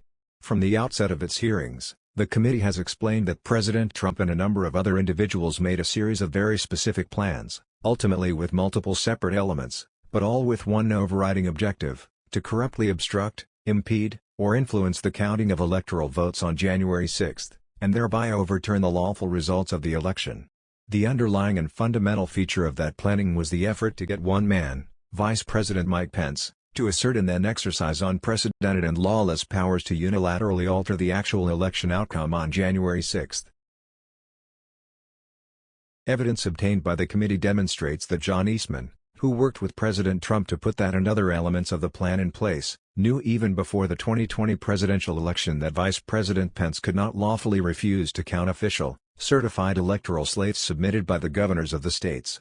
Testimony and contemporaneous documentary evidence also indicate that President Trump knew that the plan was unlawful before January 6. When the Vice President's counsel wrote to Eastman on January 6 to ask whether the latter had informed the President that the Vice President did not have authority to decide the election unilaterally, Eastman responded, "He's been so advised," and added, "But you know him, once he gets something in his head, it is hard to get him to change course." Many of the other elements of President Trump's plans were specifically designed to create a set of circumstances on January 6 to assist President Trump in overturning the lawful election outcome during Congress's joint session that day. For example, President Trump pressured state legislatures to adopt new electoral slates that Vice President Pence could, unlawfully, count. Trump solicited state officials to find a sufficient number of votes to alter the final count, and instructed the Department of Justice to just say that the election was sick, corrupt, plus leave the rest to me and the Republican congressmen. President Trump offered the job of acting Attorney General to Jeffrey Clark. As our evidence has unequivocally demonstrated, Clark intended to use that position to send a series of letters from the Department of Justice to multiple states falsely asserting that the department had found fraud and urging those states to convene their legislatures to alter their official electoral slates. And President Trump, with the help of the Republican National Committee and others, oversaw an effort to create and transmit to government officials a series of intentionally false electoral slates for Vice President Pence to utilize on January 6 to alter or delay the count of lawful votes. Of course, other elements of the plan complemented these efforts too. As this report documents, President Trump was advised by his own experts in the Justice Department that his election fraud allegations were false, and he knew he had lost virtually all the legal challenges to the election, but he nevertheless engaged in a successful but fraudulent effort to persuade tens of millions of Americans that the election was stolen from him. This effort was designed to convince Americans that President Trump's actions to overturn the election were justified. President Trump then urged his supporters to travel to Washington on January 6 to apply pressure to Congress to halt the count and change the election outcome, explaining to those who were coming to Washington that they needed to take back their country and stop the steal. It is helpful in understanding these facts to focus on specific moments in time when President Trump made corrupt, dishonest, and unlawful choices to pursue his plans. For example, by December 14 when the Electoral College met and certified Joe Biden's victory, President Trump knew that he had failed in all the relevant litigation. He had been advised by his own experts in the Justice Department that his election fraud claims were false, and he had been told by numerous advisors that he had lost and should concede. But despite his duty as president to take care that the laws are faithfully executed, he chose instead to ignore all of the judicial rulings and the facts before him and push forward to overturn the election. Likewise, in the days and hours before the violence of January 6, President Trump knew that no state had issued any changed electoral slate. Indeed, Neither President Trump nor his co-conspirators had any evidence that any majority of any state legislature was willing to do so. President Trump also knew that Vice President Pence could not lawfully refuse to count legitimate votes. Despite all of these facts, President Trump nevertheless proceeded to instruct Vice President Pence to execute a plan he already knew was illegal. And then, knowing that a violent riot was underway, President Trump breached his oath of office. Our commander-in-chief refused for hours to take the one simple step that his advisors were begging him to take, to instruct his supporters to disperse, stand down, and leave the Capitol. Instead, fully understanding what had unfolded at the Capitol, President Trump exacerbated the violence with a tweet attacking Vice President Pence. Any rational person who had watched the events that day knew that President Trump's 2:24 p.m. tweet would lead to further violence. It did. And, at almost exactly the same time, President Trump continued to lobby Congress to delay the electoral count. As the evidence demonstrates, the rioters at the Capitol had invaded the building and halted the electoral count. They did not begin to relent until President Trump finally issued a video statement instructing his supporters to leave the Capitol at 4:17 p.m., which had an immediate and helpful effect. Rioters began to disperse, but not before the Capitol was invaded. The election count was halted, feces were smeared in the Capitol, the Vice President and his family and many others were put in danger, and more than 140 law enforcement officers were attacked and seriously injured by mob rioters. Even if it were true that President Trump genuinely believed the election was stolen, this is no defense.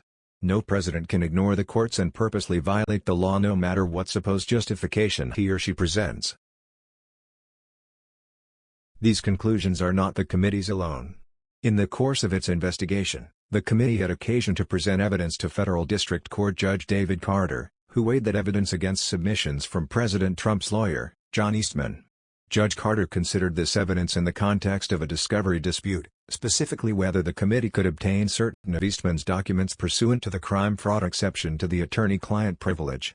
That exception provides that otherwise privileged documents may lose their privilege if they were part of an effort to commit a crime or a fraud, in this case by President Trump. Judge Carter set out his factual findings, discussing multiple elements of President Trump's multi-part plan to overturn the election, and then addressed whether the evidence, including Eastman's email communications, demonstrated that Trump and Eastman committed crimes. Based on the evidence, Judge Carter explained, the court finds it more likely than not that President Trump corruptly attempted to obstruct the joint session of Congress on January 6, 2021, and more likely than not that President Trump and Dr. Eastman dishonestly conspired to obstruct the joint session of Congress on January 6. Judge Carter also concluded that President Trump's and Eastman's pressure campaign to stop the electoral count did not end with Vice President Pence. It targeted every tier of federal and state elected officials and was a coup in search of a legal theory. The plan spurred violent attacks on the seat of our nation's government, Judge Carter wrote, and it threatened to permanently end the peaceful transition of power. The U.S. Department of Justice has been investigating and prosecuting persons who invaded the Capitol, engaged in violence, and planned violence on that day. The department has charged more than 900 individuals, and nearly 500 have already been convicted or pleaded guilty as we write. As the committee's investigation progressed through its hearings, public reporting emerged suggesting that the Department of Justice had also begun to investigate several others specifically involved in the events being examined by the committee. Such reports indicated that search warrants had been issued, based on findings of probable cause, for the cell phones of John Eastman, Jeffrey Clark, and Representative Scott Perry. Other reports suggested that the department had impaneled one or more grand juries and was pursuing a ruling compelling several of this committee's witnesses, including Pat Cipollone and Greg Jacob, to give testimony on topics for which President Trump had apparently asserted executive privilege. Recent reporting suggests that a federal district court judge has now rejected President Trump's executive privilege claims in that context.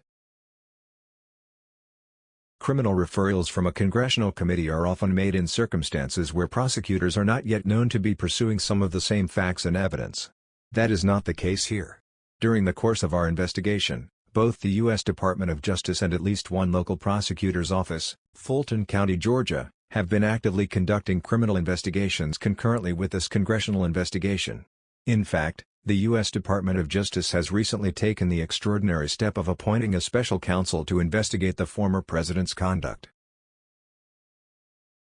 The committee recognizes that the Department of Justice and other prosecutorial authorities may be in a position to utilize investigative tools, including search warrants and grand juries, superior to the means the committee has for obtaining relevant information and testimony. Indeed, both the Department of Justice and the Fulton County District Attorney may now have access to witness testimony and records that have been unavailable to the committee, including testimony from President Trump's Chief of Staff Mark Meadows, and others who either asserted privileges or invoked their Fifth Amendment rights. The department may also be able to access, via grand jury subpoena or otherwise, the testimony of Republican leader Kevin McCarthy, Representative Scott Perry, Representative Jim Jordan and others, each of whom appears to have had materially relevant communications with Donald Trump or others in the White House but who failed to comply with the Select Committee's subpoenas.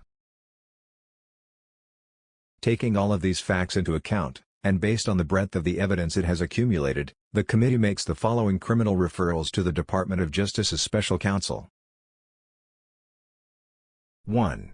Obstruction of an official proceeding, 18 U.S.C. Section 1512c. Section 1512c, 2, of Title 18 of the United States Code makes it a crime to corruptly obstruct, influence, or impede any official proceeding, or attempt to do so. Sufficient evidence exists of one or more potential violations of this statute for a criminal referral of President Trump and others. First, there should be no question that Congress's joint session to count electoral votes on January 6 was an official proceeding under Section 1512c. Many federal judges have already reached that specific conclusion. Second, there should be no doubt that President Trump knew that his actions were likely to obstruct, influence or impede that proceeding. Based on the evidence developed, President Trump was attempting to prevent or delay the counting of lawful certified electoral college votes from multiple states. President Trump was directly and personally involved in this effort, personally pressuring Vice President Pence relentlessly as the joint session on January 6 approached. Third, President Trump acted with a corrupt purpose. Vice President Pence, Greg Jacob, and others repeatedly told the president that the vice president had no unilateral authority to prevent certification of the election. Indeed, in an email exchange during the violence of January 6, Eastman admitted that President Trump had been advised that Vice President Pence could not lawfully refuse to count votes under the Electoral Count Act, but once he gets something in his head, it's hard to get him to change course. In addition, President Trump knew that he had lost dozens of state and federal lawsuits, and that the Justice Department, his campaign and his other advisors concluded that there was insufficient fraud to alter the outcome. President Trump also knew that no majority of any state legislature had taken or manifested any intention to take any official action that could change a state's electoral college votes. But President Trump pushed forward anyway.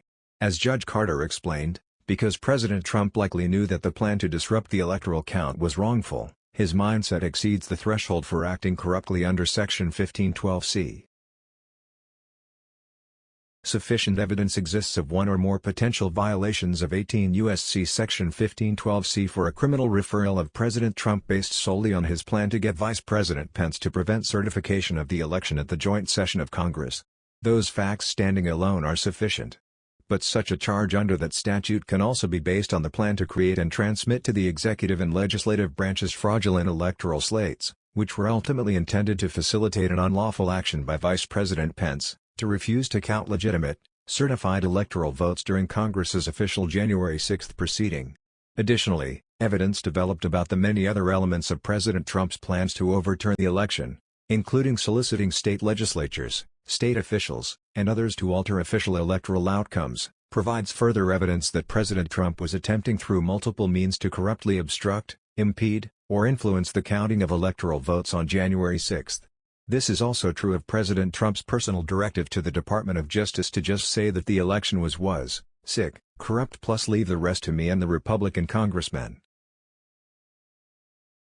We also stress in particular the draft letter to the Georgia legislature authored by Jeffrey Clark and another Trump political appointee at the Department of Justice. The draft letter embraces many of the same theories that John Eastman and others were asserting in President Trump's effort to lobby state legislatures. White House counsel Pat Cipollone described that letter as a murder-suicide pact, and other White House and Justice Department officials offered similar descriptions. As described herein, the draft letter was intended to help persuade a state legislature to change its certified slate of electoral college electors based on false allegations of fraud, so Vice President Pence could unilaterally and unlawfully decide to count a different slate on January 6. The letter was transparently false, improper, and illegal. President Trump had multiple communications with Clark in the days before January 6, and there is no basis to doubt that President Trump offered Clark the position of acting Attorney General knowing that Clark would send the letter and others like it. Of course, President Trump is also responsible for recruiting tens of thousands of his supporters to Washington for January 6, and knowing they were angry and some were armed, instructing them to march to the Capitol and fight like hell. And then, while knowing a violent riot was underway, he refused for multiple hours to take the single step his advisers and supporters were begging him to take to halt the violence, to make a public statement instructing his supporters to disperse and leave the Capitol. Through action and inaction, President Trump corruptly obstructed, delayed, and impeded the vote count. In addition, the committee believes sufficient evidence exists for a criminal referral of John Eastman and certain other Trump associates under 18 U.S.C. Section 1512C. The evidence shows that Eastman knew in advance of the 2020 election that Vice President Pence could not refuse to count electoral votes on January 6. In the days before January 6, Eastman was warned repeatedly that his plan was illegal and completely crazy, and would cause riots in the streets. Nonetheless, Eastman continued to assist President Trump's pressure campaign in public and in private, including in meetings with the Vice President and in his own speech at the Ellipse on January 6. And even as the violence was playing out at the Capitol, Eastman admitted in writing that his plan violated the law but pressed for Pence to do it anyway. In the immediate aftermath of January 6, White House lawyer Eric Hirschman told Eastman that he should get a great effing criminal defense lawyer, "You're going to need it." Others working with Eastman likely share in Eastman's culpability.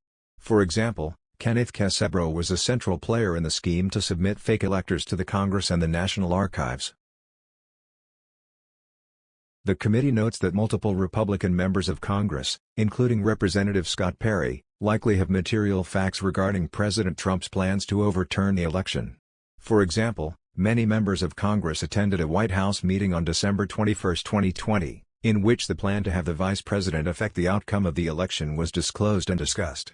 Evidence indicates that certain of those members unsuccessfully sought presidential pardons from President Trump after January 6, as did Eastman, revealing their own clear consciousness of guilt. 2. Conspiracy to defraud the United States, 18 U.S.C. Section 371. Section 371 of Title 18 of the U.S. Code provides that if two or more persons conspire either to commit any offense against the United States, or to defraud the United States, or any agency thereof in any manner or for any purpose, and one or more of such persons do any act to effect the object of the conspiracy, each shall be fined under this title or imprisoned not more than 5 years, or both. The committee believes sufficient evidence exists for a criminal referral of President Trump and others under this statute. First, President Trump entered into an agreement with individuals to obstruct a lawful function of the government, the certification of the election.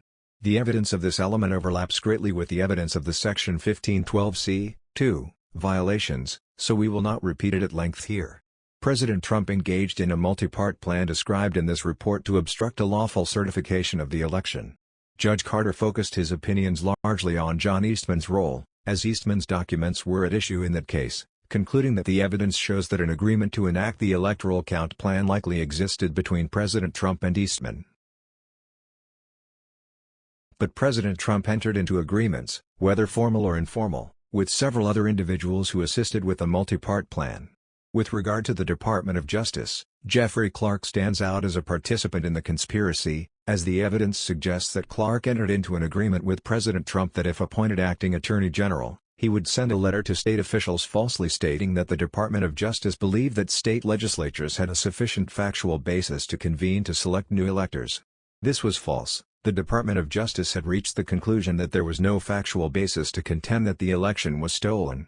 Again, as with Section 1512c, the conspiracy under Section 371 appears to have also included other individuals such as Kesebro, Rudolph Giuliani, and Mark Meadows, but this committee does not attempt to determine all of the participants of the conspiracy, many of whom refuse to answer this committee's questions.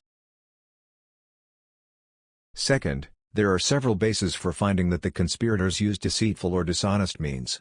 For example, President Trump repeatedly lied about the election, after he had been told by his advisers that there was no evidence of fraud sufficient to change the results of the election. In addition, The plot to get the vice president to unilaterally prevent certification of the election was manifestly, and admittedly, illegal, as discussed above. Eastman and others told President Trump that it would violate the Electoral Count Act if the vice president unilaterally rejected electors. Thus Judge Carter once again had little trouble finding that the intent requirement, deceitful or dishonest means, was met, stating that President Trump continuing to push that plan despite being aware of its illegality constituted obstruction by dishonest means under Section 371. Judge Carter rejected the notion that Eastman's plan, which the president adopted and actualized, was a good faith interpretation of the law, finding instead that it was a partisan distortion of the democratic process.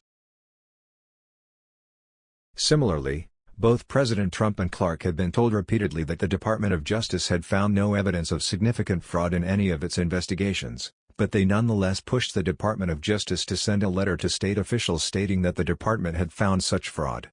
And Georgia Secretary of State Brad Raffensperger and others made clear to President Trump that they had no authority to find him 11,780 votes, but the president relentlessly insisted that they do exactly that, even to the point of suggesting there could be criminal consequences if they refused. Third, there were numerous overt acts in furtherance of the agreement, including each of the parts of the president's effort to overturn the election. As Judge Carter concluded, President Trump and Eastman participated in numerous overt acts in furtherance of their shared plan. These included, but certainly were not limited to, direct pleas to the vice president to reject electors or delay certification, including in Oval Office meetings and the president's vulgar comments to the vice president on the morning of January 6. Judge Carter also addressed evidence that President Trump knowingly made false representations to a court.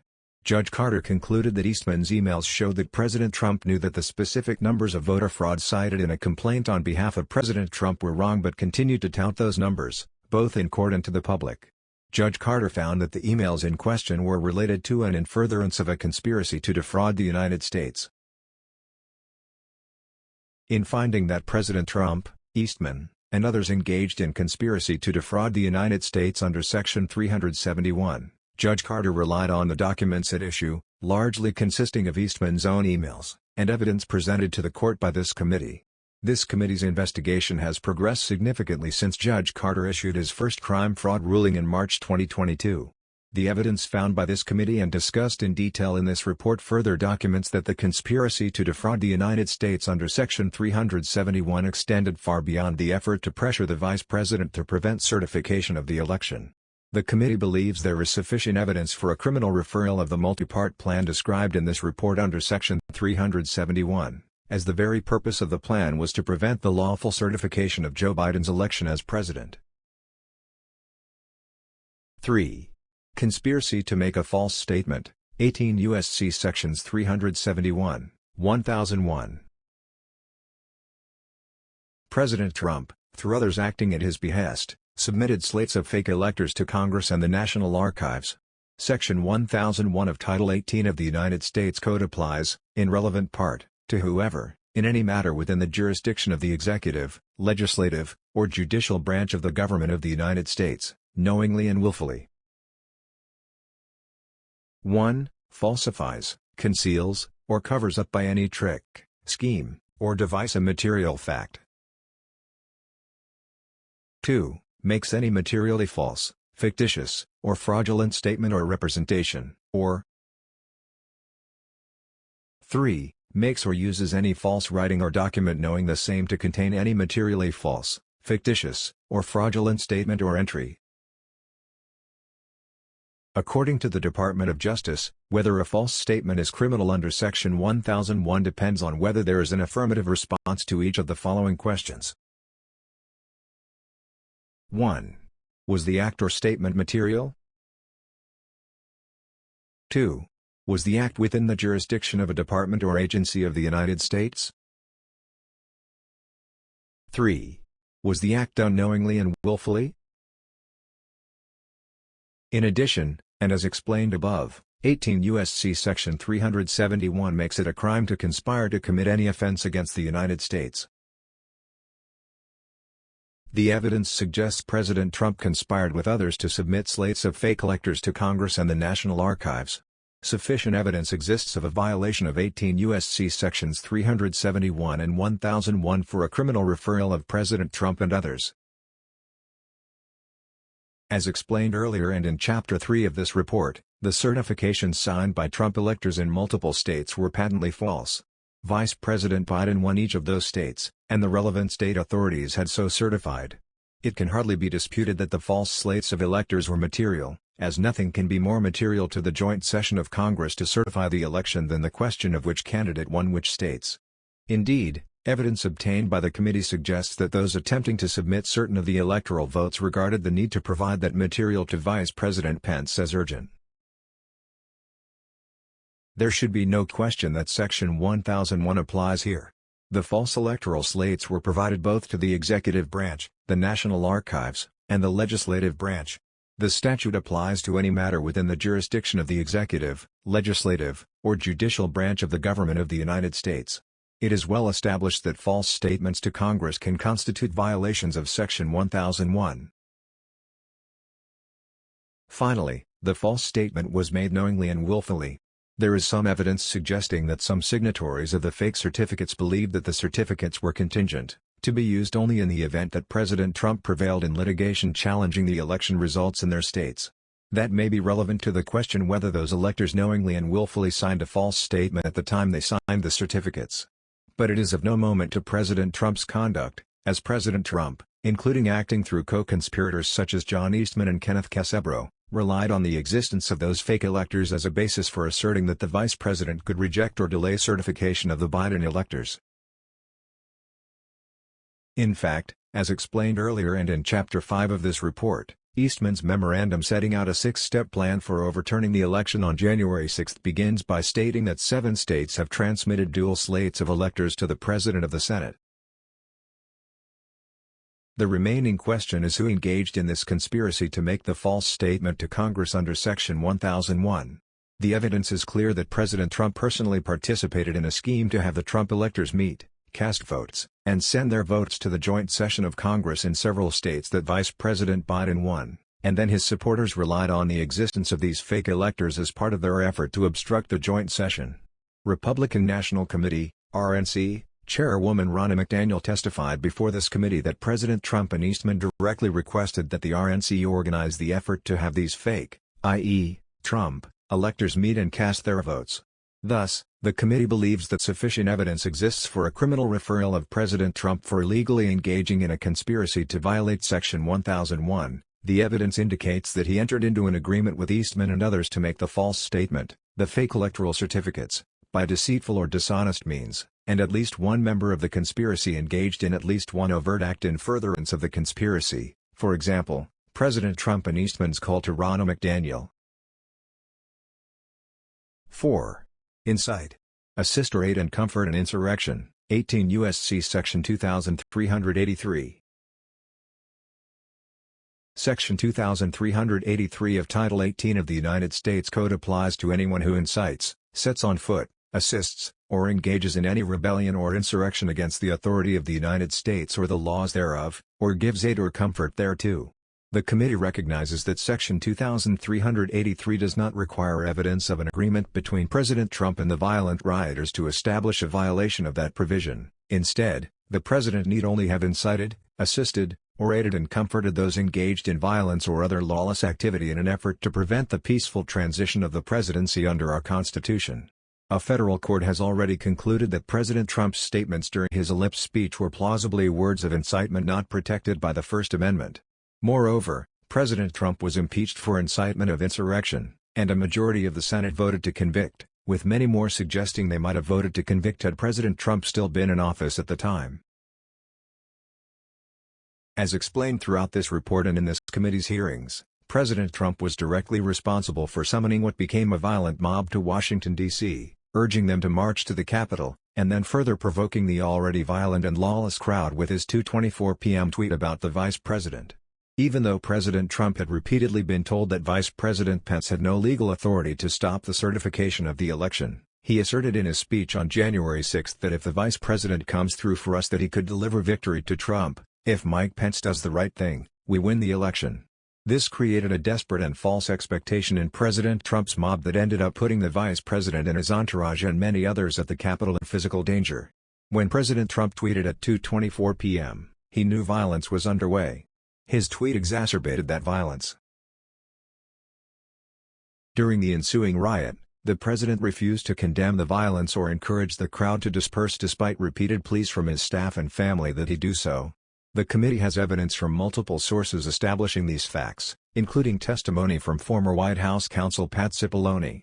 Although Cipollone's testimony did not disclose a number of direct communications with President Trump in light of concerns about executive privilege, the department now appears to have obtained a ruling that Cipollone can testify before a grand jury about these communications. Based on the information it has obtained, the committee believes that Cipollone and others can provide direct testimony establishing that President Trump refused repeatedly, for multiple hours, to make a public statement directing his violent and lawless supporters to leave the Capitol. President Trump did not want his supporters, who had effectively halted the vote counting, to disperse. Evidence obtained by the committee also indicates that President Trump did not want to provide security assistance to the Capitol during that violent period. This appalling behavior by our commander-in-chief occurred despite his affirmative constitutional duty to act to ensure that the laws are faithfully executed.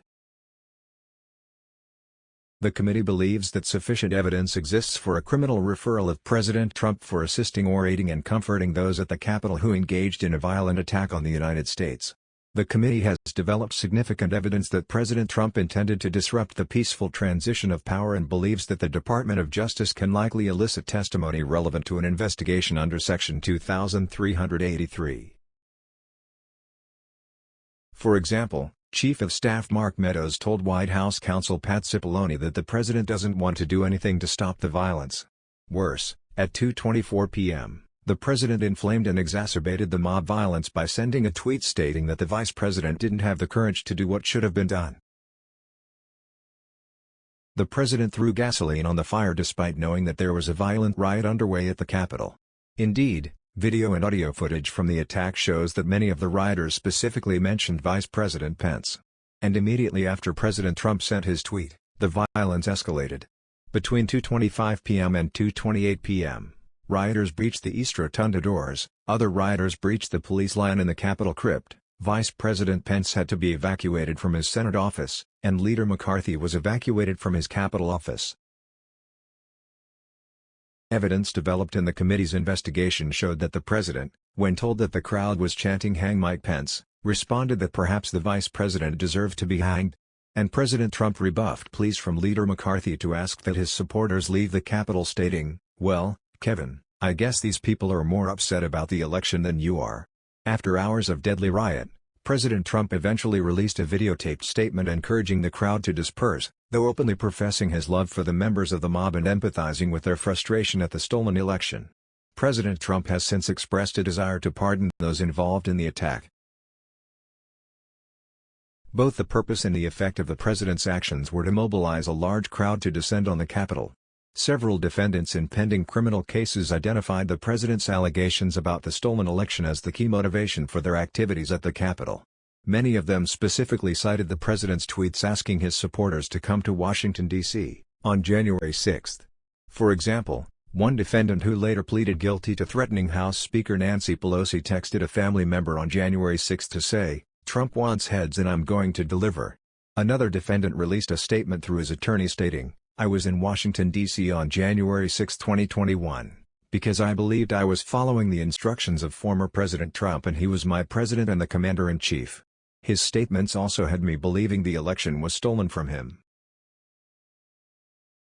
As the violence began to subside and law enforcement continued to secure the Capitol, President Trump tweeted again, at 6:01 p.m. to justify the actions of the rioters. "These are the things and events that happen," he wrote, when his so-called victory was so unceremoniously and viciously stripped away. When he wrote those words, he knew exactly what he was doing. Before President Trump issued the tweet, a White House staffer cautioned him that the statement would imply that he had something to do with the events that happened at the Capitol, but he tweeted it anyway. The final words of that tweet leave little doubt about President Trump's sentiments toward those who invaded the Capitol: "Remember this day forever." 5. Other conspiracy statutes, 18 U.S.C. Sections 372 and 2384. Depending on evidence developed by the Department of Justice, the President's actions with the knowledge of the risk of violence could also constitute a violation of 18 U.S.C. Section 372 and Section 2384, both of which require proof of a conspiracy. Section 372 prohibits a conspiracy between two or more persons to prevent, by force, intimidation, or threat, any person from accepting or holding any office, trust, or place of confidence under the United States, or from discharging any duties thereof, or to induce by like means any officer of the United States to leave the place, where his duties as an officer are required to be performed, or to injure him in the discharge of his official duties. Oath keepers Kelly Meggs, Kenneth Harrelson, and Jessica Watkins were convicted of violating 18 U.S.C. Section 372 in connection with the January 6 attack on the Capitol. The committee believes that former Chief of Staff Mark Meadows, who refused to testify and was held in contempt of Congress, could have specific evidence relevant to such charges, as may witnesses who invoked their Fifth Amendment rights against self-incrimination before this committee. Section 2384, the Seditious Conspiracy Statute, prohibits conspiracy to overthrow, put down, or to destroy by force the government of the United States, or to oppose by force the authority thereof, or by force to prevent, hinder or delay the execution of any law of the United States. A jury has already determined beyond a reasonable doubt that a conspiracy existed under Section 2384, as the leader of the Oath Keepers and at least one other individual were convicted of seditious conspiracy under Section 2384 for their actions related to the attack on the Capitol. A trial regarding a series of other Proud Boy defendants may also address similar issues. The Department of Justice, through its investigative tools that exceed those of this committee, may have evidence sufficient to prosecute President Trump under Sections 372 and 2384. Accordingly, we believe sufficient evidence exists for a criminal referral of President Trump under these two statutes. 6. The committee's concerns regarding possible obstruction of its investigation. The committee has substantial concerns regarding potential efforts to obstruct its investigation, including by certain counsel, some paid by groups connected to the former president, who may have advised clients to provide false or misleading testimony to the committee. Such actions could violate 18 U.S.C. Sections 1505, 1512. The committee is aware that both the U.S. Department of Justice and the Fulton County District Attorney's Office have already obtained information relevant to these matters, including from the committee directly. We urge the Department of Justice to examine the facts to discern whether prosecution is warranted. The committee's broad concerns regarding obstruction and witness credibility are addressed in the executive summary to this report. 7. Accountability for those who plotted unlawfully to overturn the election is critical.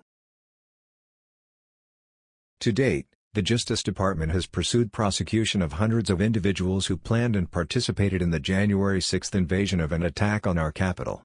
But the department has not yet charged individuals who engaged in the broader plan to overturn the election through the means discussed in this report. The committee has concluded that it is critical to hold those individuals accountable as well, including those who worked with President Trump to create and effectuate these plans. In his speech from the Ellipse on January 6, President Trump recited a host of election fraud allegations he knew to be false, and then told tens of thousands of his angry supporters this. And fraud breaks up everything, doesn't it? When you catch somebody in a fraud, you're allowed to go by very different rules. So I hope Mike has the courage to do what he has to do. And I hope he doesn't listen to the Renos and the stupid people that he's listening to.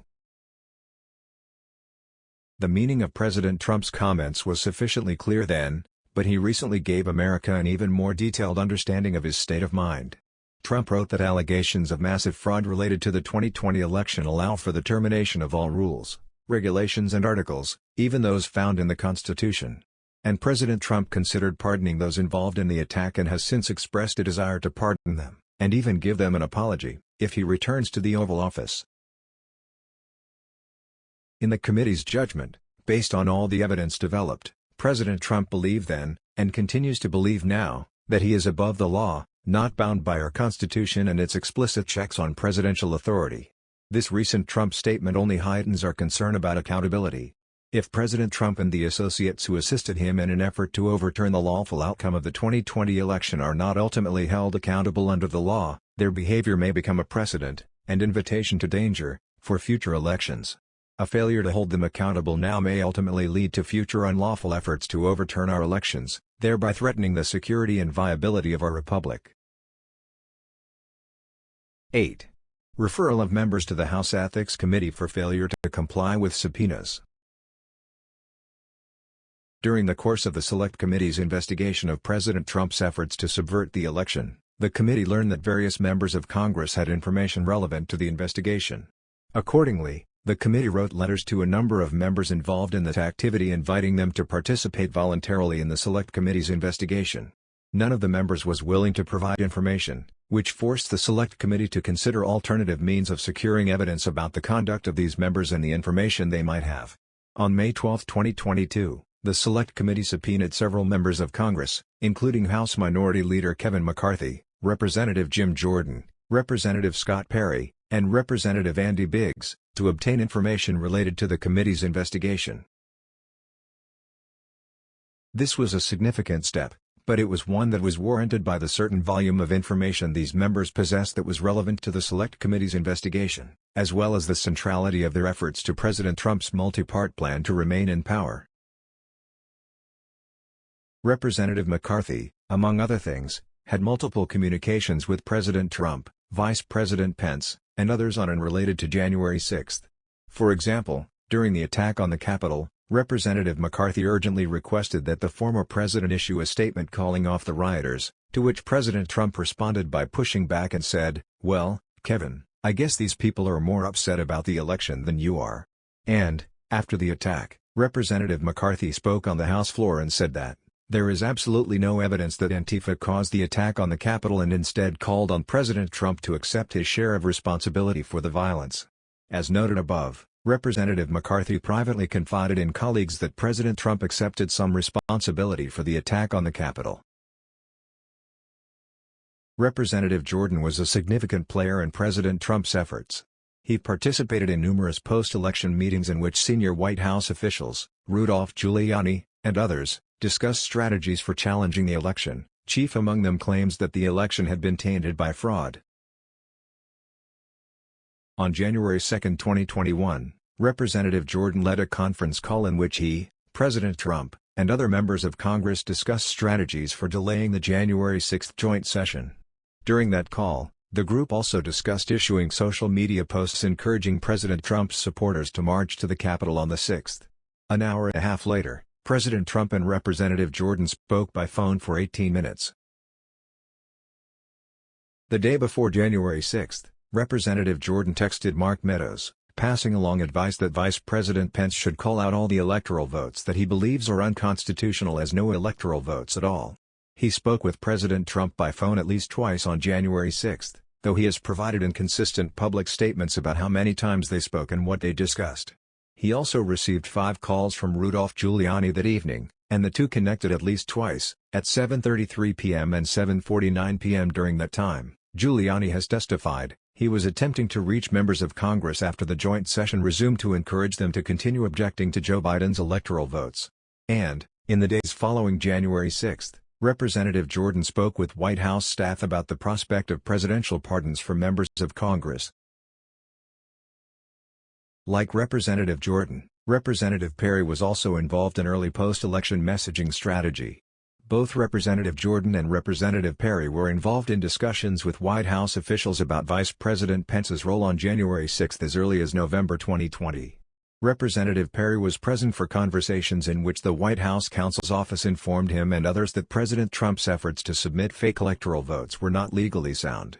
But perhaps most pivotally, he was involved in President Trump's efforts to install Jeffrey Clark as the acting Attorney General in December 2020 and January 2021. Beginning in early December 2020, Representative Perry suggested Clark as a candidate to Mark Meadows, then introduced Clark to President Trump. In the days before January 6, Representative Perry advocated for President Trump to speak at the Capitol during the joint session, speaking to Mark Meadows on at least one occasion about it. He was also a participant in the January 2, 2021, call in which Representative Jordan, President Trump, and others discussed issuing social media posts to encourage Trump supporters to march to the Capitol on January 6. After January 6, Representative Perry reached out to White House staff asking to receive a presidential pardon. Representative Biggs was involved in numerous elements of President Trump's efforts to contest the election results. As early as November 6, 2020, Representative Biggs texted Mark Meadows, urging him to encourage the state legislatures to appoint electors. In the following days, Representative Biggs told Meadows not to let President Trump concede his loss. Between then and January 6, Representative Biggs coordinated with Arizona State Representative Mark Finchem to gather signatures from Arizona lawmakers endorsing fake Trump electors. He also contacted fake Trump electors in at least one state seeking evidence related to voter fraud. To date, none of the subpoenaed members has complied with either voluntary or compulsory requests for participation. Representative McCarthy initially responded to the Select Committee's subpoena in two letters on May 27 and May 30, 2022, in which he objected to the Select Committee's composition and validity of the subpoena and offered to submit written interrogatories in lieu of deposition testimony. Although the Select Committee did not release Representative McCarthy from his subpoena obligations, Representative McCarthy failed to appear for his scheduled deposition on May 31, 2022. The Select Committee responded to Representative McCarthy's letters this same day, rejecting his proposal to participate via written interrogatories and compelling his appearance for deposition testimony no later than June 11, 2022. Although Representative McCarthy again responded via letter on June 9, 2022, he did not appear for deposition testimony on or before the specified June 11, 2022, deadline. Representative Jordan also responded to the Select Committee's subpoena just before his scheduled deposition in a letter on May 25, 2022. Containing a variety of objections. Representative Jordan also requested material from the Select Committee, including all materials referencing him in the Select Committee's possession and all internal legal analysis related to the constitutionality of member subpoenas. Although the Select Committee did not release Representative Jordan from his subpoena obligations, Representative Jordan failed to appear for his scheduled deposition on May 27, 2022. On May 31, 2022, the Select Committee responded to the substance of Representative Jordan's May 25 letter and indicated that Representative Jordan should appear for deposition testimony no later than June 11, 2022. On June 9, 2022, Representative Jordan again wrote to reiterate the points from his May 25 letter. That same day, Representative Jordan sent out a fundraising email with the subject line, "I've been subpoenaed." Representative Jordan did not appear before the Select Committee on or before the June 11, 2022, deadline. Representative Perry likewise responded to the Select Committee's subpoena on May 24, 2022, in a letter, declining to appear for deposition and requesting that the subpoena be immediately withdrawn. Although the Select Committee did not release Representative Perry from his subpoena obligations, Representative Perry failed to appear on May 26, 2022, for his scheduled deposition. Representative Perry sent a second letter to the Select Committee on May 31, 2022, with additional objections. That same day, the Select Committee responded to Representative Perry's letters and stated that he should appear before the Select Committee no later than June 11, 2022, for deposition testimony. Representative Perry responded via letter on June 10, 2022, maintaining his objections. He did not appear before the June 11, 2022, deadline. Representative Biggs issued a press release on the day the Select Committee issued its subpoena, calling the subpoena illegitimate and pure political theater. The day before his scheduled deposition, Representative Biggs sent a letter to the Select Committee with a series of objections and an invocation of speech or debate immunity. Although the Select Committee did not release Representative Biggs from his subpoena obligations, Representative Biggs did not appear for his scheduled deposition on May 26, 2022. On May 31, 2022, the Select Committee responded to the substance of Representative Biggs' May 25 letter and indicated that Representative Biggs should appear for deposition testimony no later than June 11, 2022. Although Representative Biggs responded with another letter on June 9, he did not appear before the June 11, 2022, deadline. Despite the Select Committee's repeated attempts to obtain information from these members and the issuance of subpoenas, each has refused to cooperate and failed to comply with a lawfully issued subpoena. Accordingly, the Select Committee is referring their failure to comply with the subpoenas issued to them to the Ethics Committee for further action. To be clear, this referral is only for failure to comply with lawfully issued subpoenas. The rules of the House of Representatives make clear that their willful non-compliance violates multiple standards of conduct and subjects them to discipline. Willful non-compliance with compulsory congressional committee subpoenas by House members violates the spirit and letter of House Rule 23, Clause 1, which requires House members to conduct themselves at all times in a manner that shall reflect creditably on the House.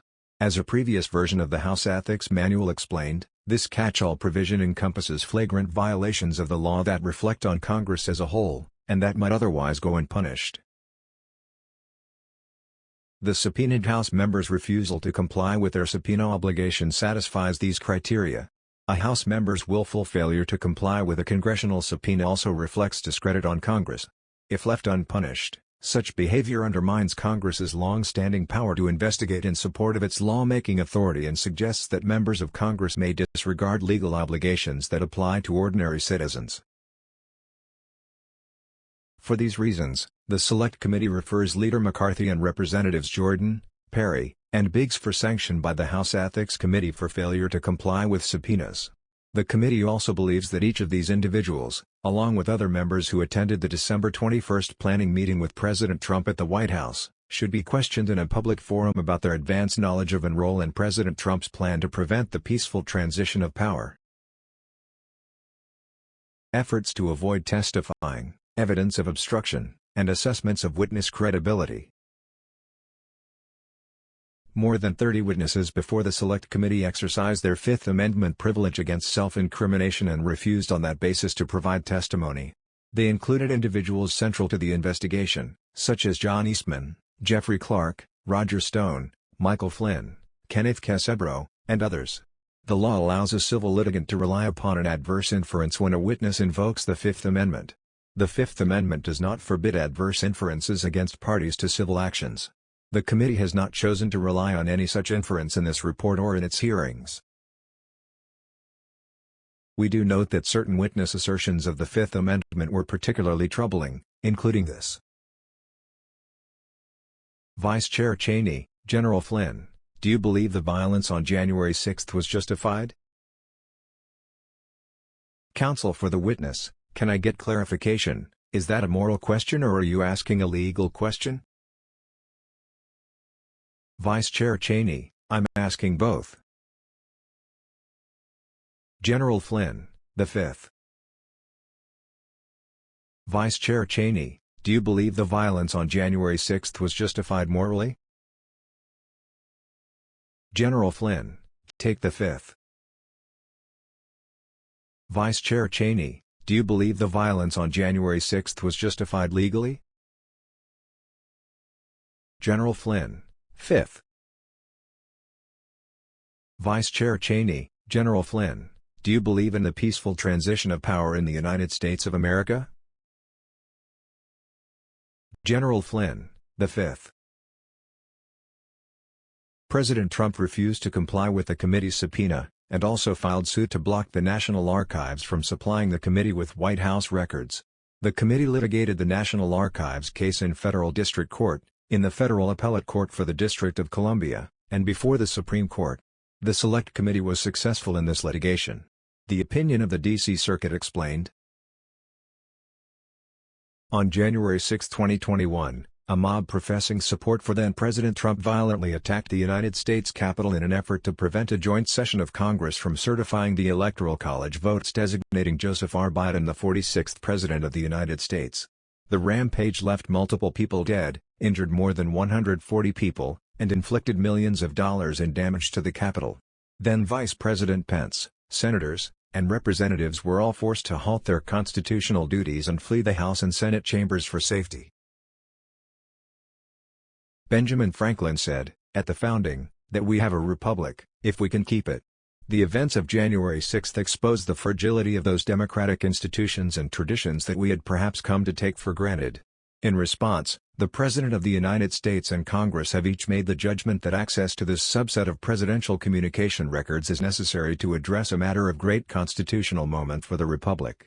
Former President Trump has given this court no legal reason to cast aside President Biden's assessment of the executive branch interests at stake, or to create a separation of powers conflict that the political branches have avoided. Several other witnesses have also avoided testifying in whole or in part by asserting executive privilege or absolute immunity from any obligation to appear before Congress. For example, the President's Chief of Staff Mark Meadows invoked both, and categorically refused to testify, even about text messages he provided to the committee. The House of Representatives voted to hold him in criminal contempt. Although the Justice Department has taken the position in litigation that a former high-level White House staffer for a former president is not entitled to absolute immunity, and that any interests in the confidentiality of his communications with President Trump and others are overcome in this case, the Justice Department declined to prosecute Meadows for criminal contempt. The reasons for Justice's refusal to do so are not apparent to the committee. Commentators have speculated that Meadows may be cooperating in the Justice Department's January 6 investigation. The same may be true for Daniel Scavino, President Trump's White House Deputy Chief of Staff for Communications and Director of Social Media, whom the House also voted to hold in contempt. Steve Bannon also chose not to cooperate with the committee, and the Justice Department prosecuted him for contempt of Congress. Bannon has been sentenced and is currently appealing his conviction. Peter Navarro, another White House staffer who refused to testify, is currently awaiting his criminal trial. Although the committee issued letters and subpoenas to 7 Republican members of Congress who have unique knowledge of certain developments on or in relation to January 6, none agreed to participate in the investigation. None considered themselves obligated to comply with the subpoenas. A number of these same individuals were aware well in advance of January 6 of the plotting by Donald Trump, John Eastman, and others to overturn the election, and certain of them had an active role in that activity. None seem to have alerted law enforcement of this activity, or of the known risk of violence. On January 5, after promoting unfounded objections to election results, Representative Debbie Lesko appears to have recognized the danger in the call with her colleagues. I also ask leadership to come up with a safety plan for members of Congress. We also have, quite honestly, Trump supporters who actually believe that we are going to overturn the election, and when that doesn't happen, most likely will not happen, they are going to go nuts.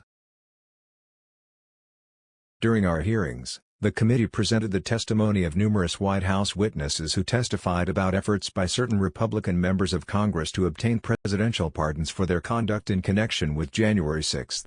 Cassidy Hutchinson provided extensive detail in this regard. Vice Chair Cheney, and are you aware of any members of Congress seeking pardons? Hutchinson, I guess Mr. Gates and Mr. Brooks, I know, have both advocated for there to be a blanket pardon for members involved in that meeting, and a handful of other members that weren't at the December 21 meeting as the presumptive pardons.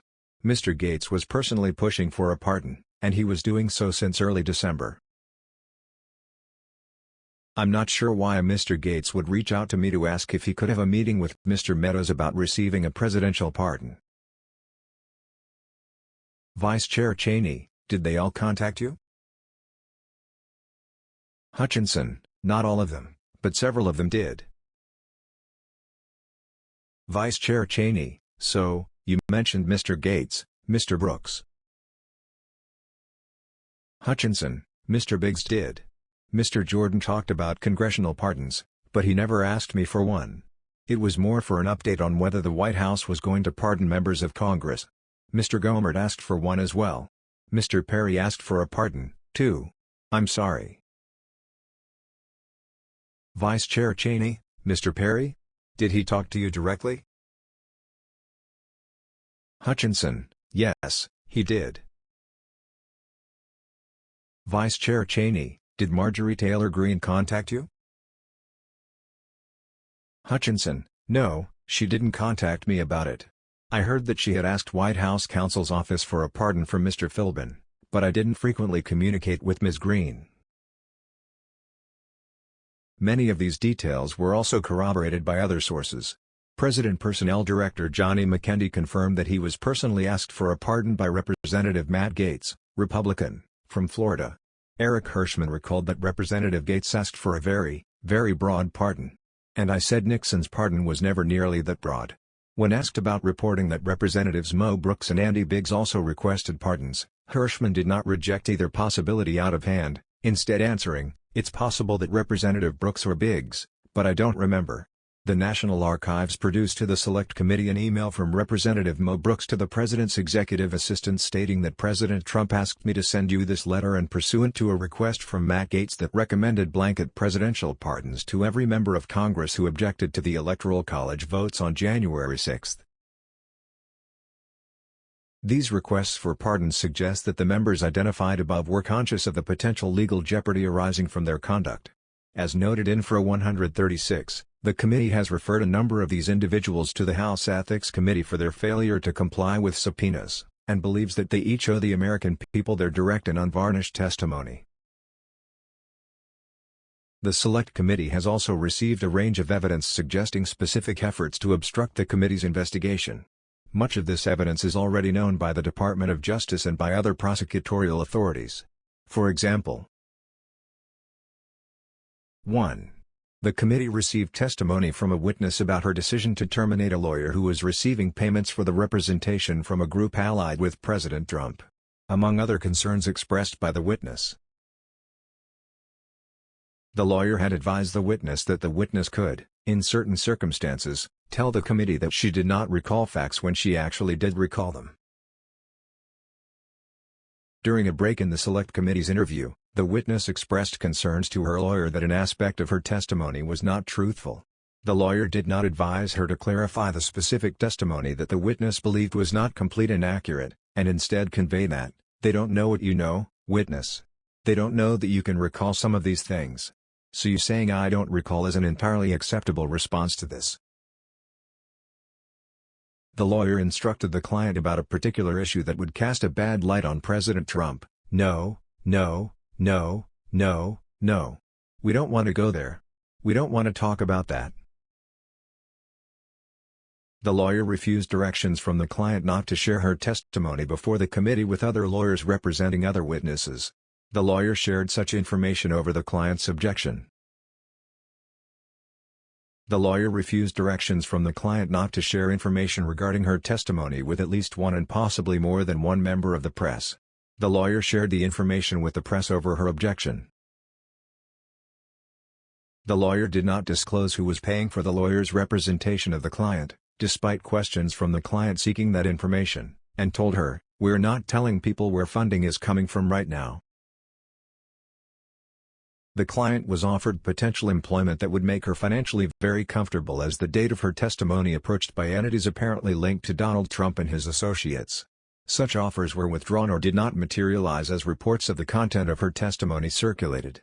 The client believed this was an effort to impact her testimony. Further details regarding these instances will be available to the public when transcripts are released. 2. Similarly, the witness testified that multiple persons affiliated with President Trump contacted her in advance of the witness's testimony and made the following statements. "What they said to me is, as long as I continue to be a team player, they know that I am on the right team. I am doing the right thing. I am protecting who I need to protect. You know, I will continue to stay in good graces in Trump world. And they have reminded me a couple of times that Trump does read transcripts and just keep that in mind as I proceed through my interviews with the committee." Here is another sample in a different context. This is a call received by one of our witnesses. "A person let me know you have your deposition tomorrow. He wants me to let you know he's thinking about you. He knows you're a team player, you're loyal, and you're going to do the right thing when you go in for your deposition." 3. The Select Committee is aware of multiple efforts by President Trump to contact Select Committee witnesses. The Department of Justice is aware of at least one of those circumstances. 4. Rather than relying on representation by Secret Service lawyers at no cost, a small number of Secret Service agents engaged private counsel for their interviews before the committee. During one such witness's transcribed interview, a retained private counsel was observed writing notes to the witness regarding the content of the witness's testimony while the questioning was underway.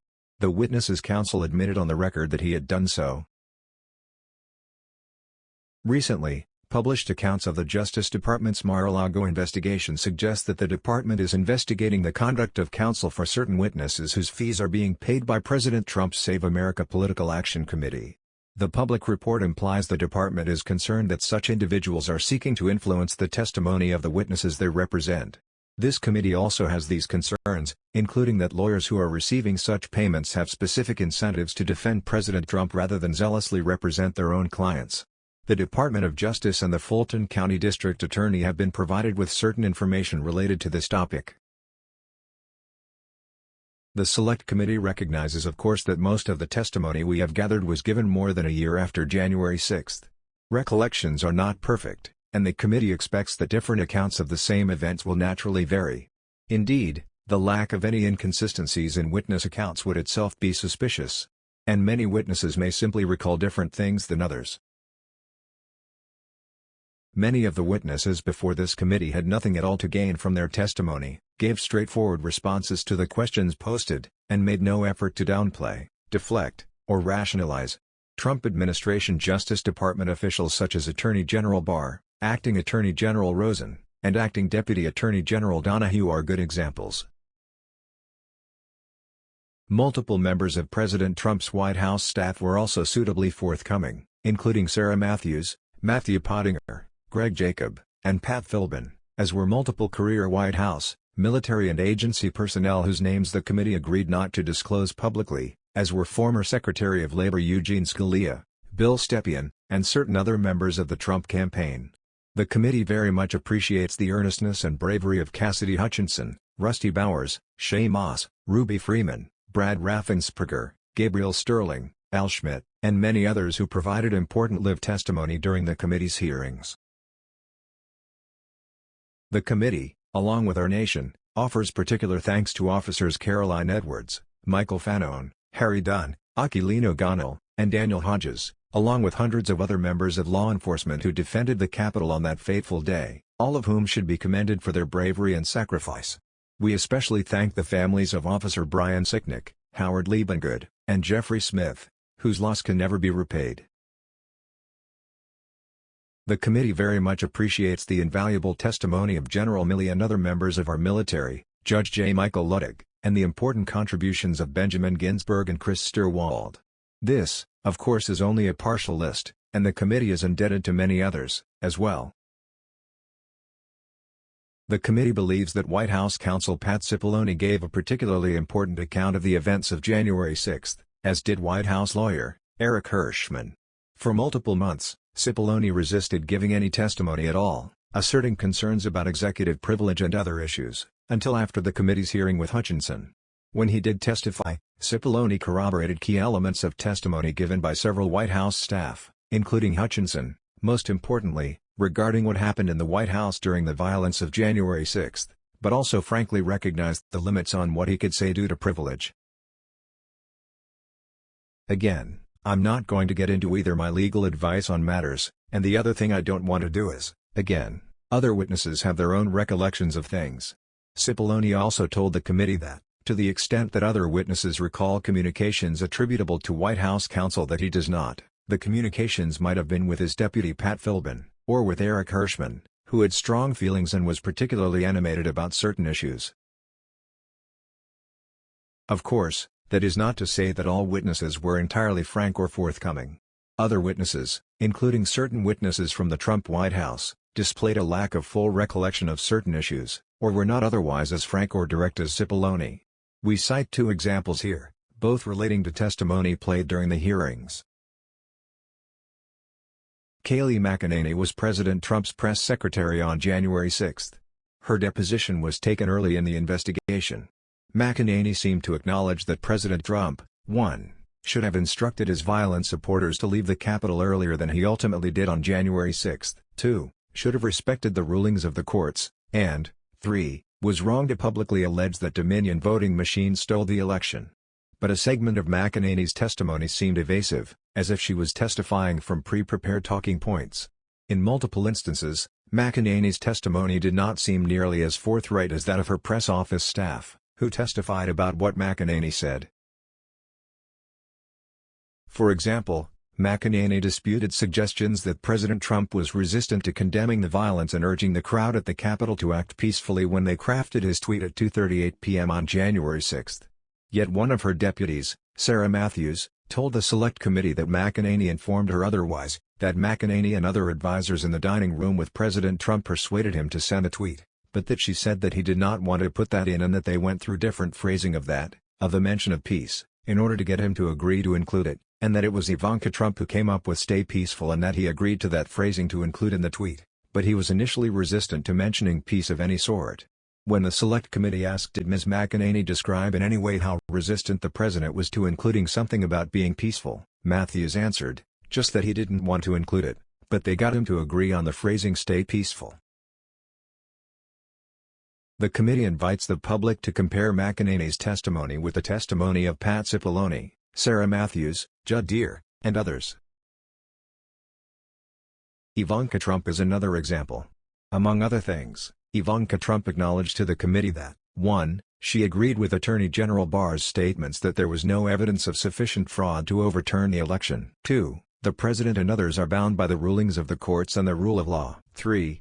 President Trump pressured Vice President Pence on the morning of January 6 regarding his authorities at the joint session of Congress that day to count electoral votes. And, 4. President Trump watched the violence on television as it was occurring. But again, Ivanka Trump was not as forthcoming as Cipollone and others about President Trump's conduct. Indeed, Ivanka Trump's chief of staff Julie Radford had a more specific recollection of Ivanka Trump's actions and statements. For example, Ivanka Trump had the following exchange with the committee about her attendance at her father's speech on January 6 that was at odds with what the committee learned from Radford. Committee staff: It's been reported that you ultimately decided to attend the rally because you hoped that you would calm the president and keep the event on an even keel. Is that accurate? Ivanka Trump: No. I don't know who said that or where that came from. However, this is what Radford said about her boss's decision. Committee staff: What did she share with you about why it was concerning that her father was upset or agitated after that call with Vice President Pence in relation to the Ellipse rally? Why did that matter? Why did he have to be calmed down, I should say? Radford: Well, she shared that he had called the vice president an expletive word. I think that bothered her.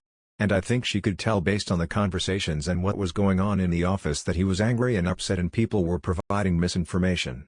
And she felt like she might be able to help calm the situation down, at least before he went on stage. Committee staff: And the word that she relayed to you that the president called the vice president, apologize for being impolite, but do you remember what she said her father called him? Radford: The P word. When the committee asked Ivanka Trump whether there were any particular words that you recall your father using during the conversation that morning with Vice President Pence, she answered simply, no. In several circumstances, the committee has found that less senior White House aides had significantly better recollection of events than senior staff purported to have. The Select Committee also has concerns regarding certain other witnesses, including those who still rely for their income or employment on organizations linked to President Trump, such as the America First Policy Institute. Certain witnesses and lawyers were unnecessarily combative, answered hundreds of questions with variants of "I do not recall" in circumstances where that answer seemed unbelievable, appeared to testify from lawyer-written talking points rather than their own recollections, provided highly questionable rationalizations or otherwise resisted telling the truth. The public can ultimately make its own assessment of these issues when it reviews the committee transcripts and can compare the accounts of different witnesses and the conduct of counsel. One particular concern arose from what the committee realized early on were a number of intentional falsehoods in former White House Chief of Staff Mark Meadows' December 7, 2021 book, The Chief's Chief. Here is one of several examples. Meadows wrote, "When he got off stage, President Trump let me know that he had been speaking metaphorically about going to the Capitol." Meadows goes on in his book to claim that it was clear the whole time President Trump didn't intend to go to the Capitol. This appeared to be an intentional effort to conceal the facts. Multiple witnesses directly contradicted Meadows' account about President Trump's desire to travel to the Capitol, including Kayleigh McEnany, Cassidy Hutchinson, multiple Secret Service agents, a White House employee with national security responsibilities and other staff in the White House, a member of the Metropolitan Police and others. This and several other statements in the Meadows book were false, and the Select Committee was concerned that multiple witnesses might attempt to repeat elements of these false accounts, as if they were the party line. Most witnesses did not, but a few did. President Trump's desire to travel to the Capitol was particularly important for the committee to evaluate because it bears on President Trump's intent on January 6. One witness account suggests that President Trump even wished to participate in the electoral vote count from the House floor, standing with Republican congressmen, perhaps in an effort to apply further pressure to Vice President Mike Pence and others. Mark Meadows' former Deputy Chief of Staff for Operations Anthony Ornato gave testimony consistent with the false account in Meadows' book. In particular, Ornato told the committee that he was not aware of a genuine push by the president to go to the Capitol, suggesting instead that it was one of those hypotheticals from the Good Idea Fairy, because it's ridiculous to think that a president of the United States can travel, especially with, people around just on the street, up to the Capitol and peacefully protest outside the Capitol. He told the Select Committee that the only conversation he had about the possibility of the president traveling to the Capitol was in a single meeting officials from the president's advance team, and his understanding is that this idea wasn't from the president.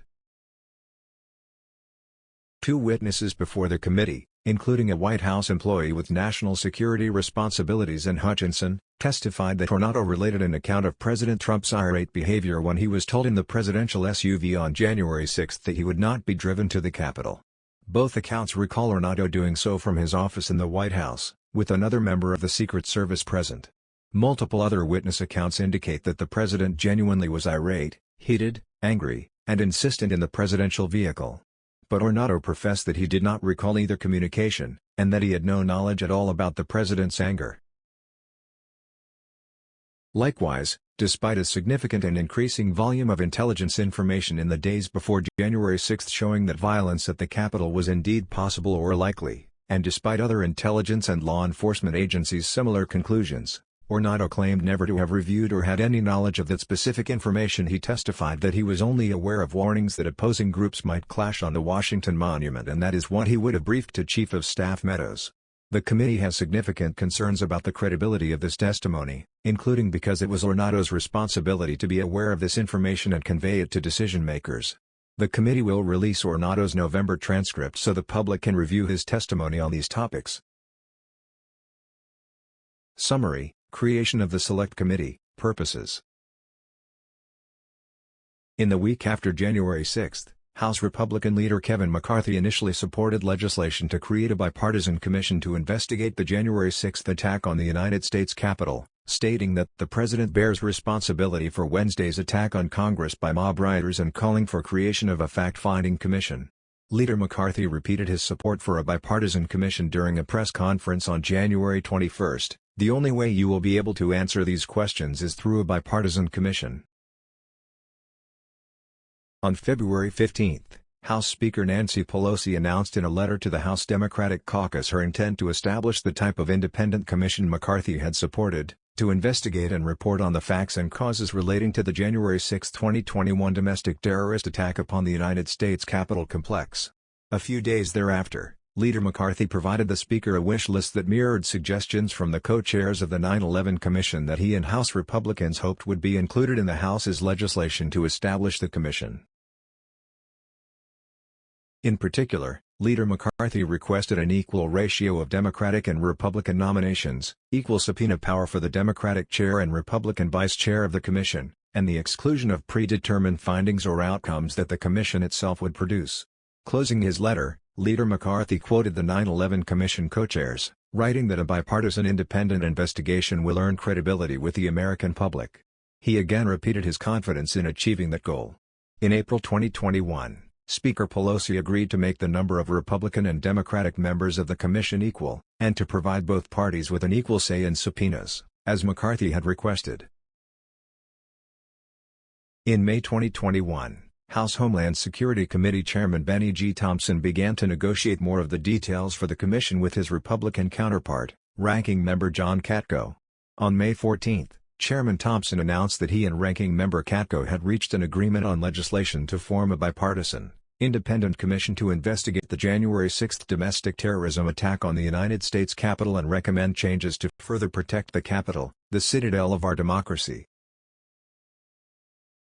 On May 18, the day before the House's consideration of the Thompson-Katko agreement, Leader McCarthy released a statement in opposition to the legislation. Speaker Pelosi responded to that statement, saying, "Leader McCarthy won't take yes for an answer." The Speaker referred to Leader McCarthy's February 22 letter where he made 3 requests to be addressed in Democrats' discussion draft. She noted that every single one was granted by Democrats, yet he still says no. In the days that followed, Republican Ranking Member Katko defended the bipartisan nature of the bill to create the commission. As I have called for since the days just after the attack, an independent, 9/11-style review is critical for removing the politics around January 6 and focusing solely on the facts and circumstances of the security breach at the Capitol, as well as other instances of violence relevant to such a review. Make no mistake about it, Mr. Thompson and I know this is about facts. It's not partisan politics. We would have never gotten to this point if it was about partisan politics. That evening, the House passed the legislation to establish a national commission to investigate the January 6 attack on the United States Capitol complex in a bipartisan fashion, with 35 Republicans joining 217 Democrats voting in favor and 175 Republicans voting against. In the days thereafter, however, only 6 Senate Republicans joined Senate Democrats in supporting the legislation, killing the bill in the Senate. On June 24, Speaker Pelosi announced her intent to create a House Select Committee to investigate the attack. On June 25, Leader McCarthy met with D.C. Metropolitan Police Officer Michael Fanone, who was seriously injured on January 6. Officer Fanone pressed Leader McCarthy for a commitment not to put obstructionists and the wrong people in that position. On June 30, the House voted on House Resolution 503 to establish a 13-member Select Committee to investigate the January 6 attack on the United States Capitol by a vote of 222 yeas and 190 nays, with just 2 Republicans supporting the measure, Representative Liz Cheney and Representative Adam Kinzinger. On July 1, Speaker Pelosi named 8 initial members to the Select Committee, including 1 Republican, Representative Cheney. On July 17, Leader McCarthy proposed his selection of 5 members. Representative Jim Jordan, ranking member of the House Judiciary Committee. Representative Kelly Armstrong of North Dakota, House Energy and Commerce Committee. Representative Troy Nehls, House Transportation and Infrastructure and Veterans Affairs Committees. Representative Jim Banks, Armed Services, Veterans Affairs and Education and Labor Committees. Representative Rodney Davis, ranking member of the Committee on House Administration. Jordan was personally involved in the acts and circumstances of January 6, and would be one of the targets of the investigation. By that point, Banks had made public statements indicating that he had already reached his own conclusions and had no intention of cooperating in any objective investigation of January 6, proclaiming, for example, that the Select Committee was created solely to malign conservatives and to justify the left's authoritarian agenda.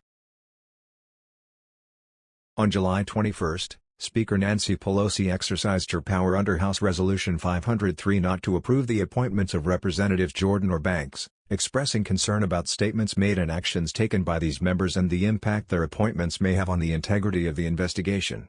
However, she also stated that she had informed Leader McCarthy that I was prepared to appoint Representatives Rodney Davis, Kelly Armstrong, and Troy Nehls, and requested that he recommend 2 other members.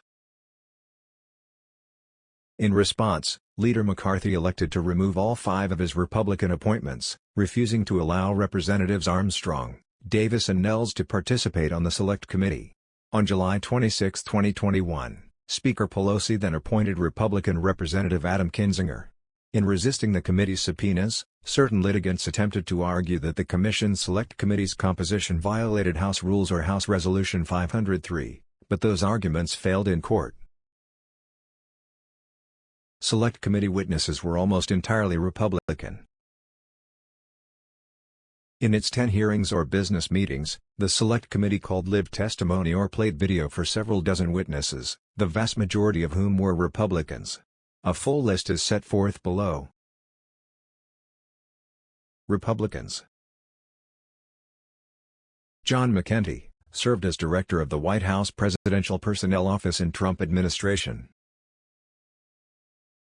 Judd Deere, served as Deputy Assistant to the President and White House Deputy Press Secretary in the Trump administration. Jared Kushner, served as a Senior Advisor to President Donald Trump. Pat Cipollone, served as White House counsel for President Donald Trump. Eric Hirschman, served as a senior advisor to President Donald Trump. Kayleigh McEnany, served as White House press secretary in Trump administration. Derek Lyons, served as White House staff secretary and counselor to the president in the Trump administration. Cassidy Hutchinson, served as assistant to Chief of Staff Mark Meadows in the Trump administration. Matt Pottinger, served as Deputy National Security Advisor in the Trump administration. Ben Williamson, served as Senior Advisor to Chief of Staff Mark Meadows. Sarah Matthews, served as Deputy Press Secretary in the Trump administration. William Barr, served as Attorney General in the Trump administration. Mike Pompeo, served as Director of the Central Intelligence Agency and Secretary of State in the Trump administration. Ivanka Trump, served as a Senior Advisor and Director of the Office of Economic Initiatives and Entrepreneurship in the Trump administration. Donald Trump Jr., eldest child of Donald Trump. Molly Michael, served as Deputy Assistant to the President and Executive Assistant to the President. Tim Murtaugh, served as Director of Communications for the Trump 2020 presidential campaign.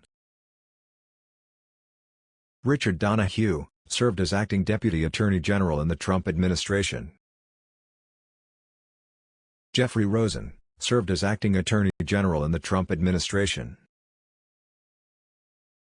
Stephen Engel, served as Assistant Attorney General for the Office of Legal Counsel in the Trump administration.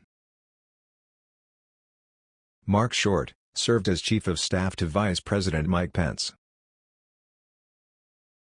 Greg Jacob, served as counsel to Vice President Mike Pence.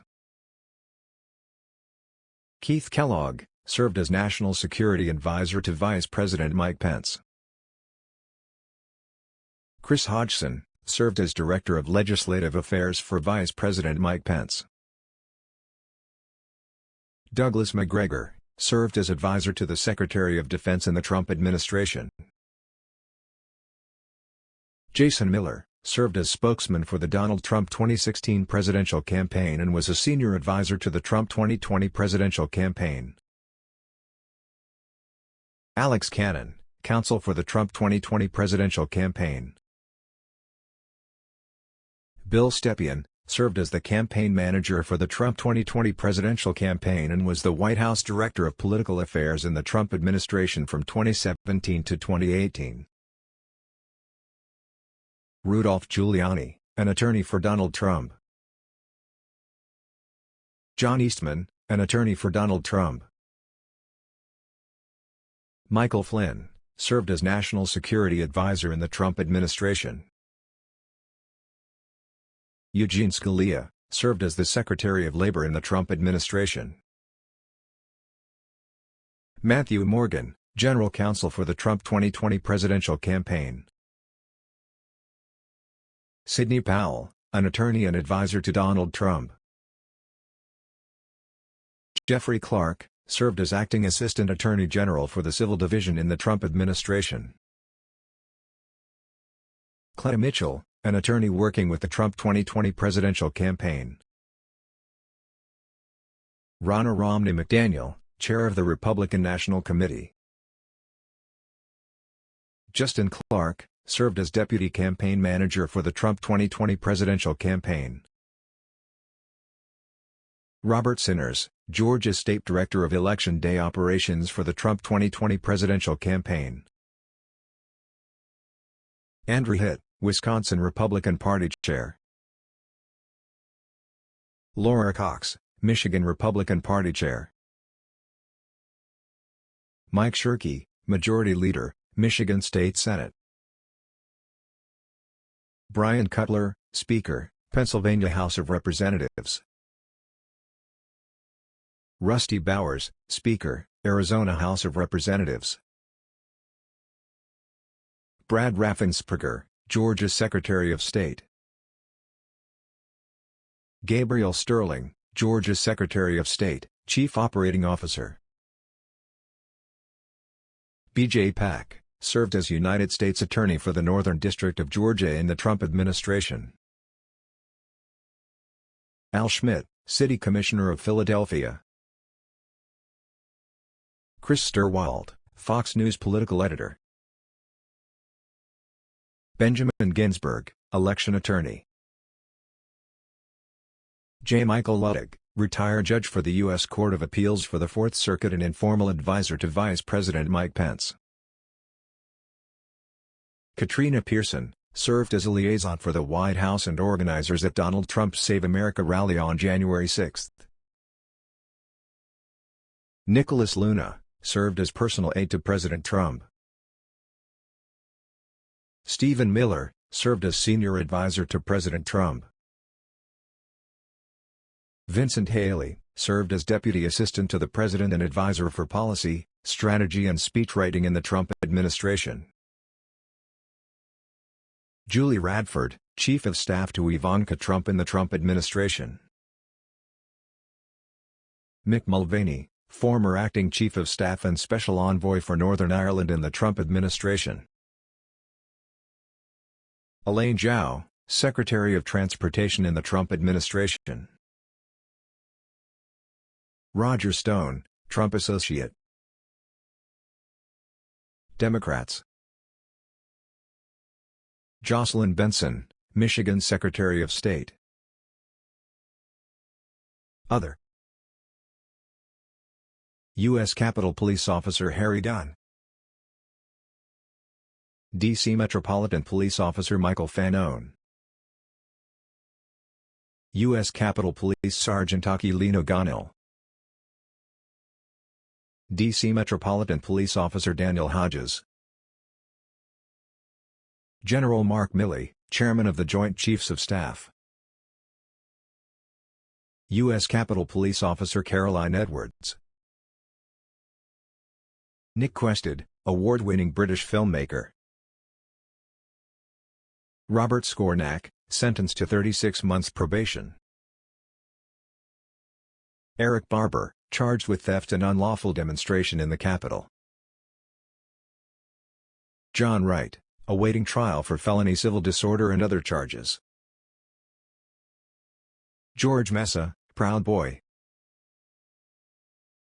Daniel Hierndine, sentenced to 36 months probation for role in Capitol attack. Matthew Walter, Proud Boy.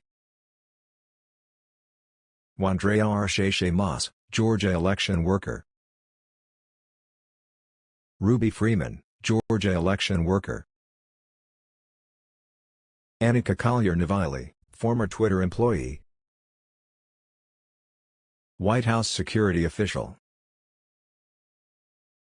Jim Watkins, founder and owner, 8kun. Jody Williams, former owner of the Donald.win. Dr. Donald Harvin, Chief of Homeland Security and Intelligence for the Government of the District of Columbia. Kelly Sorrell, attorney for Oath Keepers. Sheila Craighead, White House photographer. Jason Van Tatten-Hove, former Oath Keepers spokesperson. Stephen Ayers, plead guilty to disorderly and disruptive conduct related to Capitol attack. Sergeant Mark Robinson, retired, Metropolitan Police Department. Janet Buller, plead guilty to charges related to the Capitol attack.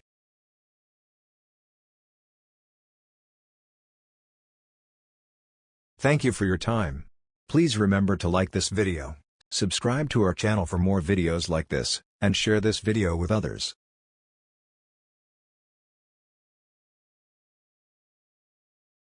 Endnotes are shown, but not read.